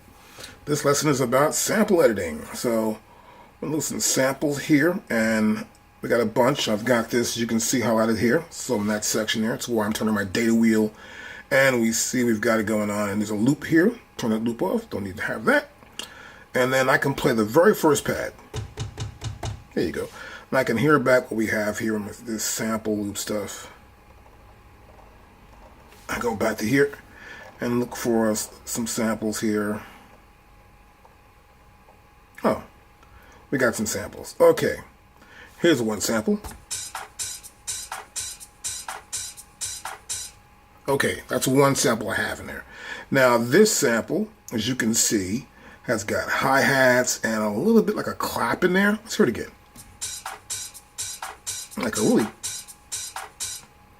shaker and a little bit of a clap, or a little whatever, clunk in there.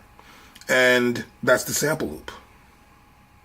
And this is sampling. So you'll see that this is sampling right here. If I want to go back to the menu, I go there, I'm back there. I want to go back to sampling, I'm back there. Pretty simple stuff, right? I can even come back in here, click on the keyboard. I can type in a brand new name right there. Kind of cool. No need for that. I'll press the arrow back. I can even throw it out. Ooh, do I want to throw this out? Cancel that. Don't want to throw the sample out. That says delete. Next to our trash can here, we have this listing back mode. So if I just select this and I hit here, I'm just tapping it, it's playing. I'm touching it, and just plays the sample. But once I stop touching it, okay, it doesn't do anything, right? I can't pinch it or zoom it. I can't do anything. Now if I go to here, I click that zoom button. Now I can pinch it, zoom it up. I can move into where I want to go. So I want to go right there. I want to go right here. I can zoom into my sample, and I can see the peaks and the end of the apex right there as I cross this line right here in the middle. And this is our waveform. Now on the top here, we see the measurement of that waveform right there. And you can change it also. Just come right back here, and we get in here, I can change the waveform. In this case, this is the timeline units. I'm in samples right now. I could be in time. Let's go to time. And we'll get out of here now. And you see this change in terms of time right there. This little line. This is the waveform. This is our timeline. Now I go back to this little gear right there. Let's do it in beats. I'll go back here to beats. I close it up. And now you can see it's in beats. Right? And we can change this again. Back to where we started from. Back to time. And close it out. And that's it. Now this little green marker here with the S is the start point. Right back here, this marker here is the end point. This is a loop sample. So I can loop it up.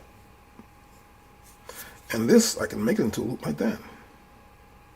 That's a loop. See, it's one direction. Boom, a loop. Let's not use that. It's a loop back and forth. It's a loop back to the top. This is slices. So if I come to here, we go to here, there's one slice, the second slice, the third, fourth, fifth, sixth, seventh, eighth, ninth, 10th, 11th, 12th, 13th, 14th, 15th, and 16 slices that we can have. I hit my first pad, and each time the first pad plays back what's ever selected as my slice. But in this case, I want to go back to just being all, so the whole thing. Now we have a start point and an end point to this sample. As we saw from the S and the E. I can come to here. I'll move E up. Whoa, there you go. Moving E all the way up there. Let's move S up too. Let's go to S. Hit S. This is good now. I can pick the parts I want. Let's go from here.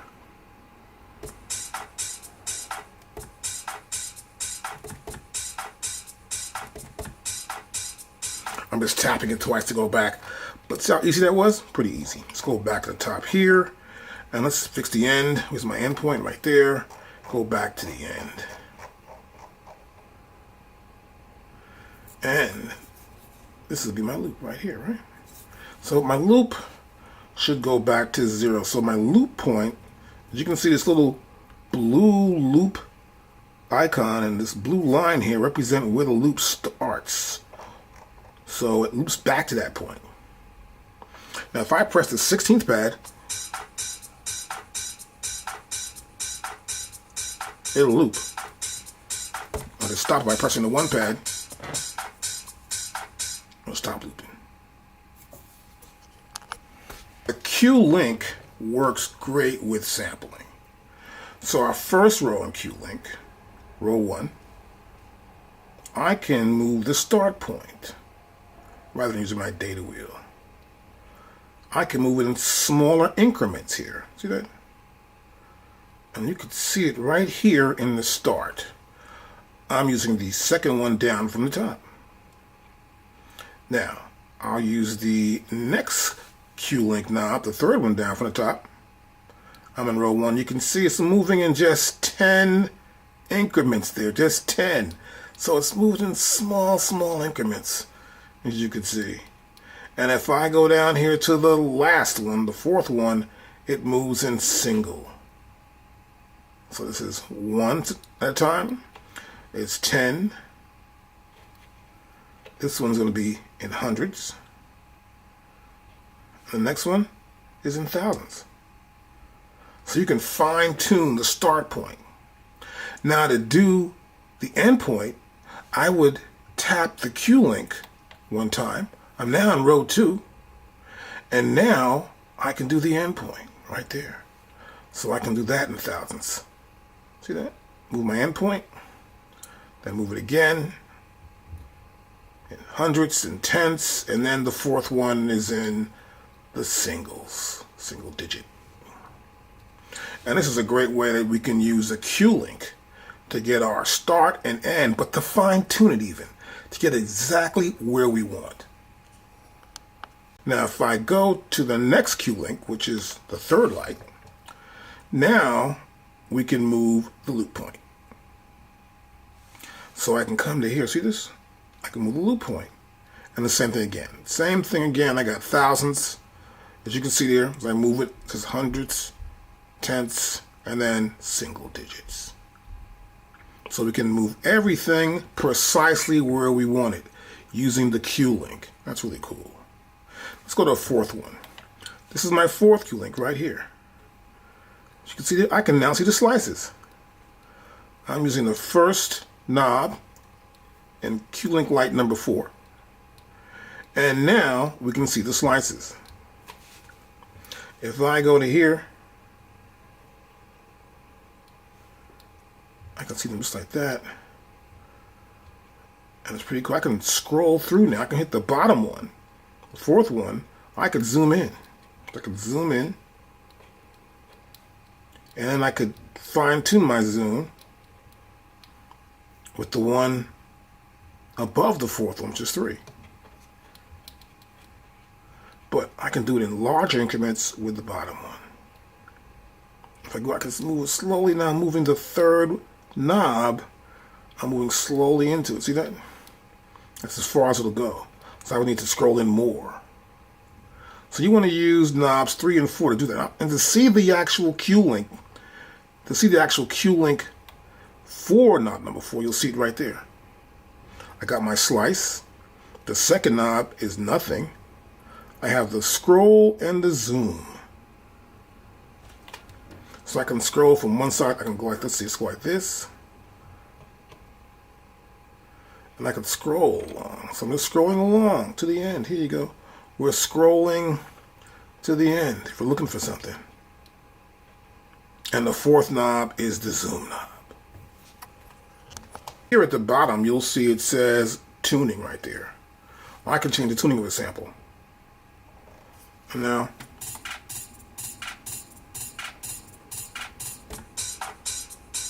so see, I'm gonna change it again.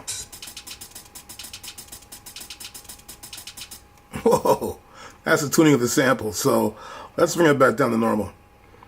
You can do so many things with samples inside of your MPC Live too. It's kind of cool. Then I have the root note. This is the root note. If I hit middle C on a keyboard and I'm triggering a sample in a program, it'll play at the current pitch. That's what it'll play at. Anything above or below that, it'll go down by 1/2 step in the audio level, or the pitch of this sample. Now next we have X fade here, which is the crossing point between where actual samples cross each other, right? Let's close it out. And next we have, this is the low samples. And right here we have, this is a lock. So this is pretty simple stuff. As you can see here, this is the loop endpoint. Wait, let's go back to here. In the wrong spot. Okay, I'm gonna grab that first, tap that. And now if I change the loop endpoint here, that's there, right? If I lock it in, then this is gonna be endpoint. Whoa, it locks it in. You'll see both the start and the loop point change at the same time. Then below here we have trim and we have program. So it's not lined up in a program. So there's no program, so I go back to here. Let's find out, there's a sample right there. And we'll play it to make sure. Hit the first pad.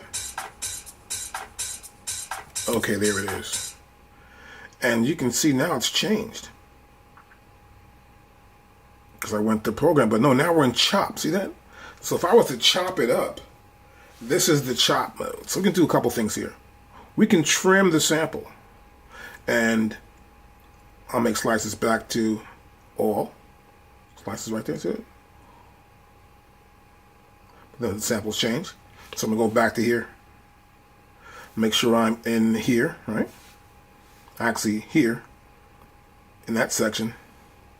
Then it's back to all. So we see the entire sample length. So this sample edit mode is trim. I'll hit here again. Then, oops, let's get back to here. It's trim. Then it's chop. And program.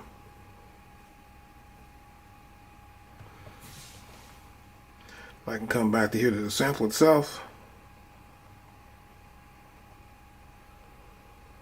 And get to my original sample. We have manual, there's threshold sampling, where now if I press threshold, It's looking at the sample and saying, well, this is the peak, this is the value, stop here, this point there. We have regions. It will chop it up into regions. In this case, it's just one region. But let's say, I'm going to set my regions up so I can keep saying how many regions I want to have this to be. In this case, just one. Based on BPM. I can base it all on just BPM, this whole thing. All right? You see here we got some scissors here. And we can erase something. So, you see these bars. 1 bar. Beats. Quarter notes. This is based on BPM. You'll see that. In the regions, just one whole region here of this entire sample.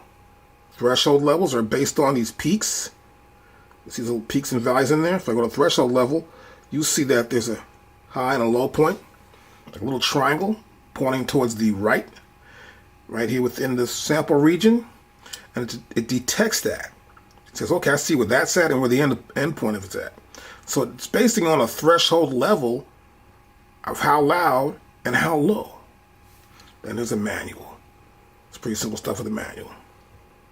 You can set your own sample rates. You can also zoom. From here I can zoom from right there too as well. Pretty simple stuff to zoom. And I can assign it. Assign my sample to a program, assign it to a pad, non-destructive, slice, and then there's a program I can put it into as well. Let's close that out. Ways to process a sample. So here's process. I'll turn my data wheel back to the top. And here in process, I can discard a section of a sample. I can say, I want this blue stuff here in the middle, but I want to cut off the ends. And that's the discarding of a sample. If I touch process here, we'll see I have the ability to do several things. This is a process slice, right? You see that here? We have the sample icon here. And this diagram explains it all. This is to discard. There are garbage cans here at the end, and the middle is the blue line we want to keep. So if I have a sample this long, I may want to get rid of the end here and here. I'll discard that. And that's what this operation will do. To do it, I just press do it. Or cancel if I don't want to do it. Next. This is delete. Suppose I want to delete the middle and make 1 and 2 meet. That's what happens here. They get right here in the middle and they meet together. That's delete. If I want to do that, I press do it right here. So press do it will delete the section between the start and end points. We can also add silence. Suppose I have a vocal sample here and here, and somehow this girl's dangling her bracelets or earrings sound bad, right? I want to take this section out. I can put silence right here. Vocals could be here, vocal could be there. So what this process does, it adds silence at a section you want to have it at while keeping the rest of the sample. Let's go to the next one. Extract. I may want to take it out and make a brand new sample. Whoa. And then once I do, I can name it right here. Make a brand new name for it. I can normalize a sample. If a sample's not loud enough, I'll press normalize. It'll expand the sample and make it louder. The next one. We have reverse. This is the way it is normally. This is the way it will look reversed. I can reverse a sample. I can fade in. A little noise here. I say, well, I want to just fade that sample in. Might be too much noise in here. Or I don't want this drum to sound like that in the beginning, so I'll fade it in up to here. And we have linear fade right there. That's linear. Now I go up here. We can fade out also, and that's linear as well. So it's going to be tapered and even fade. Linear. I have pitch shift. I can change the pitch of a sample. Or I can time stretch that sample. I can make the sample longer or smaller, but it remains to have the same pitch. In pitch shift, once I change the pitch, the sample itself will change in pitch. So think if you had a girl here and you change the pitch, it's a chipmunk. If you go really up in pitch, down in pitch, the girl will sound more like a man. Pretty simple way to think of it. I can do a gain change. It's about how much gain do I want to add to that sample. If I come to here, whoa, I can gain change it. See that? Or I can reduce the gain.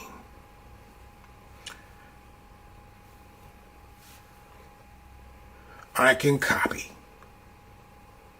Make a new sample. Bit reduction. Stereo to mono.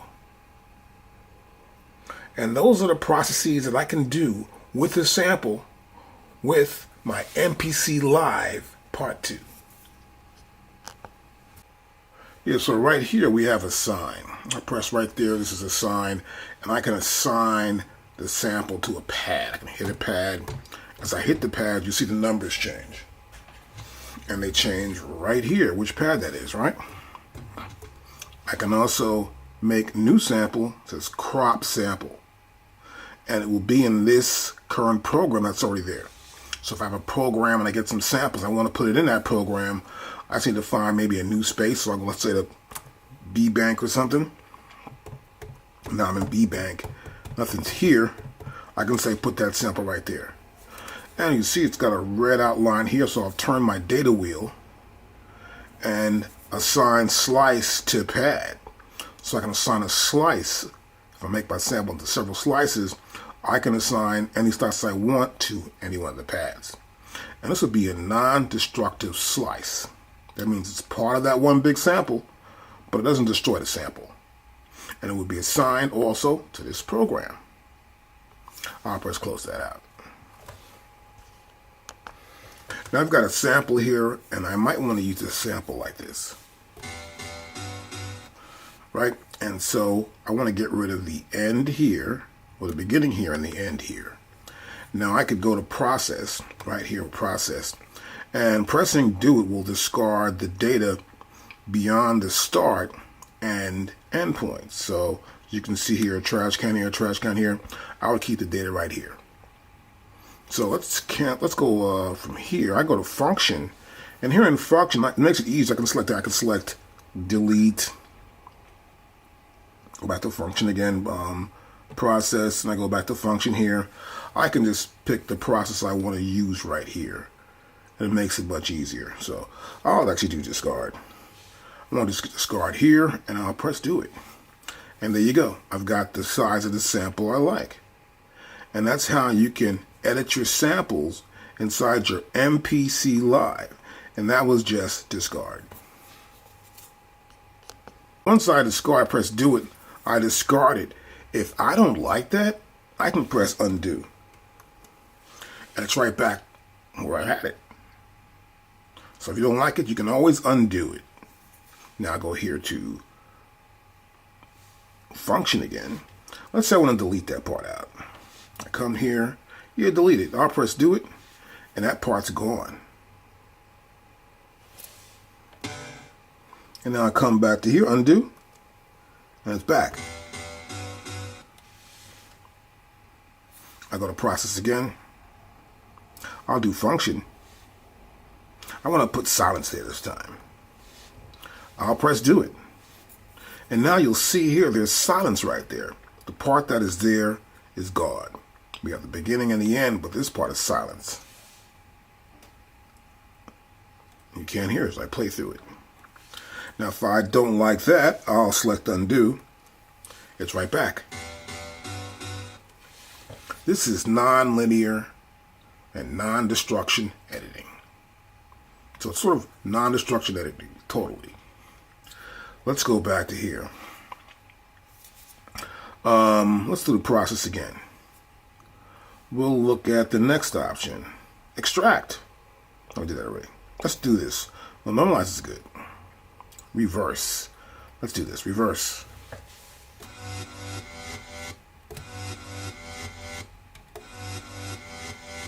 So I've reversed the sample. Pretty simple. And if I don't like that, of course, I can select undo, and it's undone. Now this time I'll just fade in.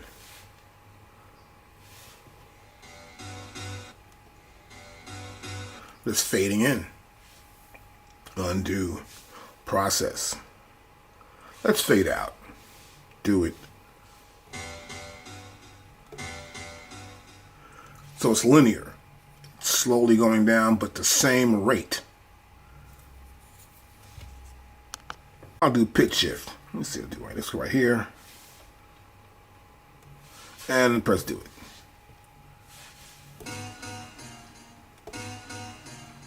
So I fade it out. I use pitch shift. I combine two that time. I'll press undo and undo again. Okay, so now I've got a sample. I've got a beginning and an end, and the part in the middle of this part is what I want to keep. So let me touch this here. That's the part. That's my loop section, right? So let's look at this. We have 16 pads right here on our MPC Live Part 2. So the pads offer a feature where we can use the MPC pads to trigger this sample in certain ways. Let's check that out. Now we got a wider view. So let's look at this. The first pad, this pad right here, this will play the sample from start. All right? I just tap it once, it'll play it straight through from the start to the end.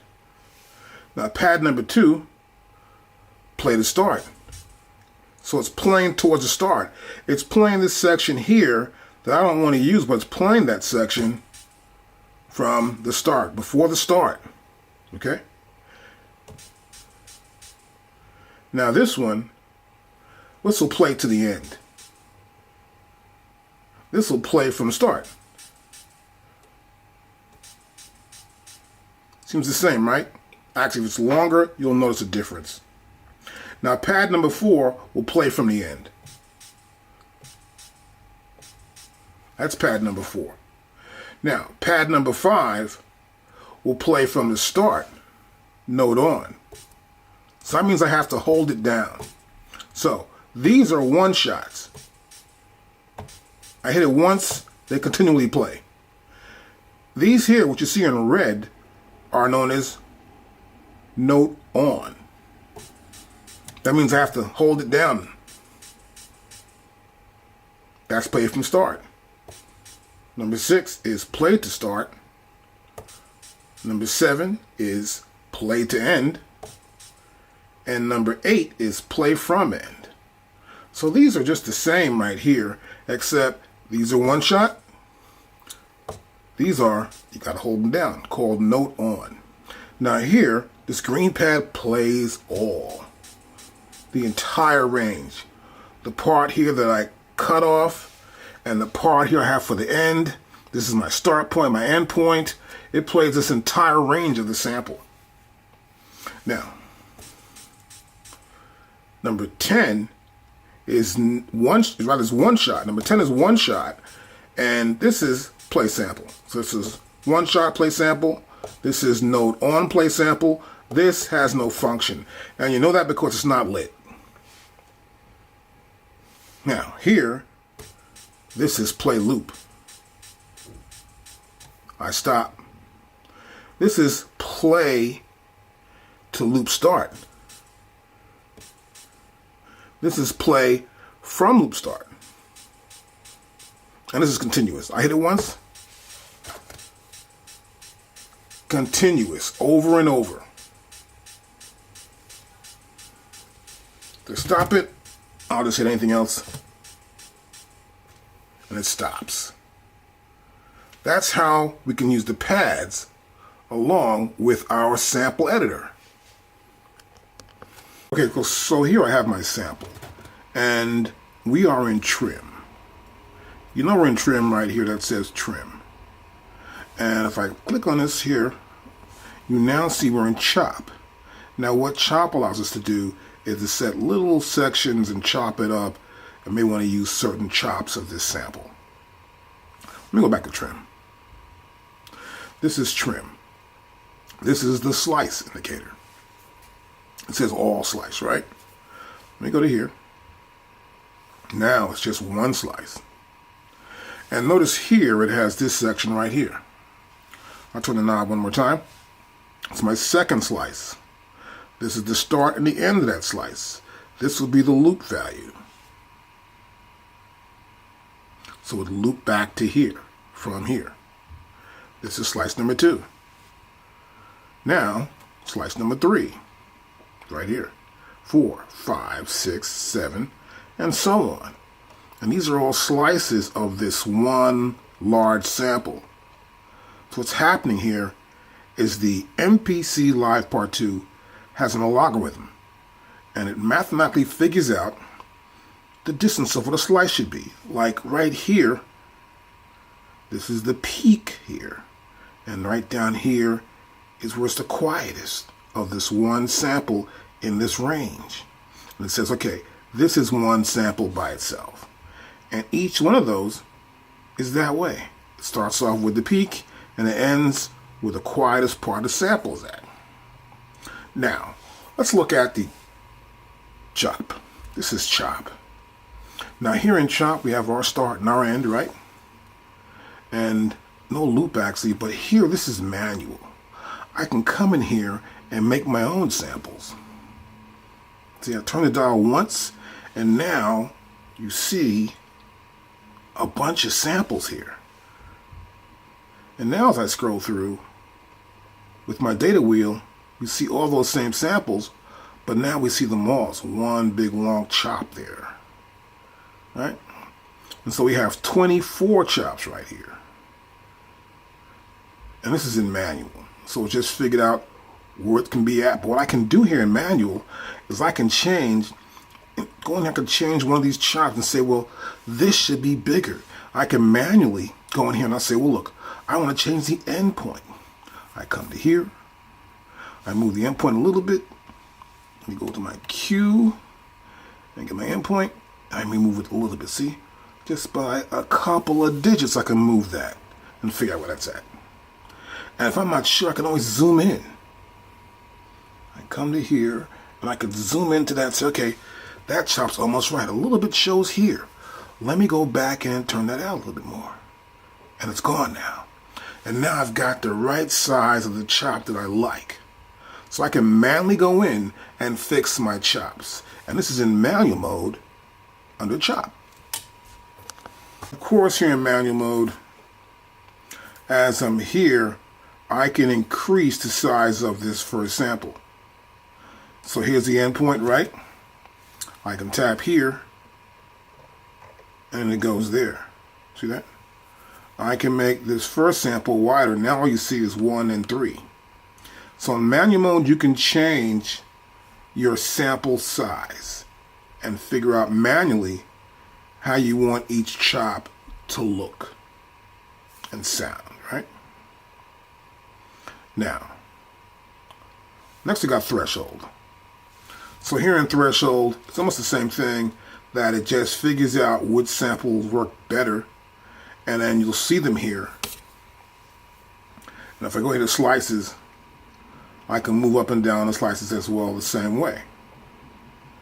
But this is all based on the logarithm, and this is manual. This is threshold level. So it's all based on a threshold level.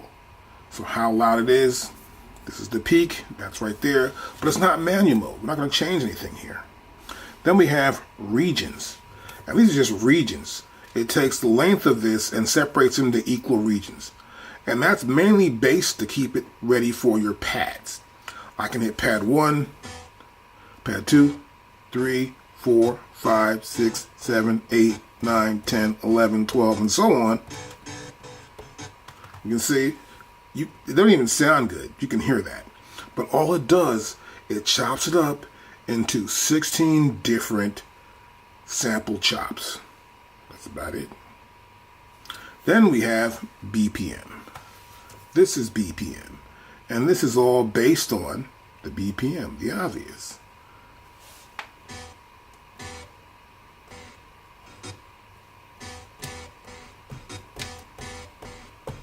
So this is all based on the BPM, based on what the BPM of the beat is.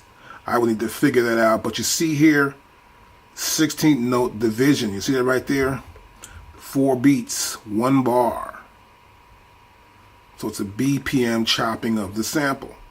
Now I prefer to do everything, either use a logarithm if I'm going to chop a sample up, or to go inside and use manual. That way you can get the right sample piece you want, and it's a much refined way to do it once you know what you want.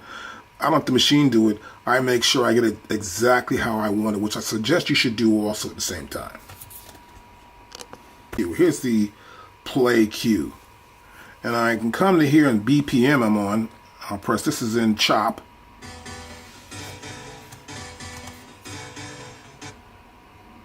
And I want to go to region next. Sounds the same, right? 16 regions. I'll go to threshold. This will sound different. So it's playing every part separately, and it's running right through it, and then you hear the chop, where it's not playing it straight through as a sample. And manual, once I've already set it for threshold level, is manual, and there's nothing going on here, you see, for Q. I can come to here, and when I get down to here, you still can't increase it. It's not Q, and you're good. I have all these slices, and I may want to just actually put them on all these pads right here, right? Put them on the pads. So what I'll do is I'll come to here. I'm in chop. As you can see right here, we are in chop. I'm in threshold. I got all these cute little samples here. As I turn the data wheel, we can see that they're going there. I want to put them all on separate pads, right? So I got these samples here. And so I'll do is I'll press down shift. And you'll notice here it says convert. I can even process the samples. So we normally do, we process the sample, you know, get the beginning, the end, or process them by making them fade out, or even make them louder. But here in this case, I want to convert. So here I'll press convert. And now it says right here, new drum program using slices. So I can do a brand new drum program using slices. And look, non-destructive slices. I can also create events for them. But in this case, I won't do that. I'm going to put out the samples and put them all on separate pads. I'll do this, and now they're all on separate pads.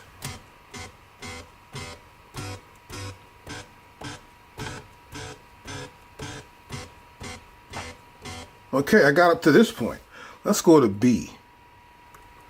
And B's here, see that?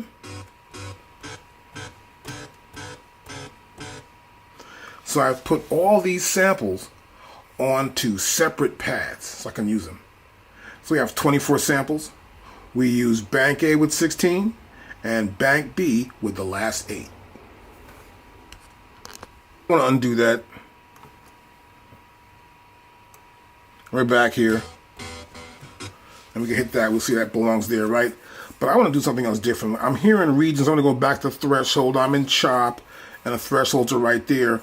Now what I want to do is I'm going to press shift, and then I'm going to press convert, and this time we're going to use create events. And see, it's 2 bars. So talking by creating an event, that this will be 2 bars. So that means 12 slices is 1 bar, another 12 slices another. That's 12 bar. Wait, this gives you 2 bars. So that means that 1 bar is 12 slices, and the second bar is 12 slices as well. The last 12 slices. Now I'll press do it. And now it's created.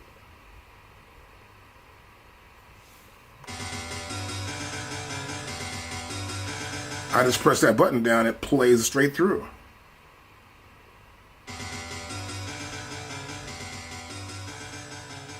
So it plays that pattern. Now I want to use pad perform, and I want to get some plugins and use some sound. So this is in our MPC Live Part 2, and I want to go right here, and that's a plugin program. That's a plugin program. So you'll see here in the program section it says plugin program. And here we're on MIDI channel 1. Here, this is the plugin, so electric is what I'm using. I can come to here and change it too as well, to whatever. You can see that right there. Electric, tube synth are right there as well.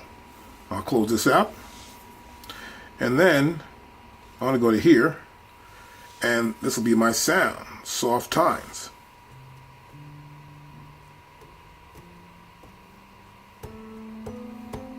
I'm just hitting the pads and getting this scale. That's the sound. So in order to see this sound, let's look at the program edit. So we'll go to menu, select program edit, and now we can see the sound. That's a preset. So as you can see, presets selected right there. I can turn my data wheel.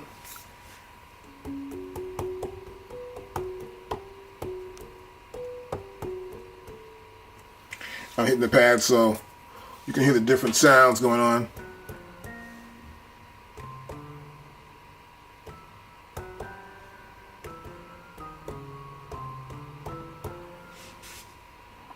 And different sounds here.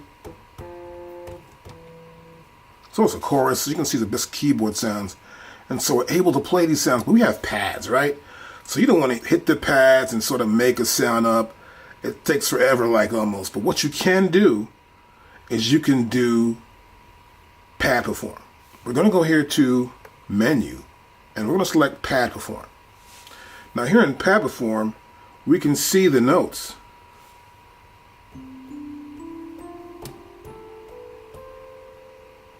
And we can see which pads will trigger the notes. You can actually play the touchscreen. Right? I can even change my key. Let's say the keys, I can change the key. Matter of fact, I'm going to do a natural minor.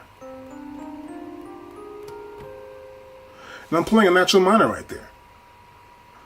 Or I might want to play a harmonic minor.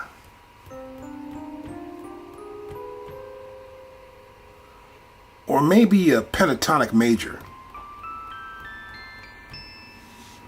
Okay, you get the idea.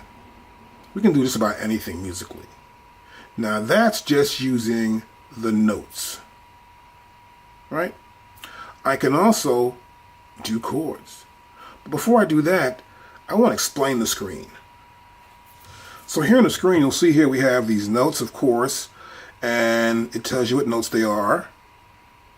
And then here on this side, we have chromatic, we have notes, we have chords. So for example, if I go here, which I already am, I'm going to go back to my major scale, and I go to chromatic, we will now see that the chromatic notes are in the other half steps. So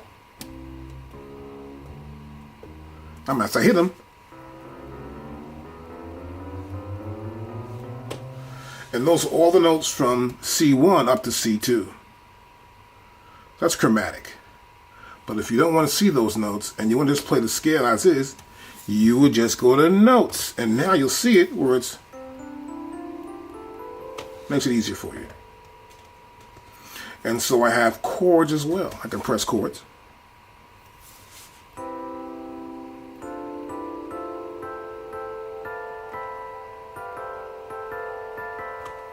And those are the chords right there. I can have chromatic chords as well, and progressions. Now, here you'll notice also we have scale and octave. So you can see it's a C. I can increase that octave right there. I can come here octave. So I hit this here, you'll notice that goes to 0 now, right? I can play this. That's up higher. So I don't want to be that high. I go down 1 octave.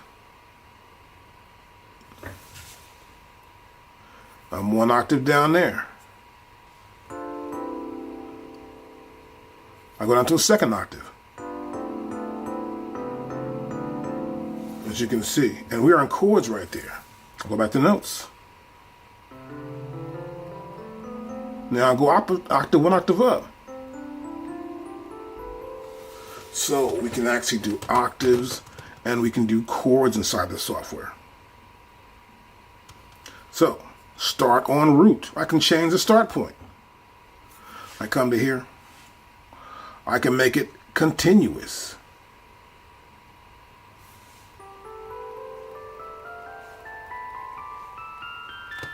continuous and start on the root.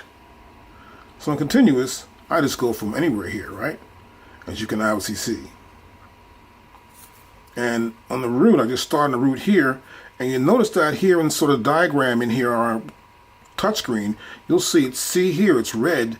C4 is red. C5 is here. So C, this is C3, 4 and 5. As we go up, it's showing you that how far up the octave range we're going.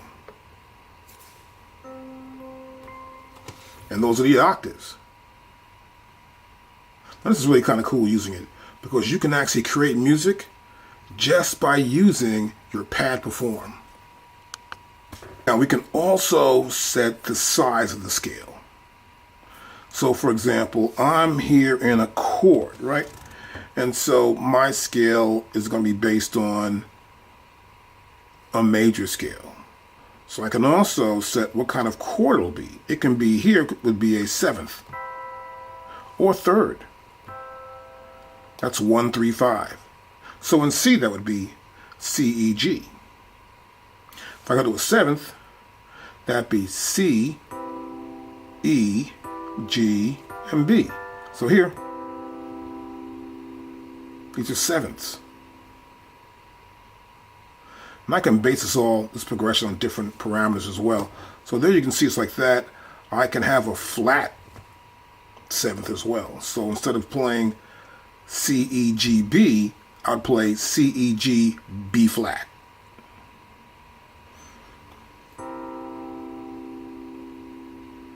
There you go.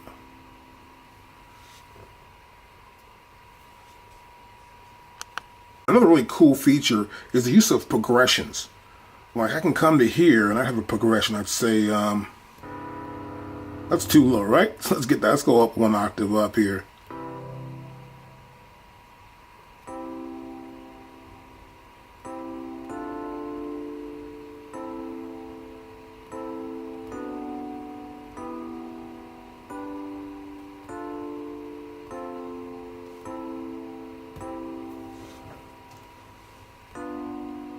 Okay, so progressions, right? So you see it, you have these progressions are.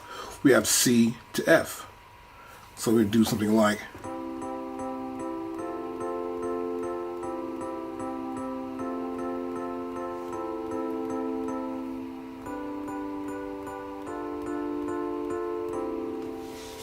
a progression. You can create songs inside the software. There are progressions built in here, so it makes it easier for you to actually work.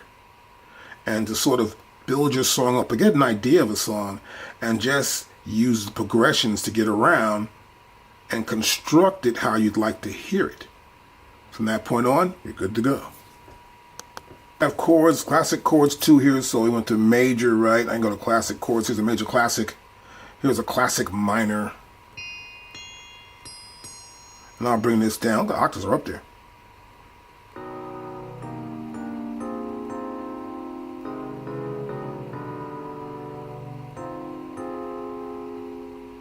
And these are progressions. So this is classic minor in progressions. Classic major. So it'll come out an octave again, it's too loud. So be aware of that when you actually start working with this.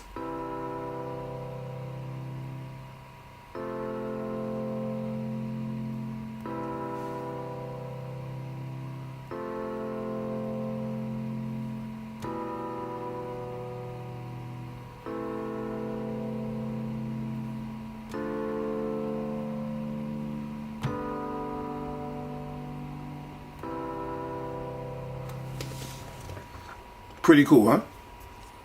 Here in plugin program, you have several options here, as you can see. That's because I've already picked out that I'm going to be an electric. Right, so I have bell tones. I can add noise there.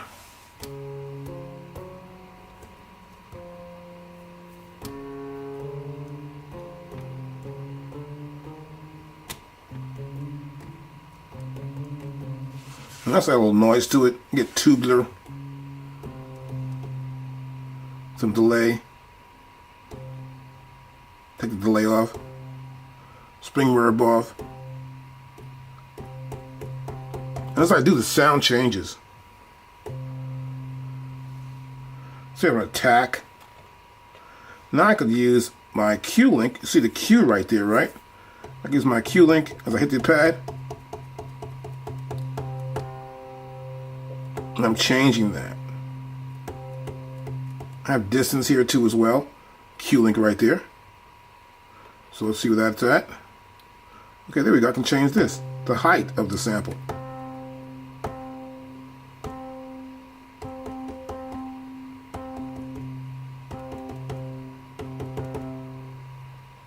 All right. Then we have our distance.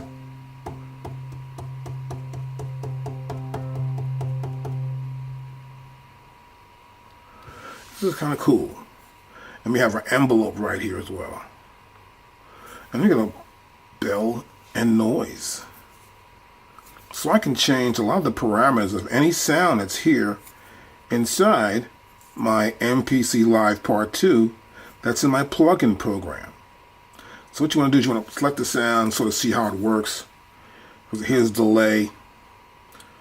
I can turn on delay right here. That's delay. See that blink on there? This goes on, and then this light goes on. Turn this off here. That means it's off. So be aware of that. You may turn the parameters, your tune, and you may turn the mix in a little bit, but you won't hear it, or the resonance. In order to hear it, you want to make sure you trigger it. That's for delay, or any one of these things actually. There's tremolo right there. I turn this off. Right there, tremolo's off. Turn tube off. I'll turn chords off. So you need to check your parameters, listen back, and if you like it, keep it, and save it as a preset. Suppose I get the right sound and I like it, and it really works for me.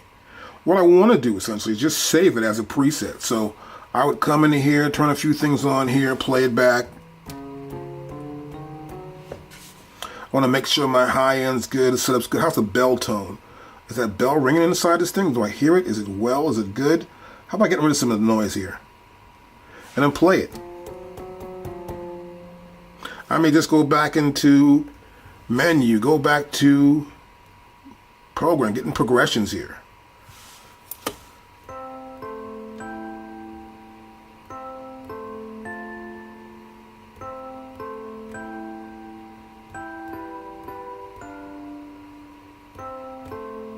And hear how it sounds. Now if I like that, I will just go back to menu, then I'll head over here to the pad perform, menu, then I'll head to program edit. Now here in program edit, I may want to save this. It's pretty simple. You want to go here to your folder, click on the folder, and you'll see here, it says internal. So we're saving to the internal hard drive. And this is a plug-in preset for instruments. Pretty simple. You would say, okay, I want to save that. You can name it right here. I don't name it, man. Let's name it. Why not? And I'll put down cool keys. Space. That's it. Let's do it. That's the name.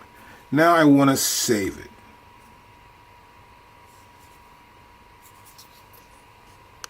I want to save this sound. I think. So I'll come to here and I want to save it, and I'm going to call this preset something else, right? So I'm going to come back here. I'm going to take this out of here.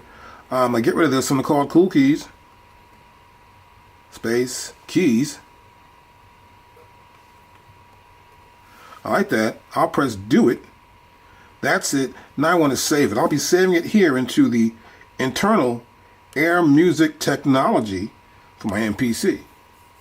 And then I'll just press save. And now it's saved. So I want to load it up. I go to here, the folder. I see it right there, cool keys. And that's the extension here, at the end here, for the Air Music file. That's the preset. I would just click on this and then load it in.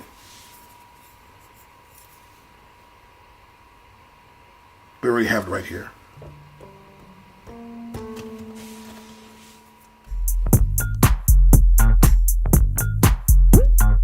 This this is our sampler page. Pretty simple. I'll go back to menu, and then I want to get here where it says sampler. Right there, sampler. And you hear that little sound in the background. I got a guitar plugged up into a little wow sound on there, right? So I've got effects in here. These are the effects I got in this little guitar here going on. And I want to make sure that when I play this sound in here, that it goes above this point here. I can actually increase this a little bit more. I'll put a string. I'll pull it back down to here a little bit more. Now this is threshold level based. That means that, there you go, that's not too bad. That means this is threshold level based. That means once it crosses threshold level here, the sampler will start sampling. Now let's do that real quickly. I'm going to turn this back up a little bit more. And I'm going to put this to arm. And I'll just play. Now once I stop that, it took a sample. And you see the sample right there, right? I can play it back too. I can come to here and just go like. So it clipped a little bit from the front, right? So I got a threshold level set there, but I don't hear the strike. But I do have the actual sound. Let's discard that. So I'm gonna pull this over here. I'll turn the monitor off. That's the monitor. So if I want to hear what I'm going to record back, I can turn the monitor on or turn it off like that real quickly. So I won't have too much noise. So I've got this set here. I heard this sample, didn't like it, right? And so now we'll try something else. I'll pick the bass up and we'll just sample.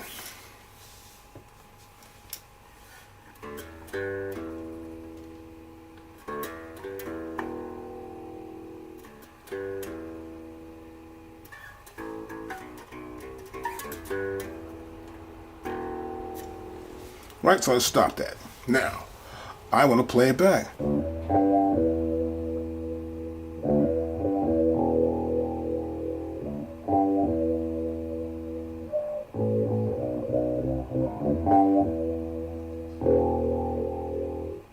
And there you go. We took a sample. Now, if I want to keep the sample, I can keep it and put it in a program. I can create a brand new program called Sample One Channel. I took one sample already, didn't like it, and see what happened? It named it new sample number 2. You can actually name that sample. I can come back in here, of course, just name it. I come to here and say, just new sample 2. So we'll put down sample 2. I can press do it, and now that's the name I can use. This can be the new program. This will be the pad it's assigned to. So it's assigned to this pad right here. This is assigned to pad A1. This is the root note, which is C3. And actually that was a E, but that's okay with me. And that would be the note. I could play it back here, or I could discard it here, or I could keep it, or I could edit this sample. And there's a sample right there. I could edit this sample down, pick what I like, go through the editing as we showed you before, and edit this sample down to the bare minimum, or just to get the exact sound you want from the sample. Now I can go back, hit click here, and I'm back in the sampler, right here, in the sampler, of course. I'm sampling again. Let's do that again. We're going to go here. I want to monitor this signal. There's a signal right there. I want to monitor the signal. And next, what I want to do here, I could tap tempo. All I'm going to do is I'm going to just take a sample in, right here. I press arm, and I start sampling. Slice. Slice.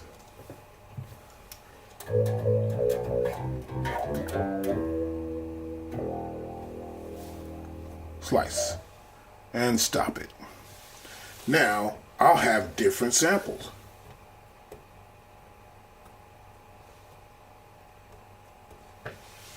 And I'll say, yeah, I'll save the sample. It's one whole sample.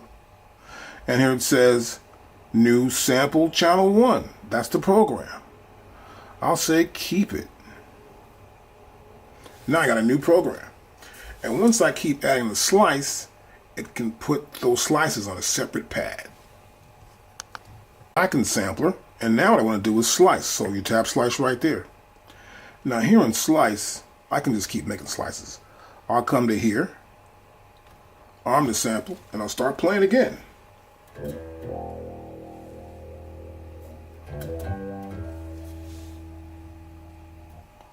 Slice.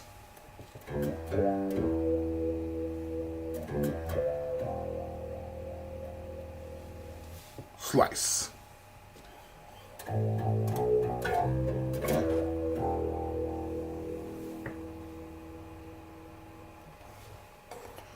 Now, as you can see, it stopped because it was set for 20 seconds.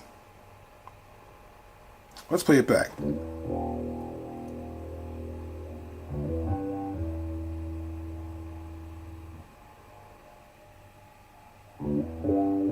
It was all one sample.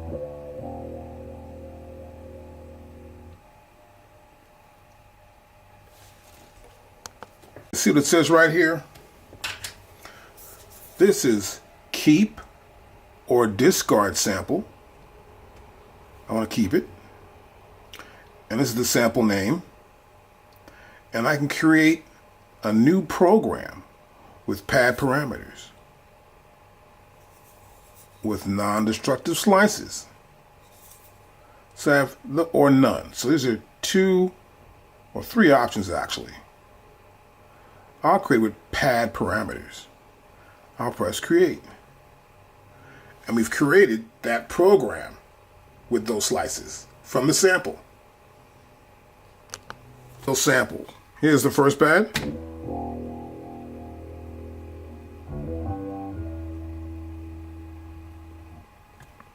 Second pad.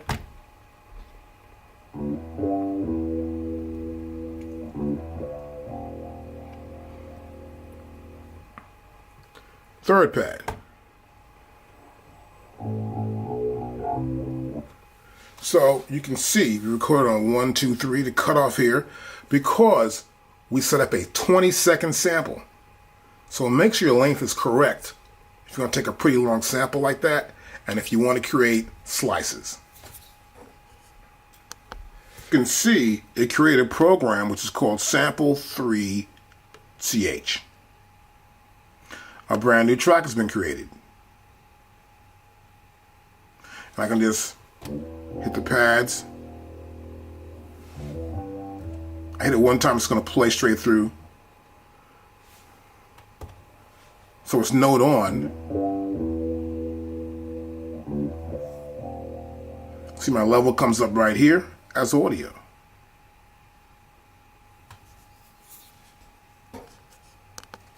You'll see here also that I'm in this drum program.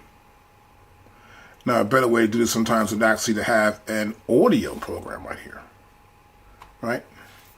And then this way, this would be audio. While this is plugin, this is keyboard, but this is an audio or a audio clip program. See what it says right here? This is keep or discard sample. I want to keep it. And this is the sample name. And I can create a new program with pad parameters, with non-destructive slices. So I have or none. So these are 2 or 3 options actually. I'll create with pad parameters. I'll press create. And we've created that program with those slices from the sample. Now you should also have the MPC software on your computer. And it's very good to have that because you can use a lot more space on your computer, and your computer will talk with your MPC Live Part 2. It's a pretty simple way to access it too. You want to make sure you go to Menu, and then here it'll say MPC. Click on that, and here do you want to save changes you made to new? I say, no, I don't want to save it, so don't save. So now it's figuring out that I want to go to the computer. Now it'll be looking for my computer. Once it finds the computer, this will be a controller for the MPC software in your computer. Now, if I don't want to do that, I can go back to here, and this is standalone.